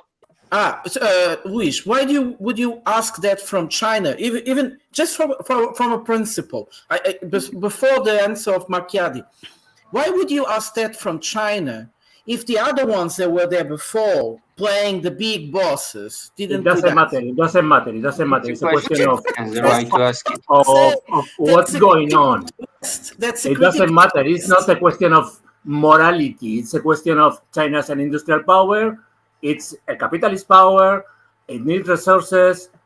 It needs markets, just like the USA or any power in that kind of Right. Like France. So they are competing for them, and while they are not invading Africa because it wouldn't make sense, they are sort of invading it. Let me finish. Sort of invading or going for it in terms of new colonialism. It's more productive than the French colonialism or whatever. Yeah, probably. I don't Luis, know. I'll answer your question. So there is a lot of industrialization going on, but most industrialization is going on in countries that have surplus electricity, mostly in Ghana and Ethiopia, because those two countries now Ethiopia has a huge surplus of electricity because of the dam they built that they've been having issues with Egypt and Sudan about. The issue is electricity generation. No country wants to invest in anybody's industry if they're going to be having power outages or they'll have to run machines through diesel. So the main issue now is electricity generation, and that's kind of where Russia is coming in now when it comes to nuclear, because they figured out that even if they dammed all the rivers of Africa, they still would not have enough electricity. So now that's when you're hearing a lot of countries talking about nuclear energy. But Ethiopia has developed quite a lot in the past few years through the help of the Chinese, where the Chinese have opened up all these huge industrial areas where they make clothes and things like that. So they're doing a lot of manufacturing, but that was only possible because of the fact that they have a lot of electricity, cheap electricity now, and so they can industrialize. Most other nations, they're still going through electrical blackouts and things like that. Look what Chinese did in Rwanda. Just to jump in, Luis, you can't use the term neocolonialism.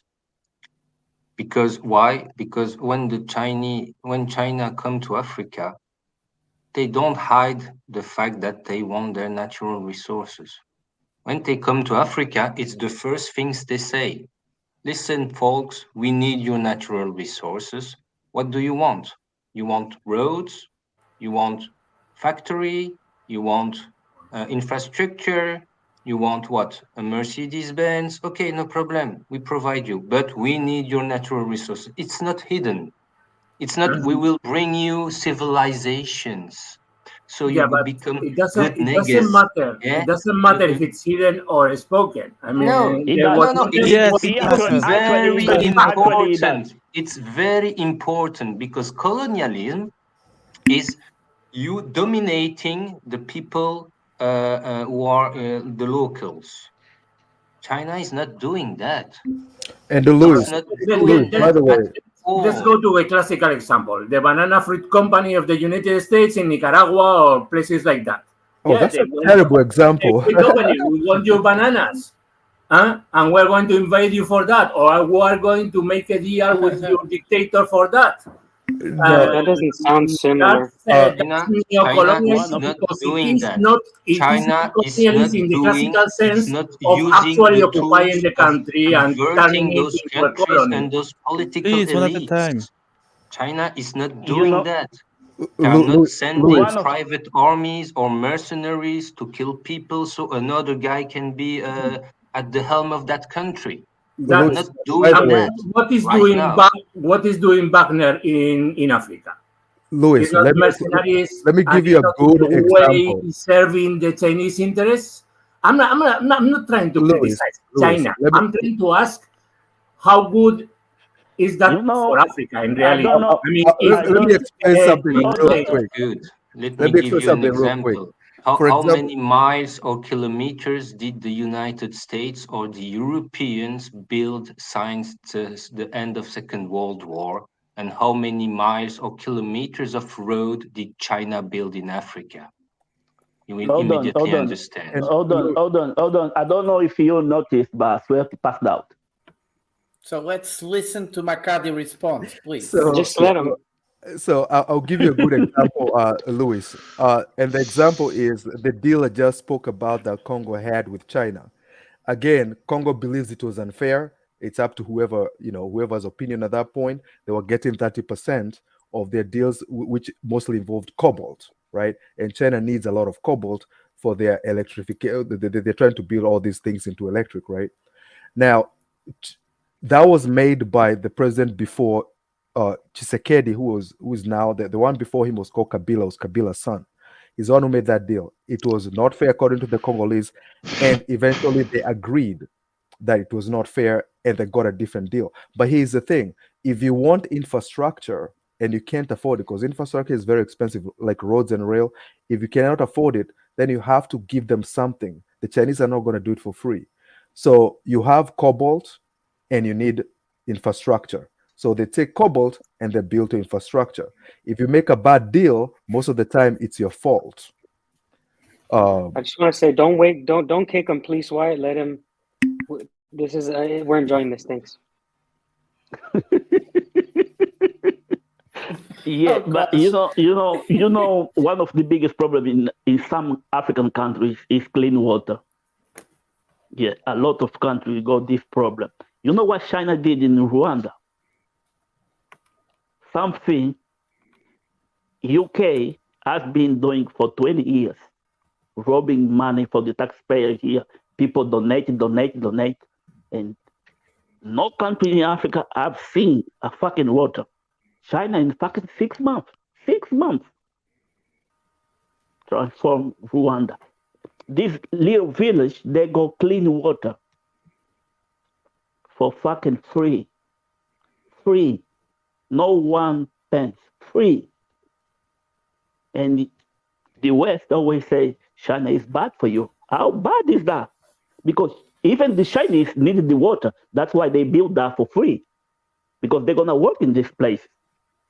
So building that thing, helping the Chinese who are working this village. But not exactly for free. I mean, they are making Not for free because they need the water, and they gave the water for the people. Now the people they are getting they don't need to drop materials or stuff to build. Louis, That was for free. Louis, you have to understand the Chinese are not Christian. Well, yeah, of course. They don't have that charity Hey. mentality. I mean, if they give water free for fresh water, proper water for consumption free to everybody, it's because they also use it. Yeah. If they build a nice road in the middle of the desert, it's because they use it also, the Chinese. But it's not exclusive use for themselves. It's also used for others because the road is there. You know what the British been doing for 20 years? For 20 years, I'm not criticizing China. I'm just questioning the reality of the. Otherwise, you miss of the the point. deal. I give you another example. In Congo, we were talking about Congo.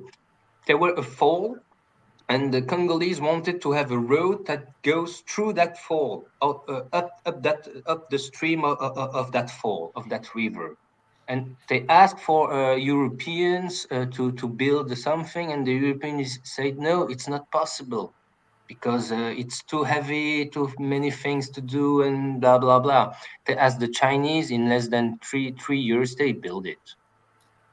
It's better neocolonialism. So come on. It's interesting Louis, because it's business. Louis, come on. You just hate the Chinese. Yes or no? You are? Sorry? You hate the Chinese. No. Oh, yes, you do. No. I just think that they are some doing, people, many something. people. It doesn't matter if we. It doesn't matter if the African is paid. Some Africans do for other reasons. No. I just think that China is not It doesn't matter if the African. It's just It doesn't matter. It doesn't matter. Let Wyatt speak. Somebody let Wyatt speak. When would it be the point where it's trading between Africa and China? Like the Chinese give them infrastructure, water, technology. Of course, they will need to have something back. So the Africans are selling the resources. It's a trade. It's a fair trade. Louis, it doesn't matter if we are paying for the Chinese because we've been paying a lot to the West, and we go fuck all back. Because colonialism is absolutely in agreement. In my country, there was nothing new until the Chinese went back. So I want to say colonialism, right? There was nothing new. Well, there was, but yeah. What was there new? Let me talk. Good luck, Wyatt. Good luck. Everything in Angola was Boss, let Wyatt finish. Boss, let Wyatt finish. Let me talk. I've known people working in Angola. Luis, let Wyatt finish. Luis, I don't know if you know this. There's a rule in this chat: when Wyatt speaks, everybody shuts the fuck up. Okay, so colonialism is just another word for conquest. It's just that they want to conquer some place, but don't want to run it. Like they don't want to really own the place. So that's colonialism. So basically, when you got colonized, you are literally the colonizer's property. They take all the resources for free. That is colonialism. So if you want to say neo-colonialism, then we have to say that the locals get nothing back in return, generally speaking, which is not exactly the case, because the Africans not the case because not the case. Why? Because in colonialism, for example, France or Portugal or whatever, they had to build railroads or ports or something to extract that wealth, just like the Chinese are doing now. I think we need Luis to pass out. I cannot hear. I think we need Luis to pass out. I cannot hear, bro. Let Luis. Luis's microphone is just a little loud.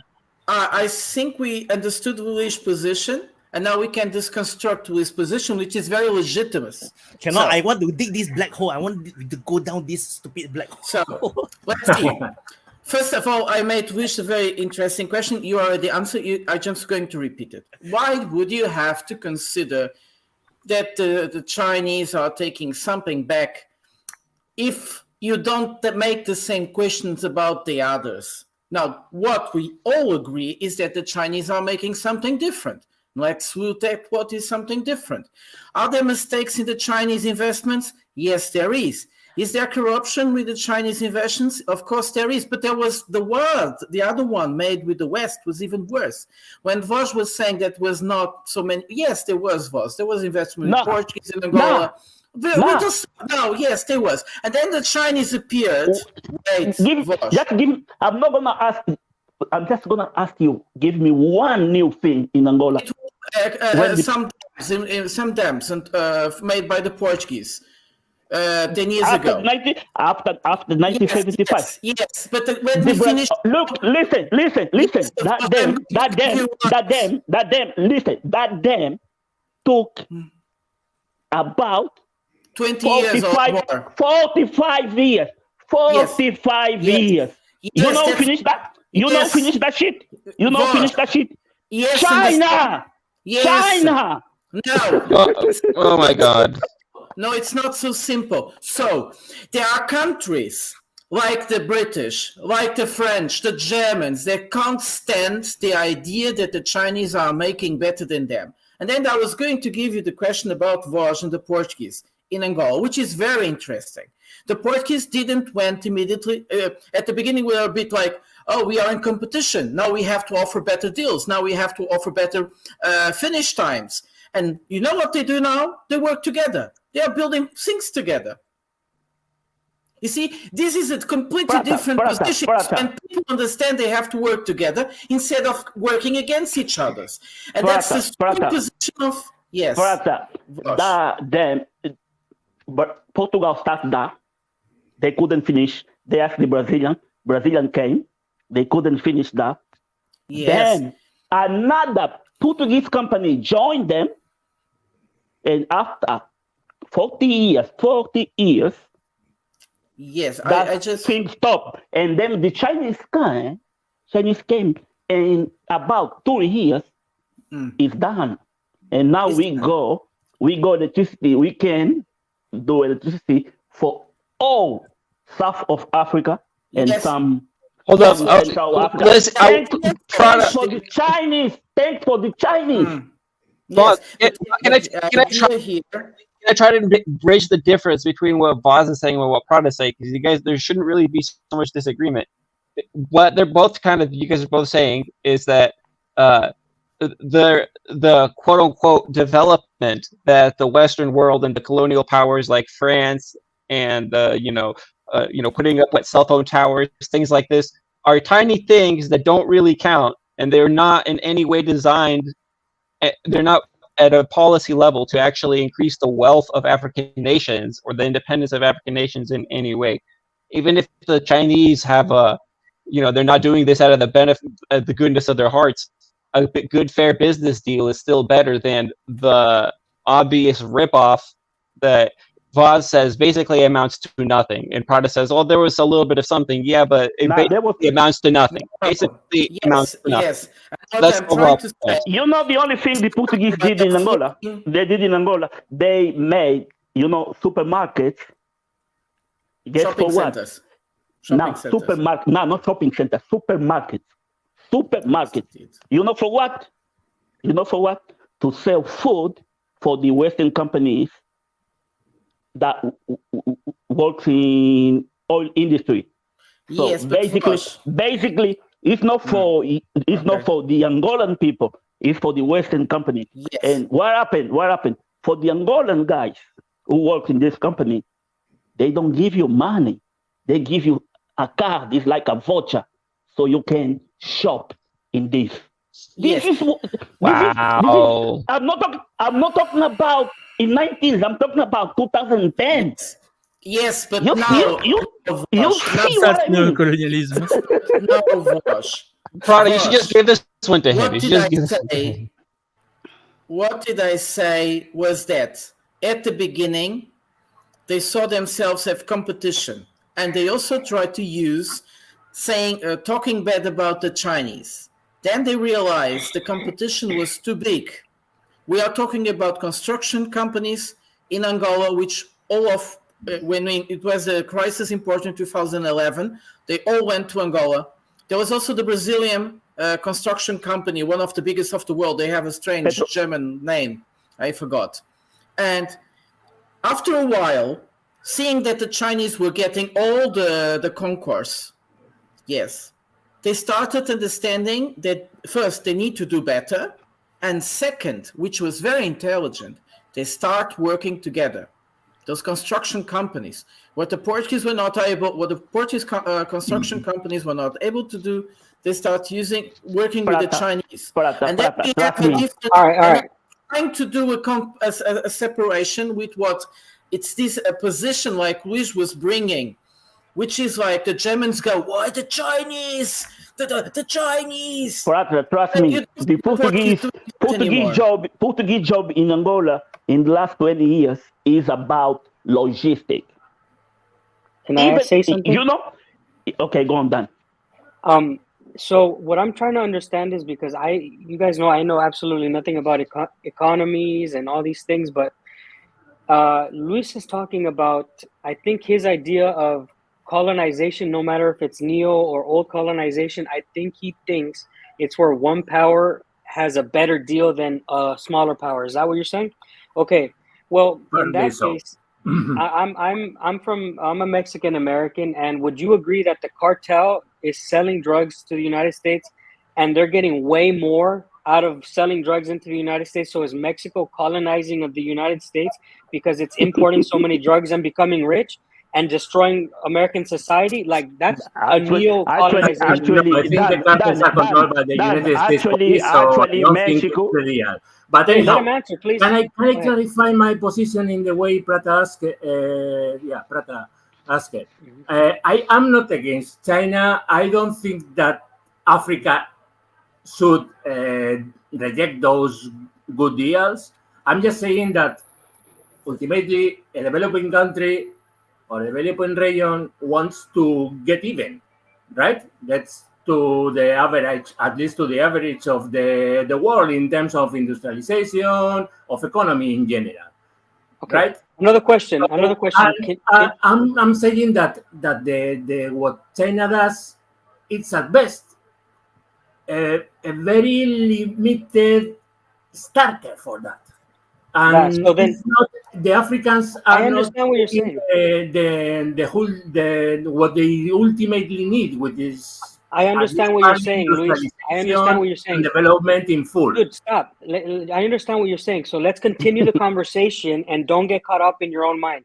My next question is, can you articulate and define, without using neo-colonization, make up your own words and give it a new work to what China is doing. Because if you're saying neo, it obviously means that it's a new thing. So then name it something else. No. Tell us what it is. Neocolonialism is a term that has been used for many decades already to define unequal relations of one power over another. And maybe one of the oldest cases is Portugal, which, in spite of being a colonial power, became subordinated to Britain and renounced to a great deal of its own industrialization in favor of exporting, for example, wine. And importing goods from Britain. That's a classical example. Prata, I believe you're going to agree with me on this one. The Portuguese didn't handle well the way Angola got independence. Yes or no?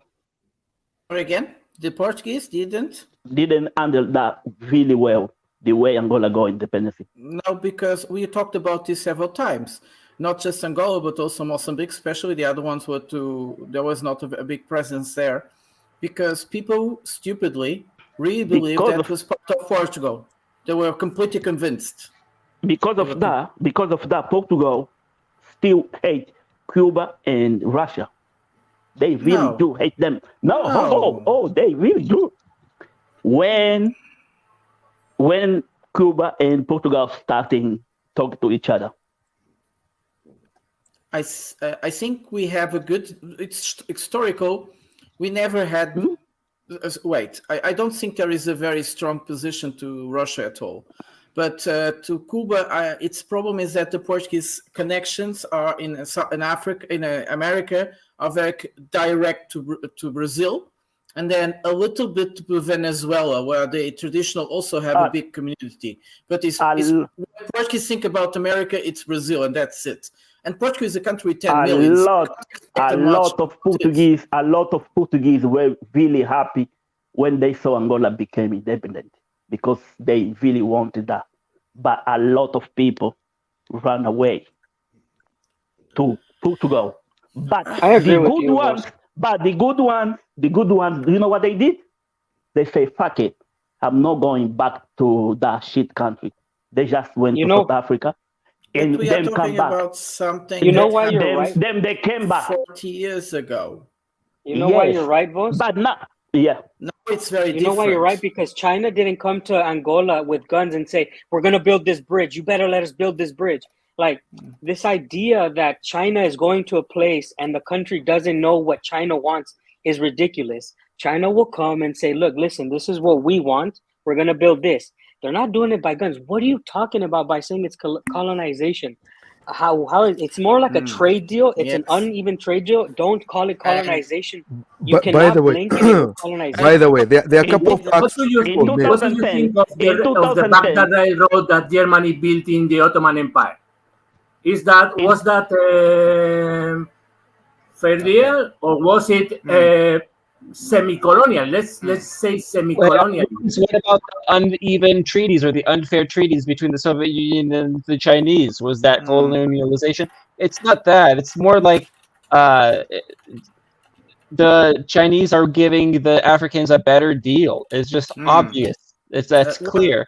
You can say, okay, well, in the long term, hold on, let me finish. In the long term, their plan is still insidious. I can't speak to that.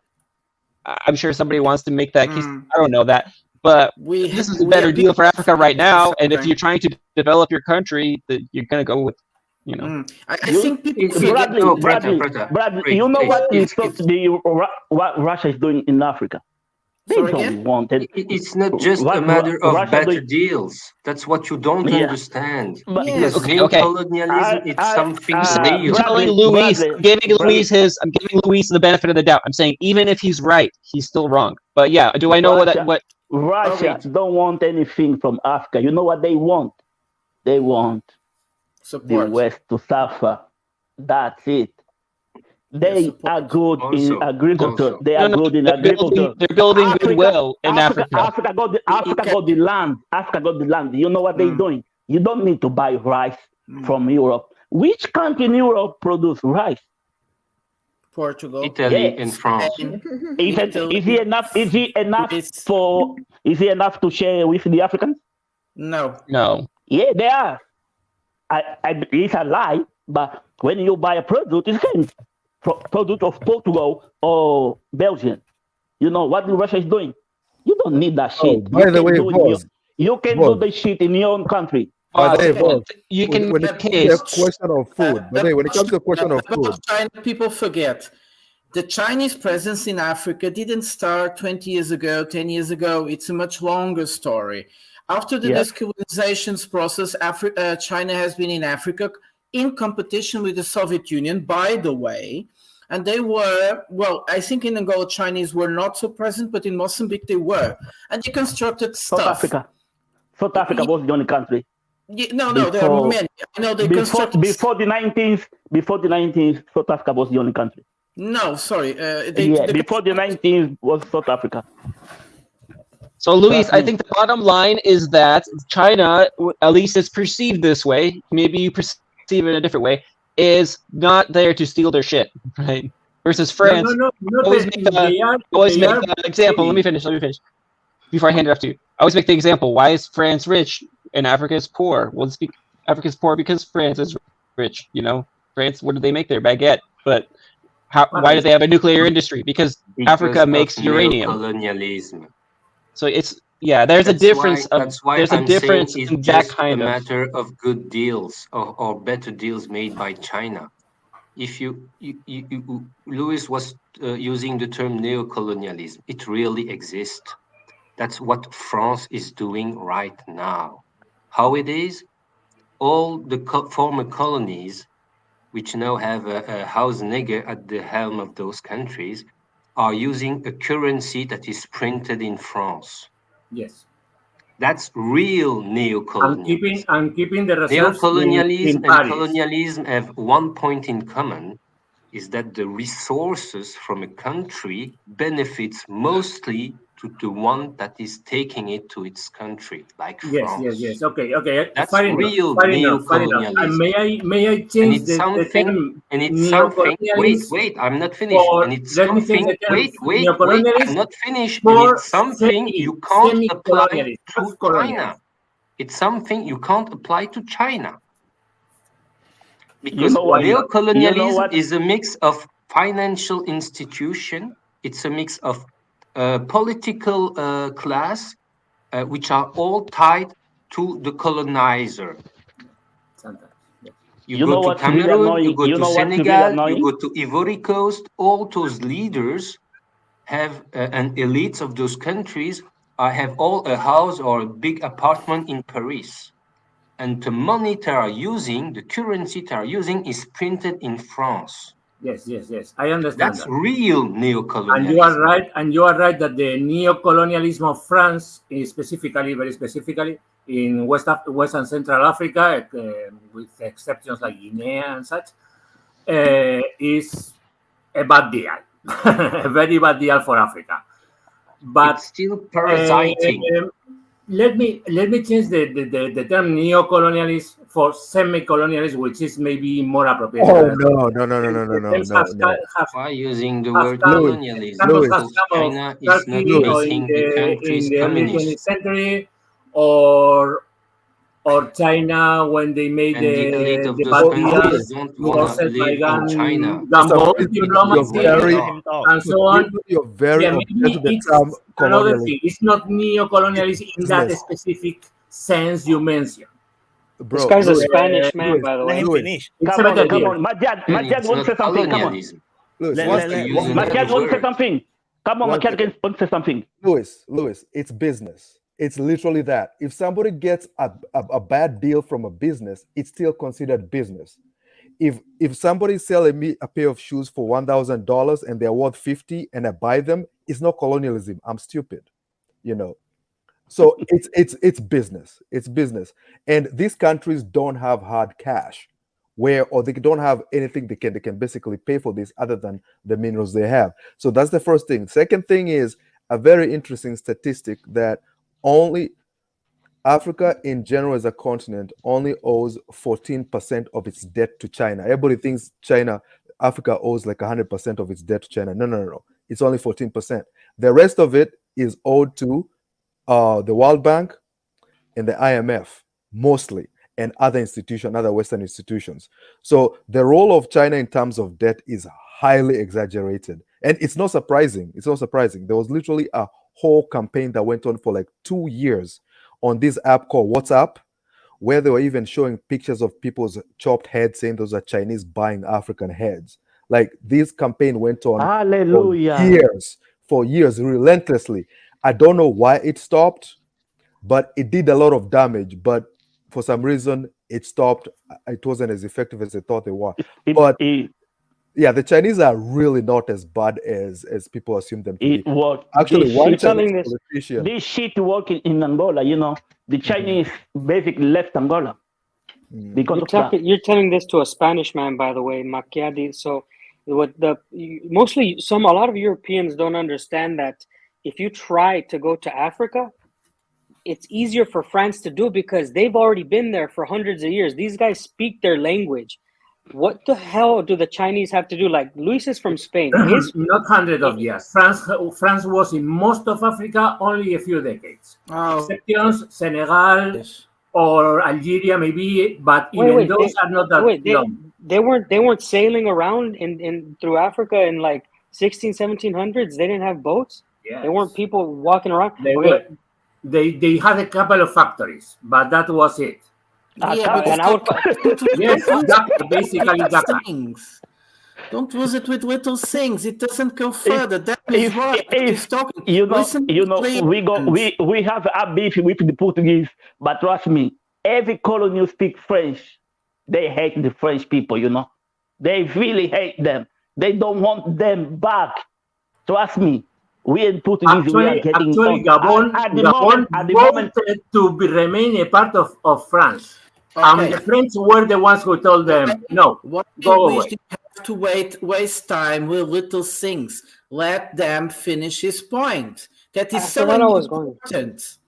Well, I was just trying to, I was trying, because I don't know anything about like the history of the dead and all this. So when Macchiati was talking facts about what he knows, it just occurred to me that because I'm a Mexican who used to be a colony of Spain, it would be much easier for Spain to come and try to make unfair deals and try to do something else in Mexico, rather than the Chinese come with a new government that's new to Mexico. Like, that's why Mexico has very good relationship with China.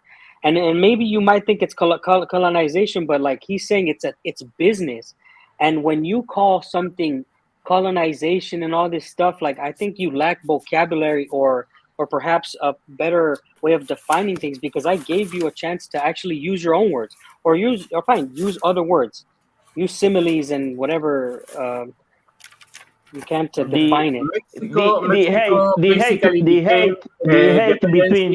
hate between Portugal and Angola basically is gone, but the hate between France and their colonies is growing. Trust me, it's growing. Even Congo, which is a Belgian colony, they hate the French. I wanted to go back to the point of a bigger picture of it, which we actually talked about at the beginning. So the point here is we have a commodity wars, which actually is not really a commodity wars. The West is thinking it as a war. What we have here is that the African countries and other countries in the global South finally have the option of who wants to trade with us, what kind of deals you have for me, and I pick up the better deals they have for me, and that's it. And that's it. Okay, we also talk, like Shadovi mentioned before, sometimes the problem is that I prefer to deal with China. Let's be very blunt about this. I prefer to deal with China because that's just it. It's just that business. There is no ONGs. There is no stupid gay rights. No, there's no stupid because people exist. It's quick and cheap. It's what it is. And people understand what it is. And this is quite interesting. And the West is worried because it has to play the same game. The game they have been proclaiming, that's the game. The competition, open market, and all that shit. And now that the market really has competitors, they don't want it. That's the point. We were talking about industrialization, energy. Machiavelli said everything. They need energy.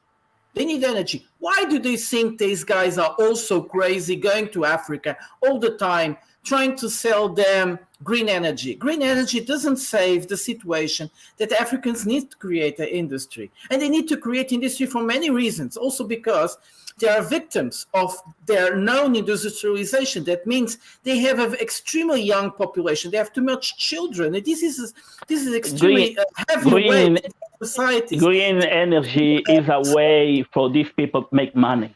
Yeah. Green energy is a way of producing energy, and it's often right now and having cheaper in many cases than oil. And also, at least 2 African countries are leading the way. Come on, Luis,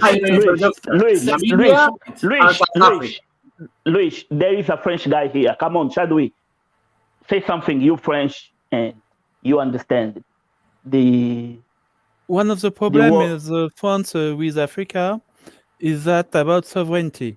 Okay, France decided that since we have to leave Africa officially, we are going to stay in control by giving a lot of money to the military, the top military guy, for him to make a coup. Okay, and so he's going to become our guy in the country, and he's going to become a dictator. So that's why what French do every time. In which country? So we could still keep control in the country on the mineral right, on everything in the country, like colonialism, but even more because now there is a dictator who is going to oppress the people and so on. And that's why a lot of people hate us so much in Africa. Yeah. And by the other thing about it is Thomas Sankara was killed and replaced by a nigger, and that nigger was working for the French. Patrice Lumumba. In every French colonies, former French colonies, you got a kind of shift of power that appears quite regularly in time, and those are junta, military junta making a coup. Yes, there was with the exception of Mali and Burkina Faso today, but just before in Central African Republic. I mean, all those guys who are fighting each other for the power were all working for France. There was an interlude of I don't hear a lot about Cameroon or Ivory Coast, but Mali and Burkina Faso, if they could, they would kill all the French who live in their countries. If they should do remember that 10 years ago, the French company 10 years ago, 15 years ago, Frank Africa was under democratic governments, partly because France decided that to go along with that. No. And that causes producers detected some of the problems. For example, in Mali, when there was this guy, I don't remember his name, who was the president, was very popular and was removed by a coup by a U.S. trained colonel. Okay. And then all the problems of Mali spiraled, France intervened, and was again dictatorship. That's peanuts. No. Those countries were never democratic. You're wrong on that case. They are democratic on paper. It's like North Korea. Were democratic. No, listen. It's like North Korea. Mali, for example, the official title of North Korea is 2012. DPRK, so Democratic Popular Republic of Korea. I mean, they have all the titles, but it's not democratic. Trust me, our freedom in Africa. I'm not talking about that. I'm talking about the freedom in Africa started 20 years ago. Governing Mali and was extremely popular and was removed by a U.S. Extremely popular? No.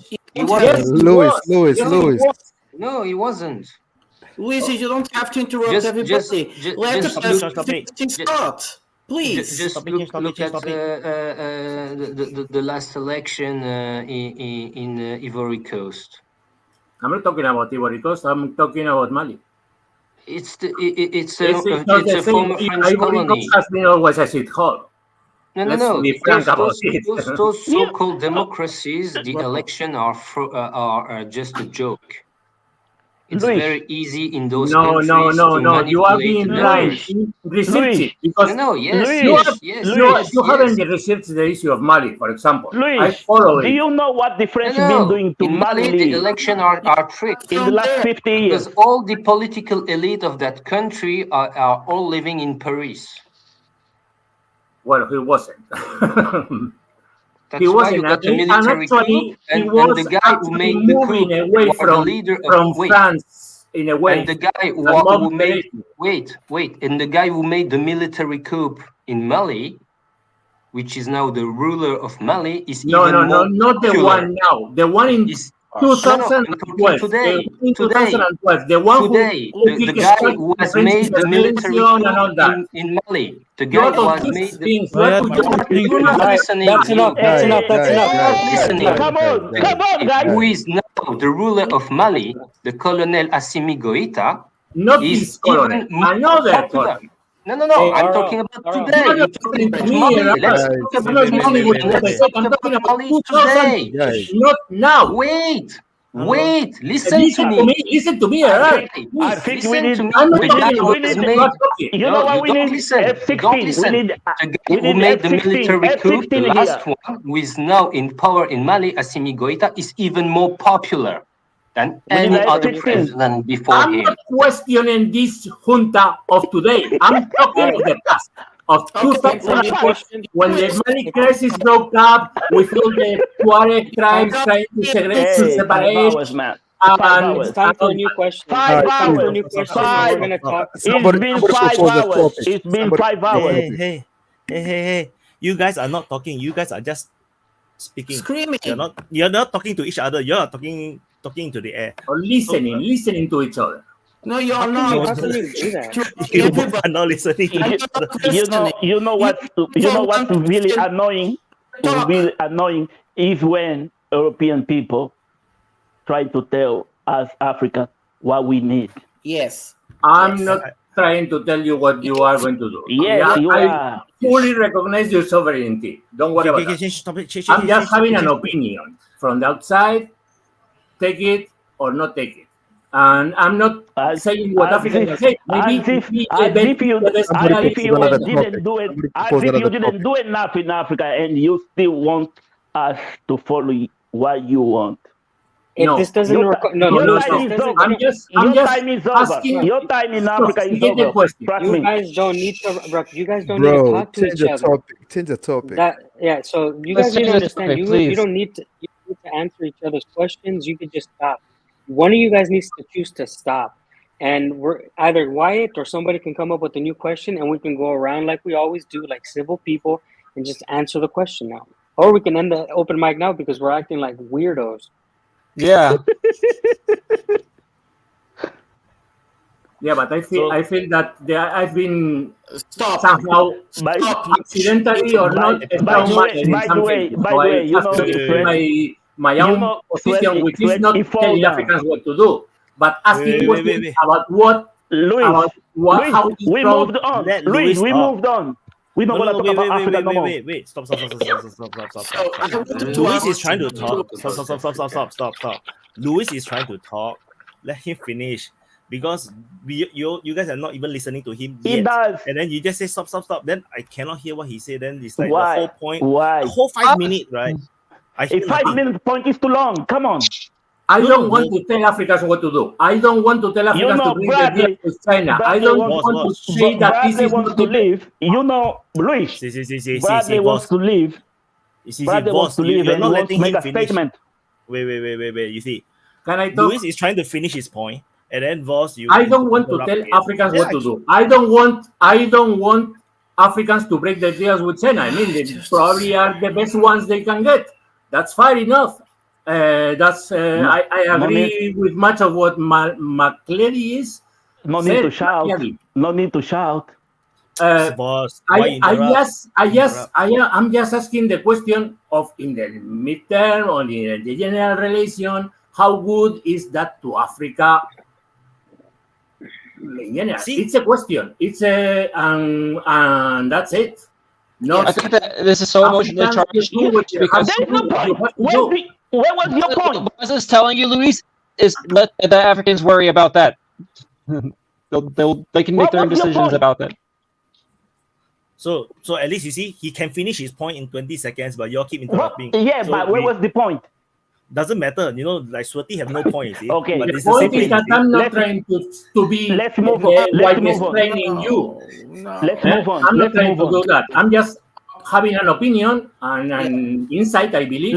Let's talk about and F-16. I'm trying to convey it so there is some debate on it. But I'm not trying to say that Africa is that China is the devil or that Africans are doing things wrong. No, I'm not saying that. I'm just saying in the long term, how good is that for Africa? And I think Machiavelli answered pretty well to that. I mean, the Africans are getting things. After all, it's a deal, it's a trade, it's whatever. But okay, fair enough. Good luck. Okay, change So, topic. Luis, how's the Wait, can I ask you something? You are in Singapore. You just had this conference, the Singrala. What is your perception? What happened? And the meeting between the Chinese? Was there a meeting between the Chinese and the Americans or no? The shake hand. So the Shangri-La dialogue has been this is the 20th edition. So for those that do not know, this is the only defense forum in the world that you can see the East and the West in the same place. Like the Chinese will not go to the Munich Security Conference or something. So this is a place where because Singapore is friendly to everyone, so everyone will give Singapore face and they will come. That's why you can see the Americans and the Chinese coming to the same conference. If not, you're probably not going to see this kind of thing happening. And so this has been ongoing for 20 years and is one of the premier security conference that allows real peace talk and not just talking about what they want to talk. So you can have so if you go to Twitter, you can see some of the footages. You can see the Chinese literally directly ask a question to the Americans and everything. But the key thing is that the Chinese do not want to talk to the Americans, and the Americans is kind of very frustrated. But rightfully so, because they sanctioned the defense minister, so the defense minister have no point to talk to them. Another thing is that this is an ongoing thing as well. Just like the Russians don't want to talk to the Americans, is the same thing. So the Americans is actually geopolitically having some problems because they have no ways of manipulating things if your opponents don't want to talk to you. So they are struggling to try to get the word out. They're trying to make the Chinese look bad, like, oh, why are you not talking to us? You are just making things worse. But that's exactly what the Chinese want, because the Chinese is in a advantageous position geopolitically, because now they have the backing of the Russians. The Americans are tied down in Europe. There's nothing much the Americans can do against China. China's military is getting stronger. The SCO is happening. BRICS is happening. So the Chinese have no needs to talk to the Americans. So this is what's happening then. And we also have the Ukrainian defense minister is here as well, the bald guy. And he just come here to eat good food. Nobody gives a damn about him. And so it's one of those forums that I think is worth looking at. I'll just have to say that. I was very surprised that I never heard about it before. And I was very surprised, like you're saying, because the Munich Security Conference, the last one, was, I would say, it was a disappointment, because they were talking about everybody else, but with themselves. So if you just talk about the others and you don't talk with the others, it's nothing. It's speculation. Right. Were the Russians as well in the conference? Because if you have a security conference, but you do not have your opponent there, then the whole point is you're just a bubble. So there's no point. So you might as well don't have the conference. It makes no difference, because everything that you discuss will be exactly the same as you discuss in NATO or in EU, because that's exactly who is participating. So which is why like the Shangri-La dialogue is one of the rare ones where you imagine 20 years ago, China is not the China today. So imagine China then, and all these different countries, because 20 years ago Singapore is already friendly with China. So it is something that should look out for. is largely ignored because China was never a thing cared by the Europeans or the Americans. So this time now is a bit big. The Americans are here, the Chinese are here, Australians are here. Yeah, they talk about AUKUS, talk about the Quad, talk about ASEAN centrality, all this nonsense. And one of the bigger news is the Indonesian defense minister proposed a peace deal, which is basically everybody just stop at this point. Have a DMZ and the UN forces will be there. Yeah, dreaming, not gonna happen. No one wants it. Yeah, so. But it's impressive because he did it, and the other guy had no. How can I say? He had no shame in denying it immediately. But I was also going to ask you something. I was researching a bit about this Institute of International Strategic Studies. Yes, it's the premier think tank in Singapore. It's the premier think tank in Singapore. Okay. But they are very American because most of the writers are Americans. But I would say because it's a Singaporean think tank, the perspective and the interest is going to be very Singaporean centric. That means it's going to push whatever Singapore actually wants, which is peace. Basically, Singapore just wants peace. We just want to do business, and because we are majority Chinese, that's all we want to care about. We just care about money and business. So that's what Singapore wants, and that's what the think tank is going to push. Because you have to look at it as not American, but it's it's a counter-American think tank. American think tank is always going to be very war hawkish. They always want to go to war. They always want to push American exceptionalism or American influence. You're going to bring democracy to somewhere, something like that. This think tank that is in Singapore is the opposite. It's always trying to bring logic, bring understanding to the different regions, to understand the nuances of the different countries, different culture. It's very, very different.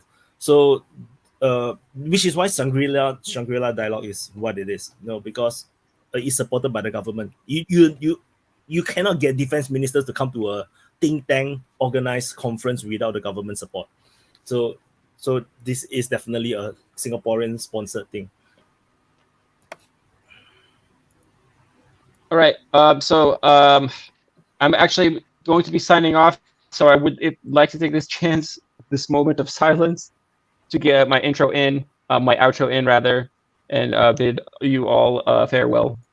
So basically, I was able to stick around for the entire stream this time. So that was nice, and we had a lot of great conversations. And for my outro, I'd like to circle back to one of the topics that we discussed about the West not having the ability to mobilize like we did during World War II, because our technology is too dependent on the world economy, and also we can't ramp up the ability to produce the necessary quantity of the stuff that is necessary for solving the tasks that this war and likely potential war with China in the future will probably look like. So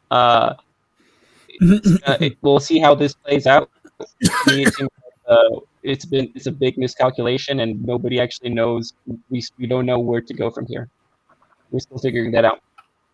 That's all I have to say, gentlemen. It was great. Pleasure to chat with you guys, and have a great day. Enjoy, Brad. Have a good one. Wait, another question. I was wondering, because I was looking at, but I didn't find. Was the Russians? Were the Russians there? Nope. Were the they Russians are not here. Do you really think? Do you really think the Russia are welcome? Because the Singapore government is very sanitized. Like, if they invited and the Russians rejected, they were not going to announce it at all. They were not going to say it. Yeah, so it's likely that they might have invited. Maybe they might have invited, because it will be a huge coup for Singapore government to manage to bring all these different parties together. But I think the Russians rejected, because Singapore largely is still under unfriendly country list. So I think they may not want to come.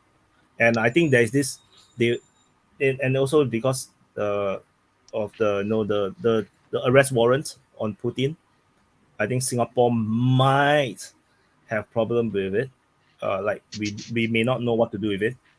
If Putin decided to come and then Singapore is like, shall we arrest him? No, we don't dare to arrest him. So nah. So maybe they did not invite. I do not know, but I suspect they would have invited, given how Singapore like to act. We tend to invite.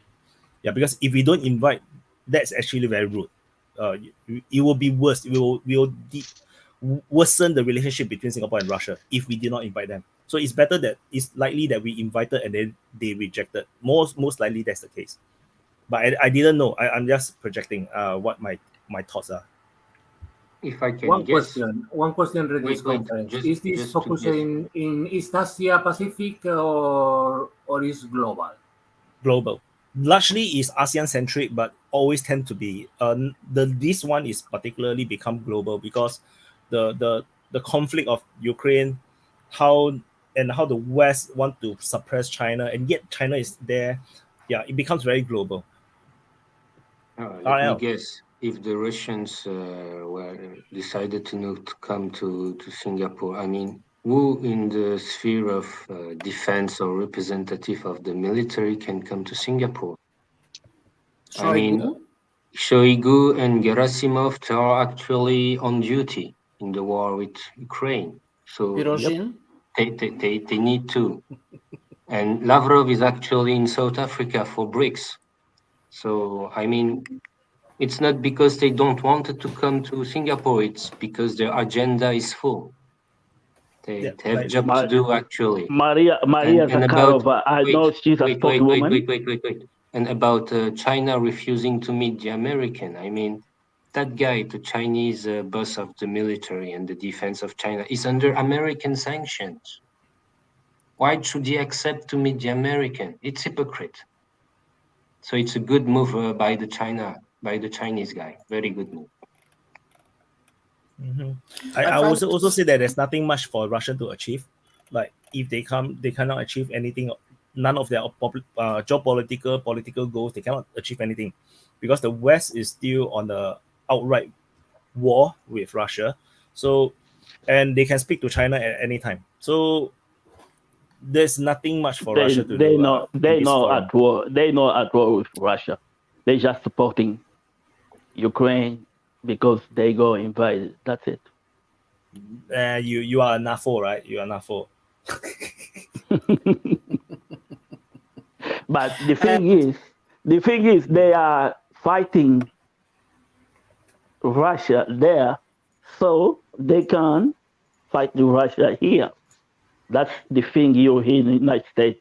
When they say that, I always ask myself, how the fuck are the Russians gonna go all the way from Russia to the United States to fight them? How? So I want to at least bring into perspective when you compare it with the, I think, is it G20? Because they own, Lavrov just went to Indonesia not too long ago. So it's not like they cannot come to Singapore. It's just that they have rejected. So the likelihood that Singapore don't invite Russia is near zero. We will invite everyone. We are like suckers for everyone. It's like, we want to be friends with everyone. That's just how Singapore operates. So so I would say that they have invited a long time ago, and Russia just simply rejected. If they can go to Indonesia, they cannot come to Singapore. That's impossible. So it's just like it's not important. So they don't.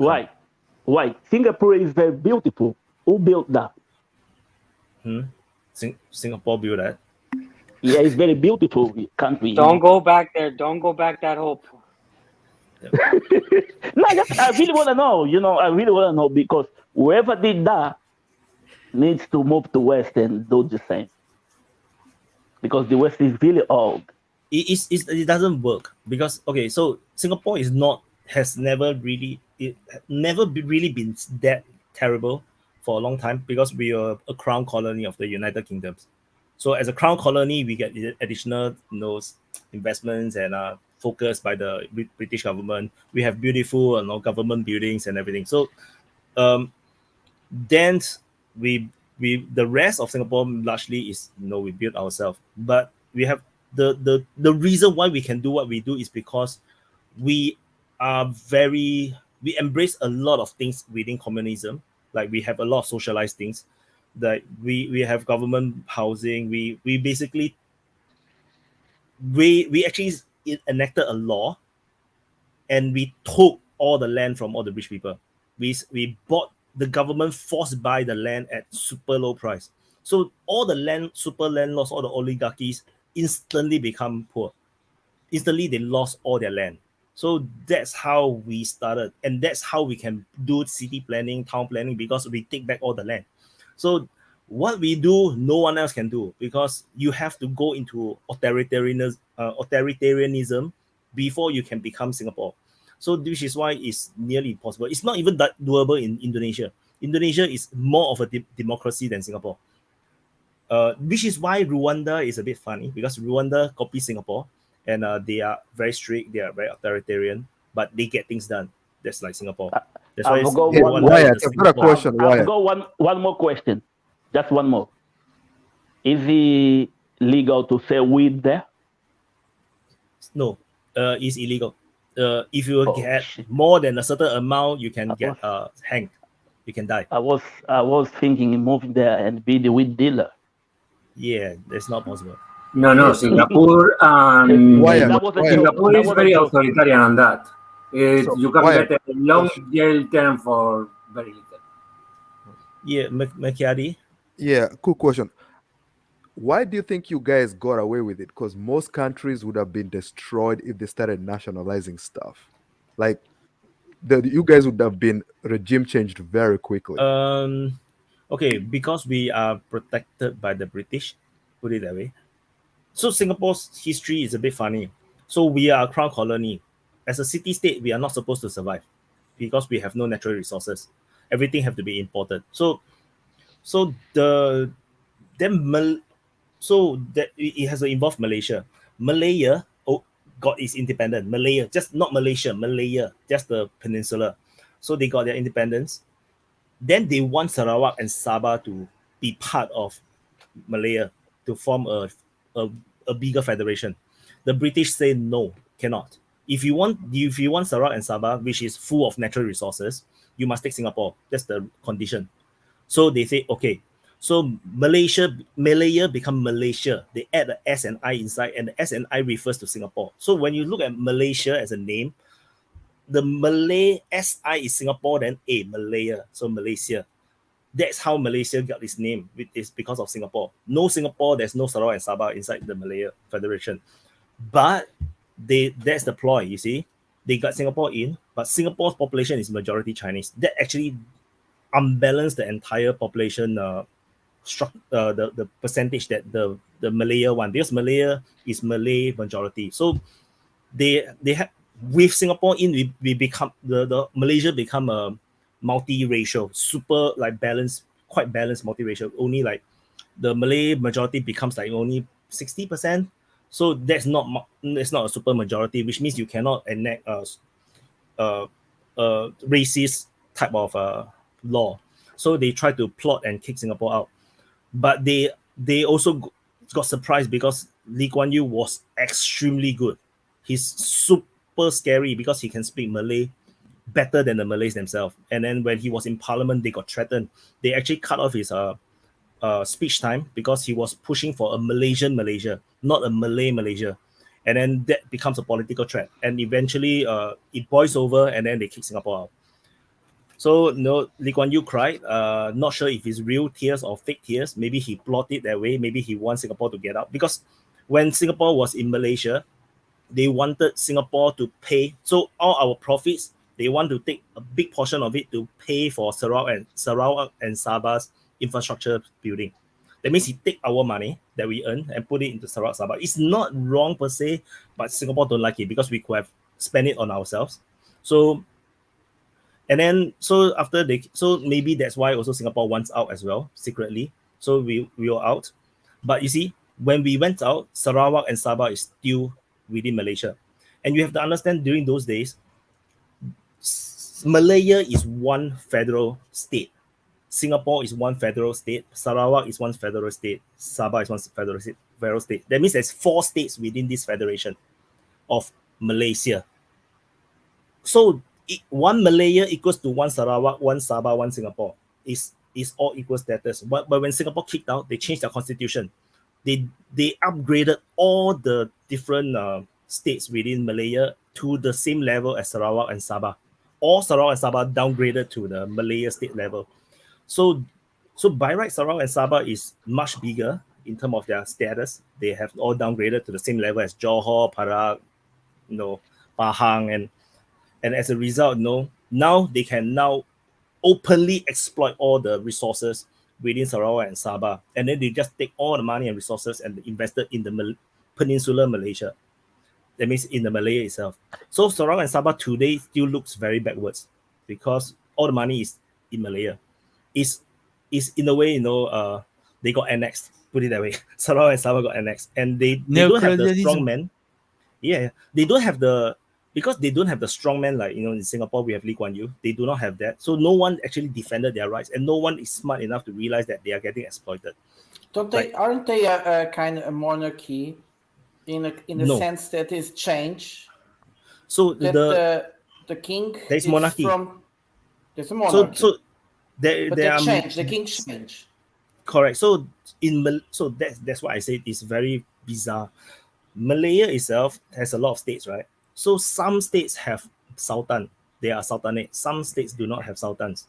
And then so Malaysia don't have a president, so they'll let all the sultans to take turn to be the king of Malaysia. But then you have to understand some states do not have sultan. So these states actually lost power. They lost power. That means you can never have someone from your state to become the king. And I didn't research into when this started, because it shouldn't have been the case, because Sarawak, Sabah, and Singapore will never recognize such a king, because we are not represented in that sense. But I'm not sure. Maybe it was been that way all the while. I haven't really read about it. But so it is a kind of bizarre, and the king can be quite powerful when the political system is becoming a very messy. Like what happened in the past 5-10 years, where the politics becomes so messy that no one knows who is actually the rightful leader, who is actually the rightful prime minister, and then the king will decide. The king will actually do hidden balloting, and then he will then tell you, okay, I have gotten the votes, you are the prime minister. Then nobody knows what is exactly the voting is, because nobody dares to review their voting as well, because it's sometimes it's secret, because they always change sides. With all the MPs always change sides. So yeah, I think maybe the Malaysians can explain much better, but it's kind of messy. But Singapore, generally speaking, we are very happy that we are out now, because we did much better, because Malaysia thought that Singapore would die, because we will have no natural resources, and in fact we might not, because we are so small, we don't have a military, right? So the Malaysians, even when we are independent, they have, I think, 2 regiments in Singapore, rifle and infantry regiments in Singapore, to protect us. And then after that we actually built up our own military, and then we secretly bought tanks. We bought all the AMX 13s from Israel and then everywhere, and then we form out our own our tank battalions, and we keep it quiet. And then we invited I think 1 or 2 years later, after independence, we invited the Prime Minister of Malaysia to our National Day. Then he got shocked when we saw the tanks roll by. He's like, Malaysia don't even have tanks. You have to understand how shocking it is. They don't have tanks and we have tanks. And then they have infantry regiment in our country to protect us. And then within a year, the infantry regiments got withdrawn out of Singapore. And then from then on, we become rivals, because they just got pissed off because they cannot control us. And then we are just so independent. And then over the decade, we become richer and richer. And then it's like, yeah, so it's super red eye now. Malaysia to Singapore is like super red eye, because they just cannot believe that we succeeded. But Malaysia is still a very rich country as well. Well, it has a very good living standard. It's like not that poor. It was much better. I will put it that way. Because you have to imagine Singapore and Malaysia is not that different for a long time. But then now Singapore has risen up by so much that our currency is now 3 to 4 times their currency. So we have super spending power when we go to Malaysia. And their economy suffers during the COVID, when the borders were closed. they were directly affected by their economy were directly affected because the lack of tourism from Singapore actually kills off a lot of businesses. And this was very surprising because they are always very irritated by Singapore tourism, Singapore tourists, because like we always go there and say, wow, it's so cheap, it's so cheap. Then it's find it very rude.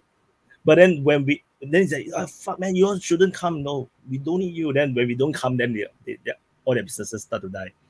And yeah, so we are very tied together.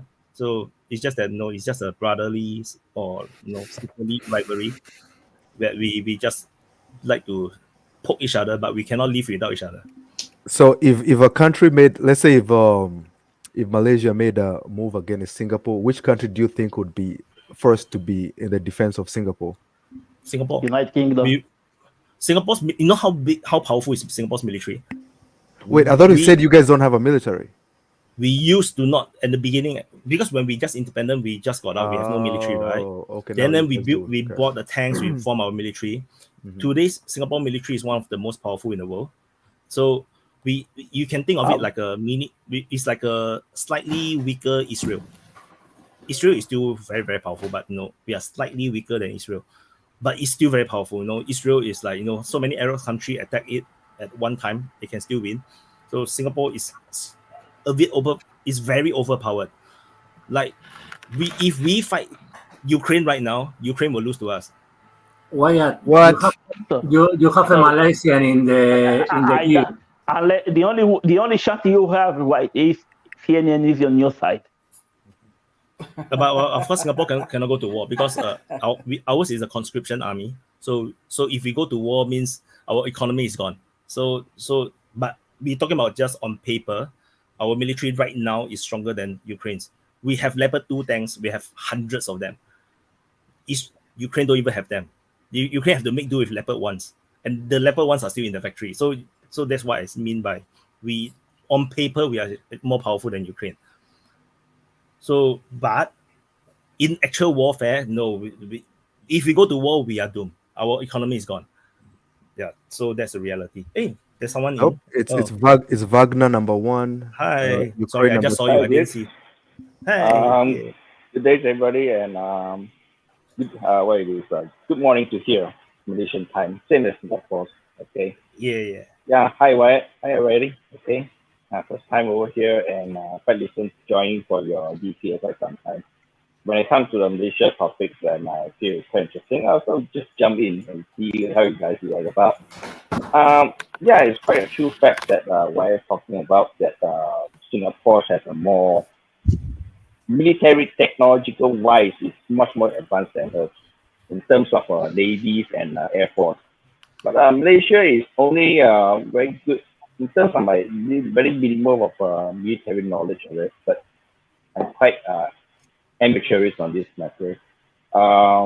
Malaysia has a good experience on special forces, small tiny special forces in fact, which is happens incidents into the East Malaysia. There's a one-time incursions of the piracies over there. They are good at it on this matter. Yeah. So our theory is always that if we actually go to war with Malaysia, we are kind of afraid of the infantry, the Malaysian infantry. Yeah, so we have to compensate with technology. We like more tanks. We have Apache. We have heavy artillery, which is all outnumbers the Malaysians. But if we go man to man, I think we are afraid because the Malaysian military is professional. So that's the difference. Same as Indonesia. Indonesian infantry is no joke. They are all very fierce. So ours, if you see our videos, you can go to YouTube and find Singapore soldiers how they look like. We are all skinny and look very terrible. Not too worried about it because Malaysian military is controlled by the king. It's not by defense minister. It's just not give a defense minister says, hey, go fight with them. No, the last command still lies on the king. But be reminded that our king has lots of business interests in Singapore. So as other states of a sultan like Johor and there are a lot of very good relations in Singapore. No point in war, but bickering, small matters like food war, like who's have a better rice, chicken rice, like this sort of shit. Yeah, like I said, no, it's not possible that we fight war because if we fight, we are both We dependent. economically This is why very integrated with each other. This is Yeah, why we I are not going love to be the like open. Ukraine. This is why I love the open mic. Right away, try to be the big man between Malaysia and Singapore, and this guy he go triggered. There's no fucking way I'm gonna come here and defend Malaysia.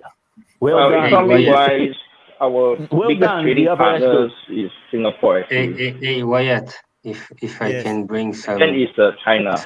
some doom to your future.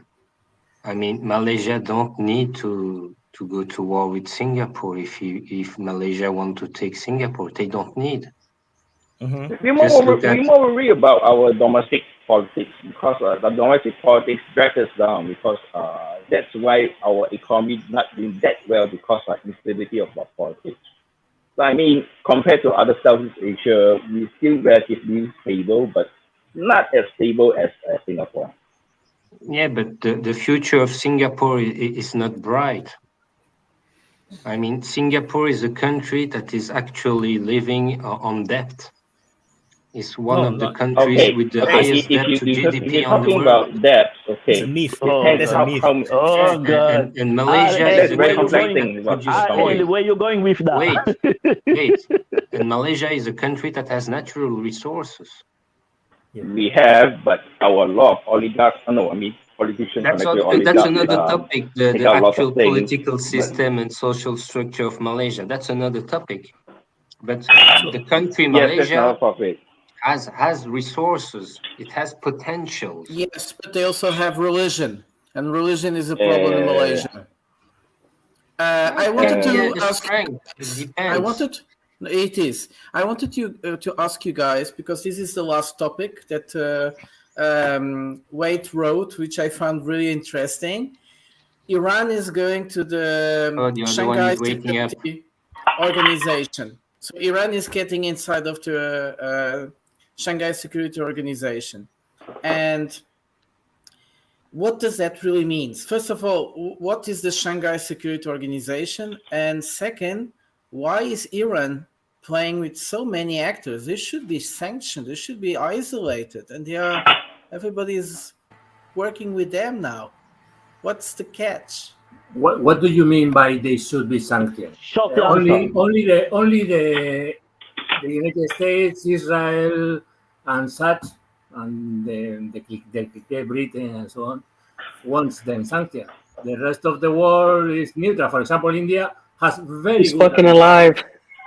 For example, Russia has very good relations with Iran. Even Saudi Arabia, which used to be one of their fiercest enemies, now has relatively, they are patching relations. Let's leave at that. Entering the is probably just sanctioning the real status of de facto ally of Russia and China. I don't see much. I think most of these countries have gotten immune to these sanctions. They have been used so much that literally now there's a whole network of avoiding sanctions. It's not going to be effective anymore. And the moment you use them, their power, like as I was saying before, their power is before they're used. The threat of sanctions is more powerful than the application of sanctions itself. So trying to keep those sanctions on Iran is impossible. That's a country of over 100 million people. It's impossible. You just push. Shanghai Cooperation is much more counter like this, like the opposites of the NATO. So very similar. Shanghai Cooperations. They just the eastern blocks of the NATO, but it's not so much on militaristically, but they are more on the cooperation, like security, like counter-terrorism on that. But in terms of joint militaries, it's not that aggressive as coordinated as NATO, as I say. But Malaysia out of it. Malaysia is just like Singapore in Asia. They try to stay neutral as possible because we love money more than war, basically. thing is not that. The thing is that what Luis was also trying to say, and Machiavelli actually understood my point, is that before everybody was afraid of dealing with Iran because of the sanctions, and it seems like nobody more. It is. We have an okay relationship with Iran, but not so close. But we're more close to Saudi Arabia. Most of the country is the country is a sanctions. Sunni. It's not Shiite. Sanctions. Most of the countries, they saw Iran and they said to themselves, "Fuck, these people being under pressure for a long time. But look at them. Look at their technology. If they can do it, so can we." That was one of the risks Russia took. I think well, that's where. Huh? Sorry. We have to think about Iran is not it's quite tech savvy in certain ways compared to Arabs. So they're quite innovative. If you leave out the sanctions from Iran, they can do a lot of tricks on that. So that's why Israel is very afraid of that. And you know that Israel's Mossad killed a lot of their nuclear scientists. That's what the Iranian very pissed about it. By the way, we got news from Suez. He just moved. Yeah. What I find interesting. Sorry. Dan has been trying to talk for a minute now. The reason why Singapore choose Israel as their military corporation is because they saw what they did in the 6-Day War. So Lee Kuan Yew thinks that is the best way to get the best military advisors to them to build the military as soon as possible. Actually, it was reversed. We got the Israeli come first, and then as they were helping us to develop, the war happened, and then we were frightened because if they lose the war, we are going to go crazy. But end up they won the war, and then we were happy. Then. Thank you. I didn't know if you were telling me to be quiet or talk. Thanks, Wyatt.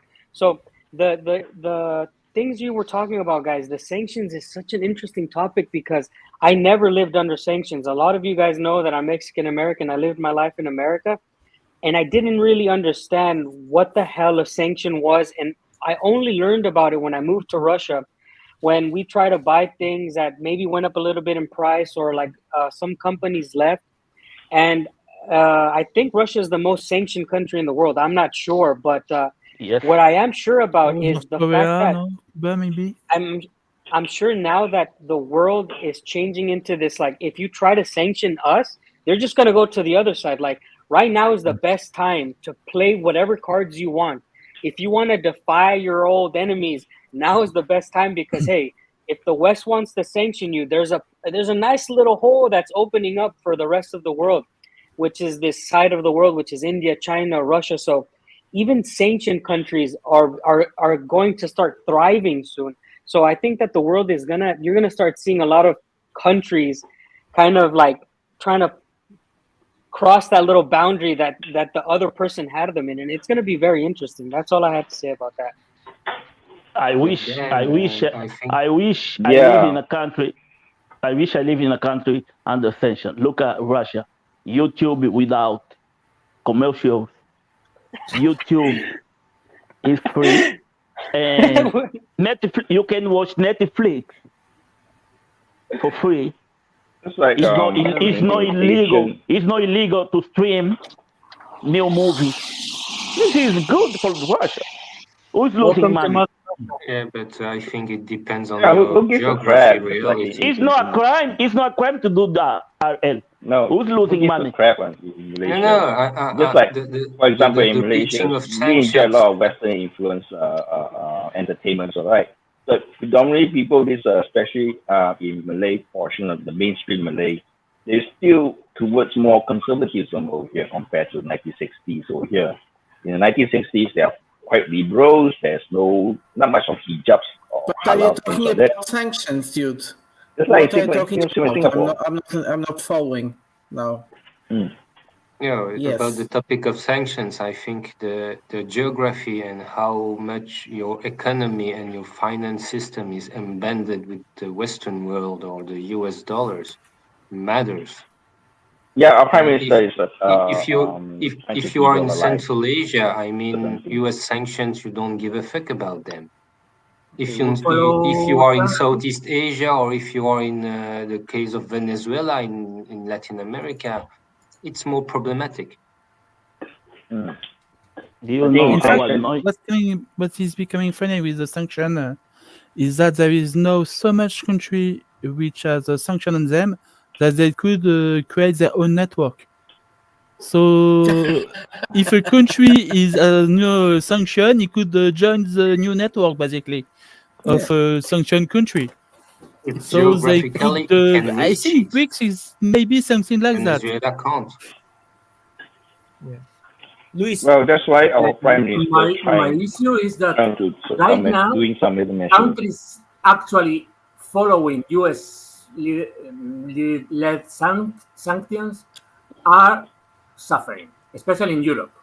Basically, what sanctioning Russia, especially, but also Iran in the past to some extent, and so on, is doing to Europe is to demolish our economy, to make us a de facto colony of the United States, which to whom we have to buy not just gas, but also uh, all kind of products that we used to buy, for example, from Russia.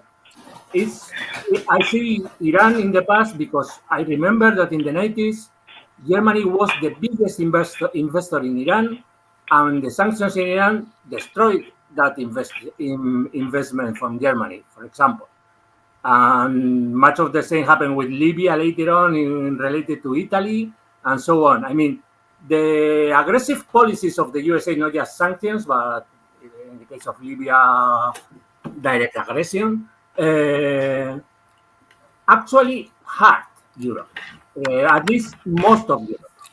And we are bound by our lack of leadership, by our lack of, let's say, continentalist leadership or nationalist leadership, to become You colony go. in the United Your States and buy leader. only products from the United States, or those who the United States sanction in the other meaning of the word. Yeah, they don't sanction. They agree that they can export to us. So where right now Europe is a colony of the United States. Yes, well said, Luis. So your leader is Joseph.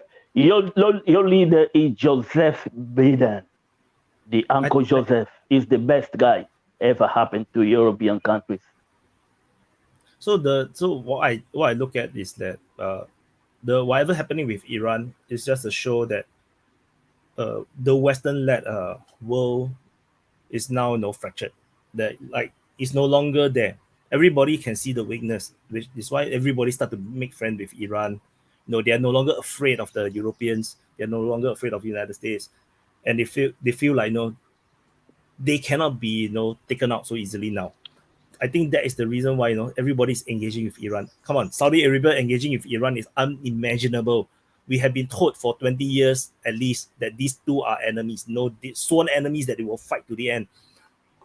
Wow, so easy, man. They just shake their hands and like nothing happened. So anyway, this is almost 6 hours. So let's do closing before we go any further. Come on, let's go back to Uganda. No. LGBTQ. If you want to talk, we must talk neo-colonialism. now that's LGBTQ. That was European, really nice. European values. All these black hole topics. Makiadi, I will never forget your uncle. Trust me.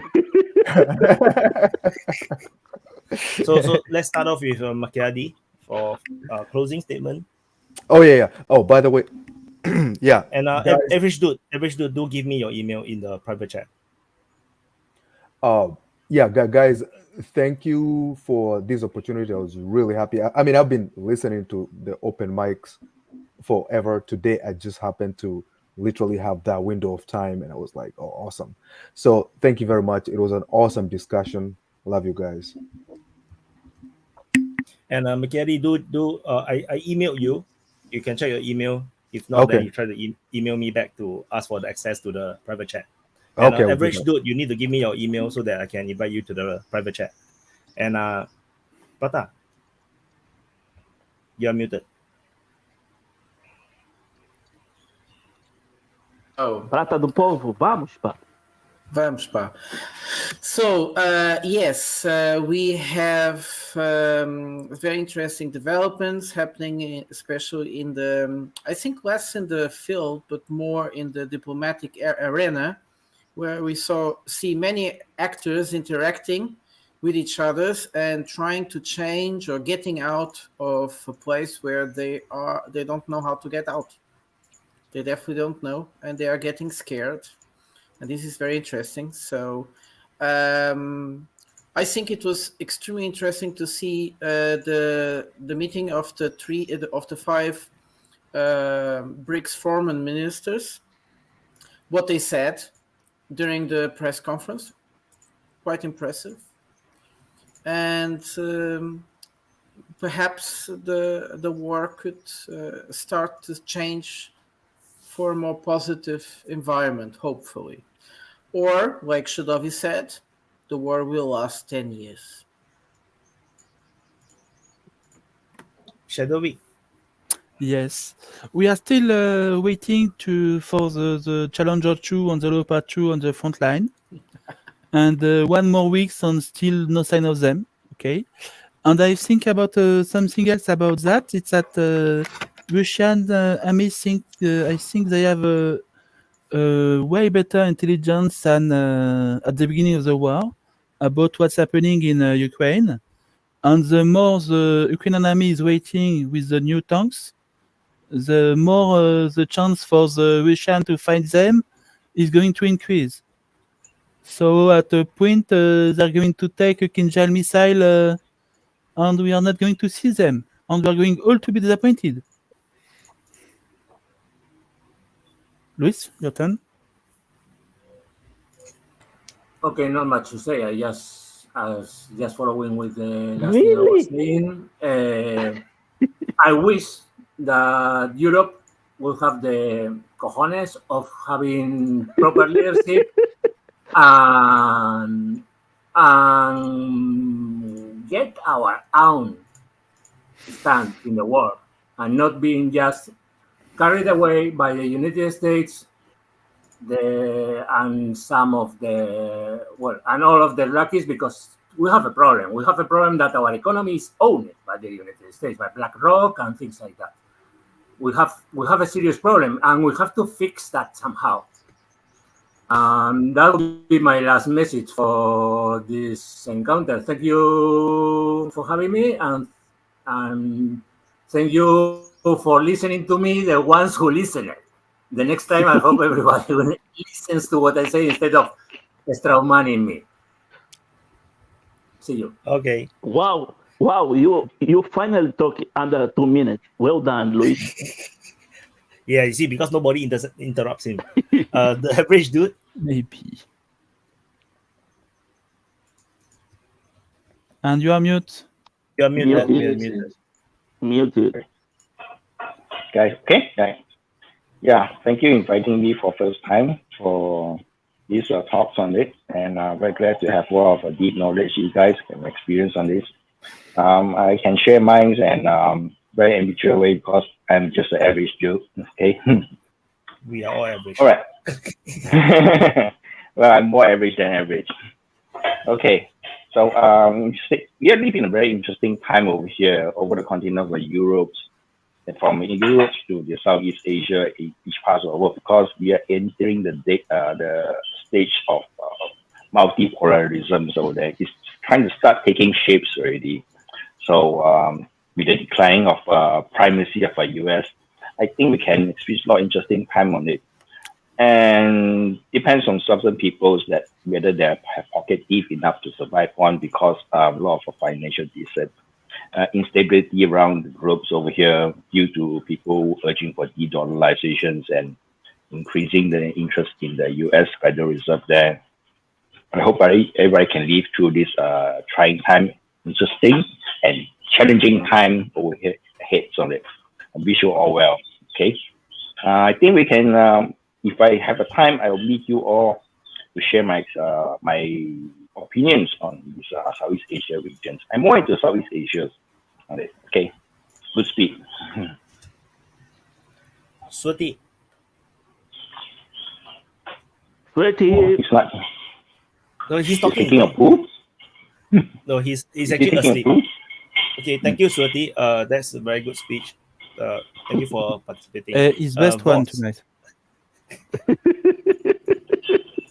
Okay. Oh yeah. By the way, you have anything about Malaysia? Next time we meet up, you can throw in some questions. So I try my answer as best as I can based on my. We got private chat. You're Email- gonna be in private chat. email. We can talk about that. If I have time. Yeah. Yeah, give me the email. Yeah. Voss, So sure. it's nice to have two new people. The average dude, welcome to the jungle. And Makiadi, I'm glad you're here, you know. And everyone in the chat is very happy with your presence. They only talk about you, you know. Basically, Oh, you're the thank star. You are the star of tonight's show. That's Well done. Yes. thank you. And I'm also an average dude, but I'm glad I. yeah. And Luis, it was nice to get involved with you, you know. Yeah, but next time we need to give each other time to talk. We need to stop talking over each other. Dan, I'm glad tonight you didn't give us any propaganda from Siberia. How great Russia is. That's my joke I'ma for you. do it. And Shadwi, yeah, French but a good guy. Rata, my compadre. RL, stop smoking ganja on live TV. Yes, that's all I gotta say. No, it's only tobacco. Absolutely nothing strange in it. Just tobacco, okay? Trust me, We're on I'm YouTube, black. so it's just tobacco. Trust me, I'm black. I know that's not tobacco. Yes, it is. For YouTube, it is, okay?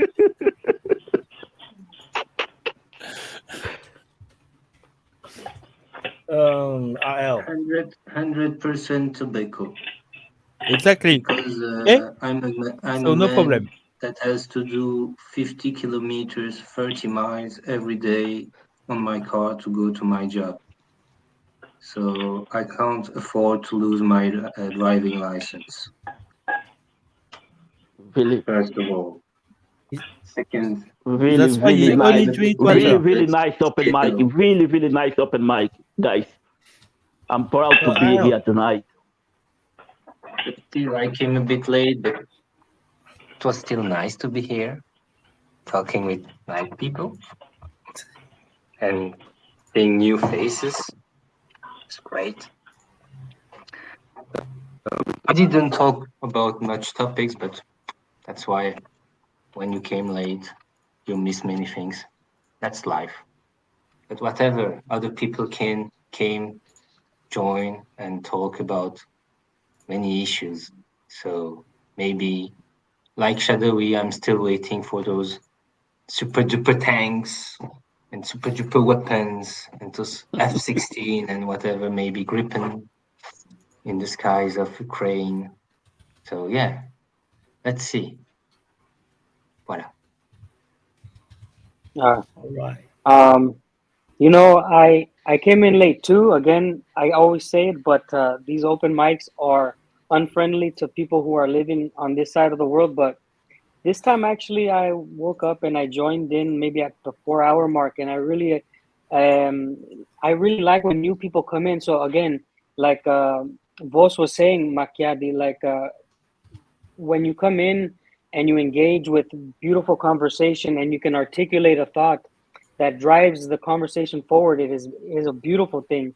And when it comes to propaganda from Russia, Vos, like anybody who's still watching, I do live inside of Russia, and I am a United States veteran, so I do have my pride, and I would never say anything that's not real. Everything I express on this open mic, everything I express for the DPA is just to inform you guys who are watching what life is really like in Russia. As accurate as I can give it, and as accurate I can give it without going to jail here in Russia. And if you want to see anything else like Russian related, My YouTube channel is Wild Siberia. If you want to see anything regarding to Russia, you can just follow that. The DPA Army is welcome there. And yeah, thank you so much for having us, Wyatt. Thank you so much for supporting the community. And Coping. Yes, thank you very much. I was supposed to fall asleep, but then the open mic happened. So, yeah, now it's early morning here, and I have been enjoying watching you guys more or less. Busy in the chat. You were really, really busy in the chat. Yes, I got so engaged, all these funny people there and so forth. And you guys, and like you guys have already said, new people here in Macchiati. It was nice to already introduce you to the lounge. And I must say that, Swerty, he does actually deserve some kudos here. I've already said that in the chat as well, because he had a rough entry here, but we got to give him an award for being the chillest panelist on this open mic. Like, he ultimately came out on top on that one, the chillest one there is. So, yeah, well, I really didn't come on for anything else, but to say it was very enjoyable. It was enjoyable to be hanging out with those cretins in the chats. And apart from that, I want to say thank you all of those of you who super chatted, those who support DPA on Patreon, Ko-fi, and Locals. We appreciate that you press that like button and subscribe, that you share some videos, be in a good health, have some decent wealth. And thank you all for watching the DPA Open Mic. Press that like. Yeah. All right. One more thing. Why?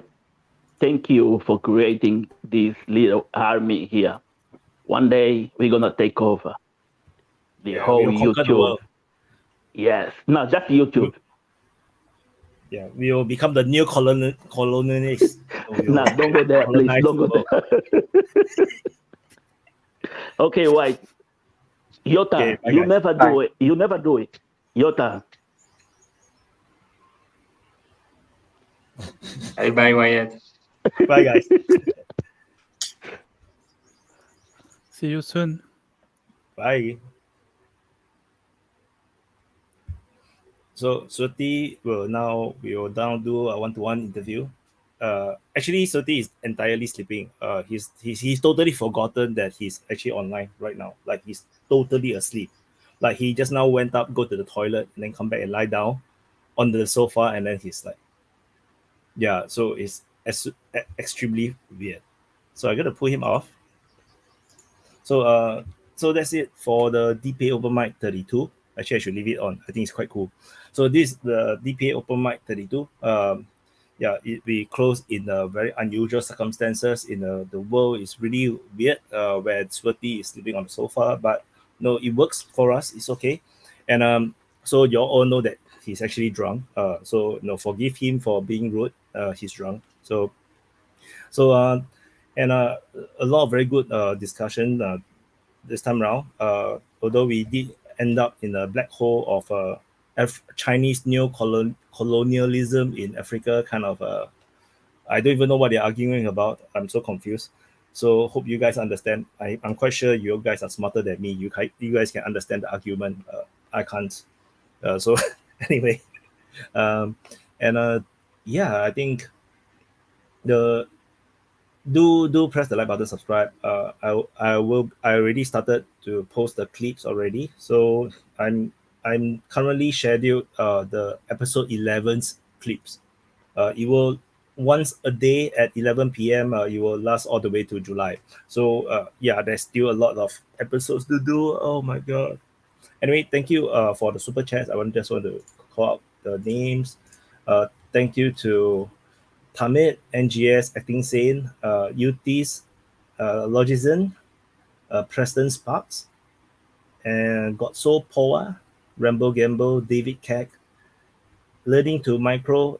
Thank you guys for the super chat and supporting the stream. Your money will be well spent into paying for the editing, the video editing. So hopefully you all will eventually get to see all these clips on the channel. Yeah. So edit out the snake in butt. There's a snake in butt. I can't tell, man. He have a lousy butt. So anyway, as usual, from time to time we do have troublemakers that try to come in. I already banned like 3 people today. Like 2 of them didn't make it. The guy that wear the called the Lao Wang, like wear the stereotypical Chinese thingy. I already know that something is not right because he wears weird. There's another guy wearing a mask to refuse to remove it. I just kick him out and ban him. Yeah, I mean, these people don't want to learn. I can't help it. They want to stay stupid. Then stay stupid.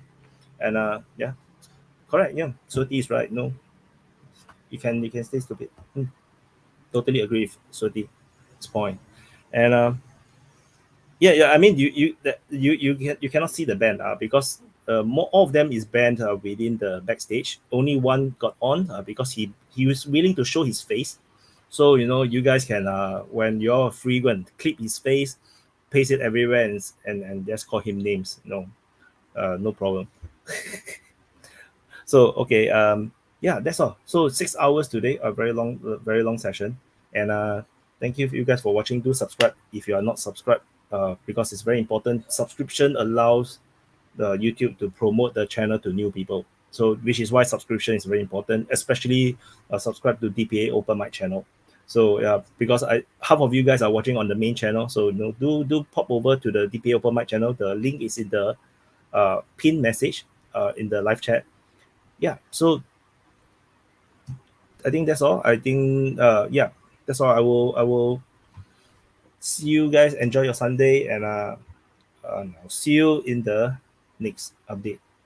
Wait, let me drop the outro.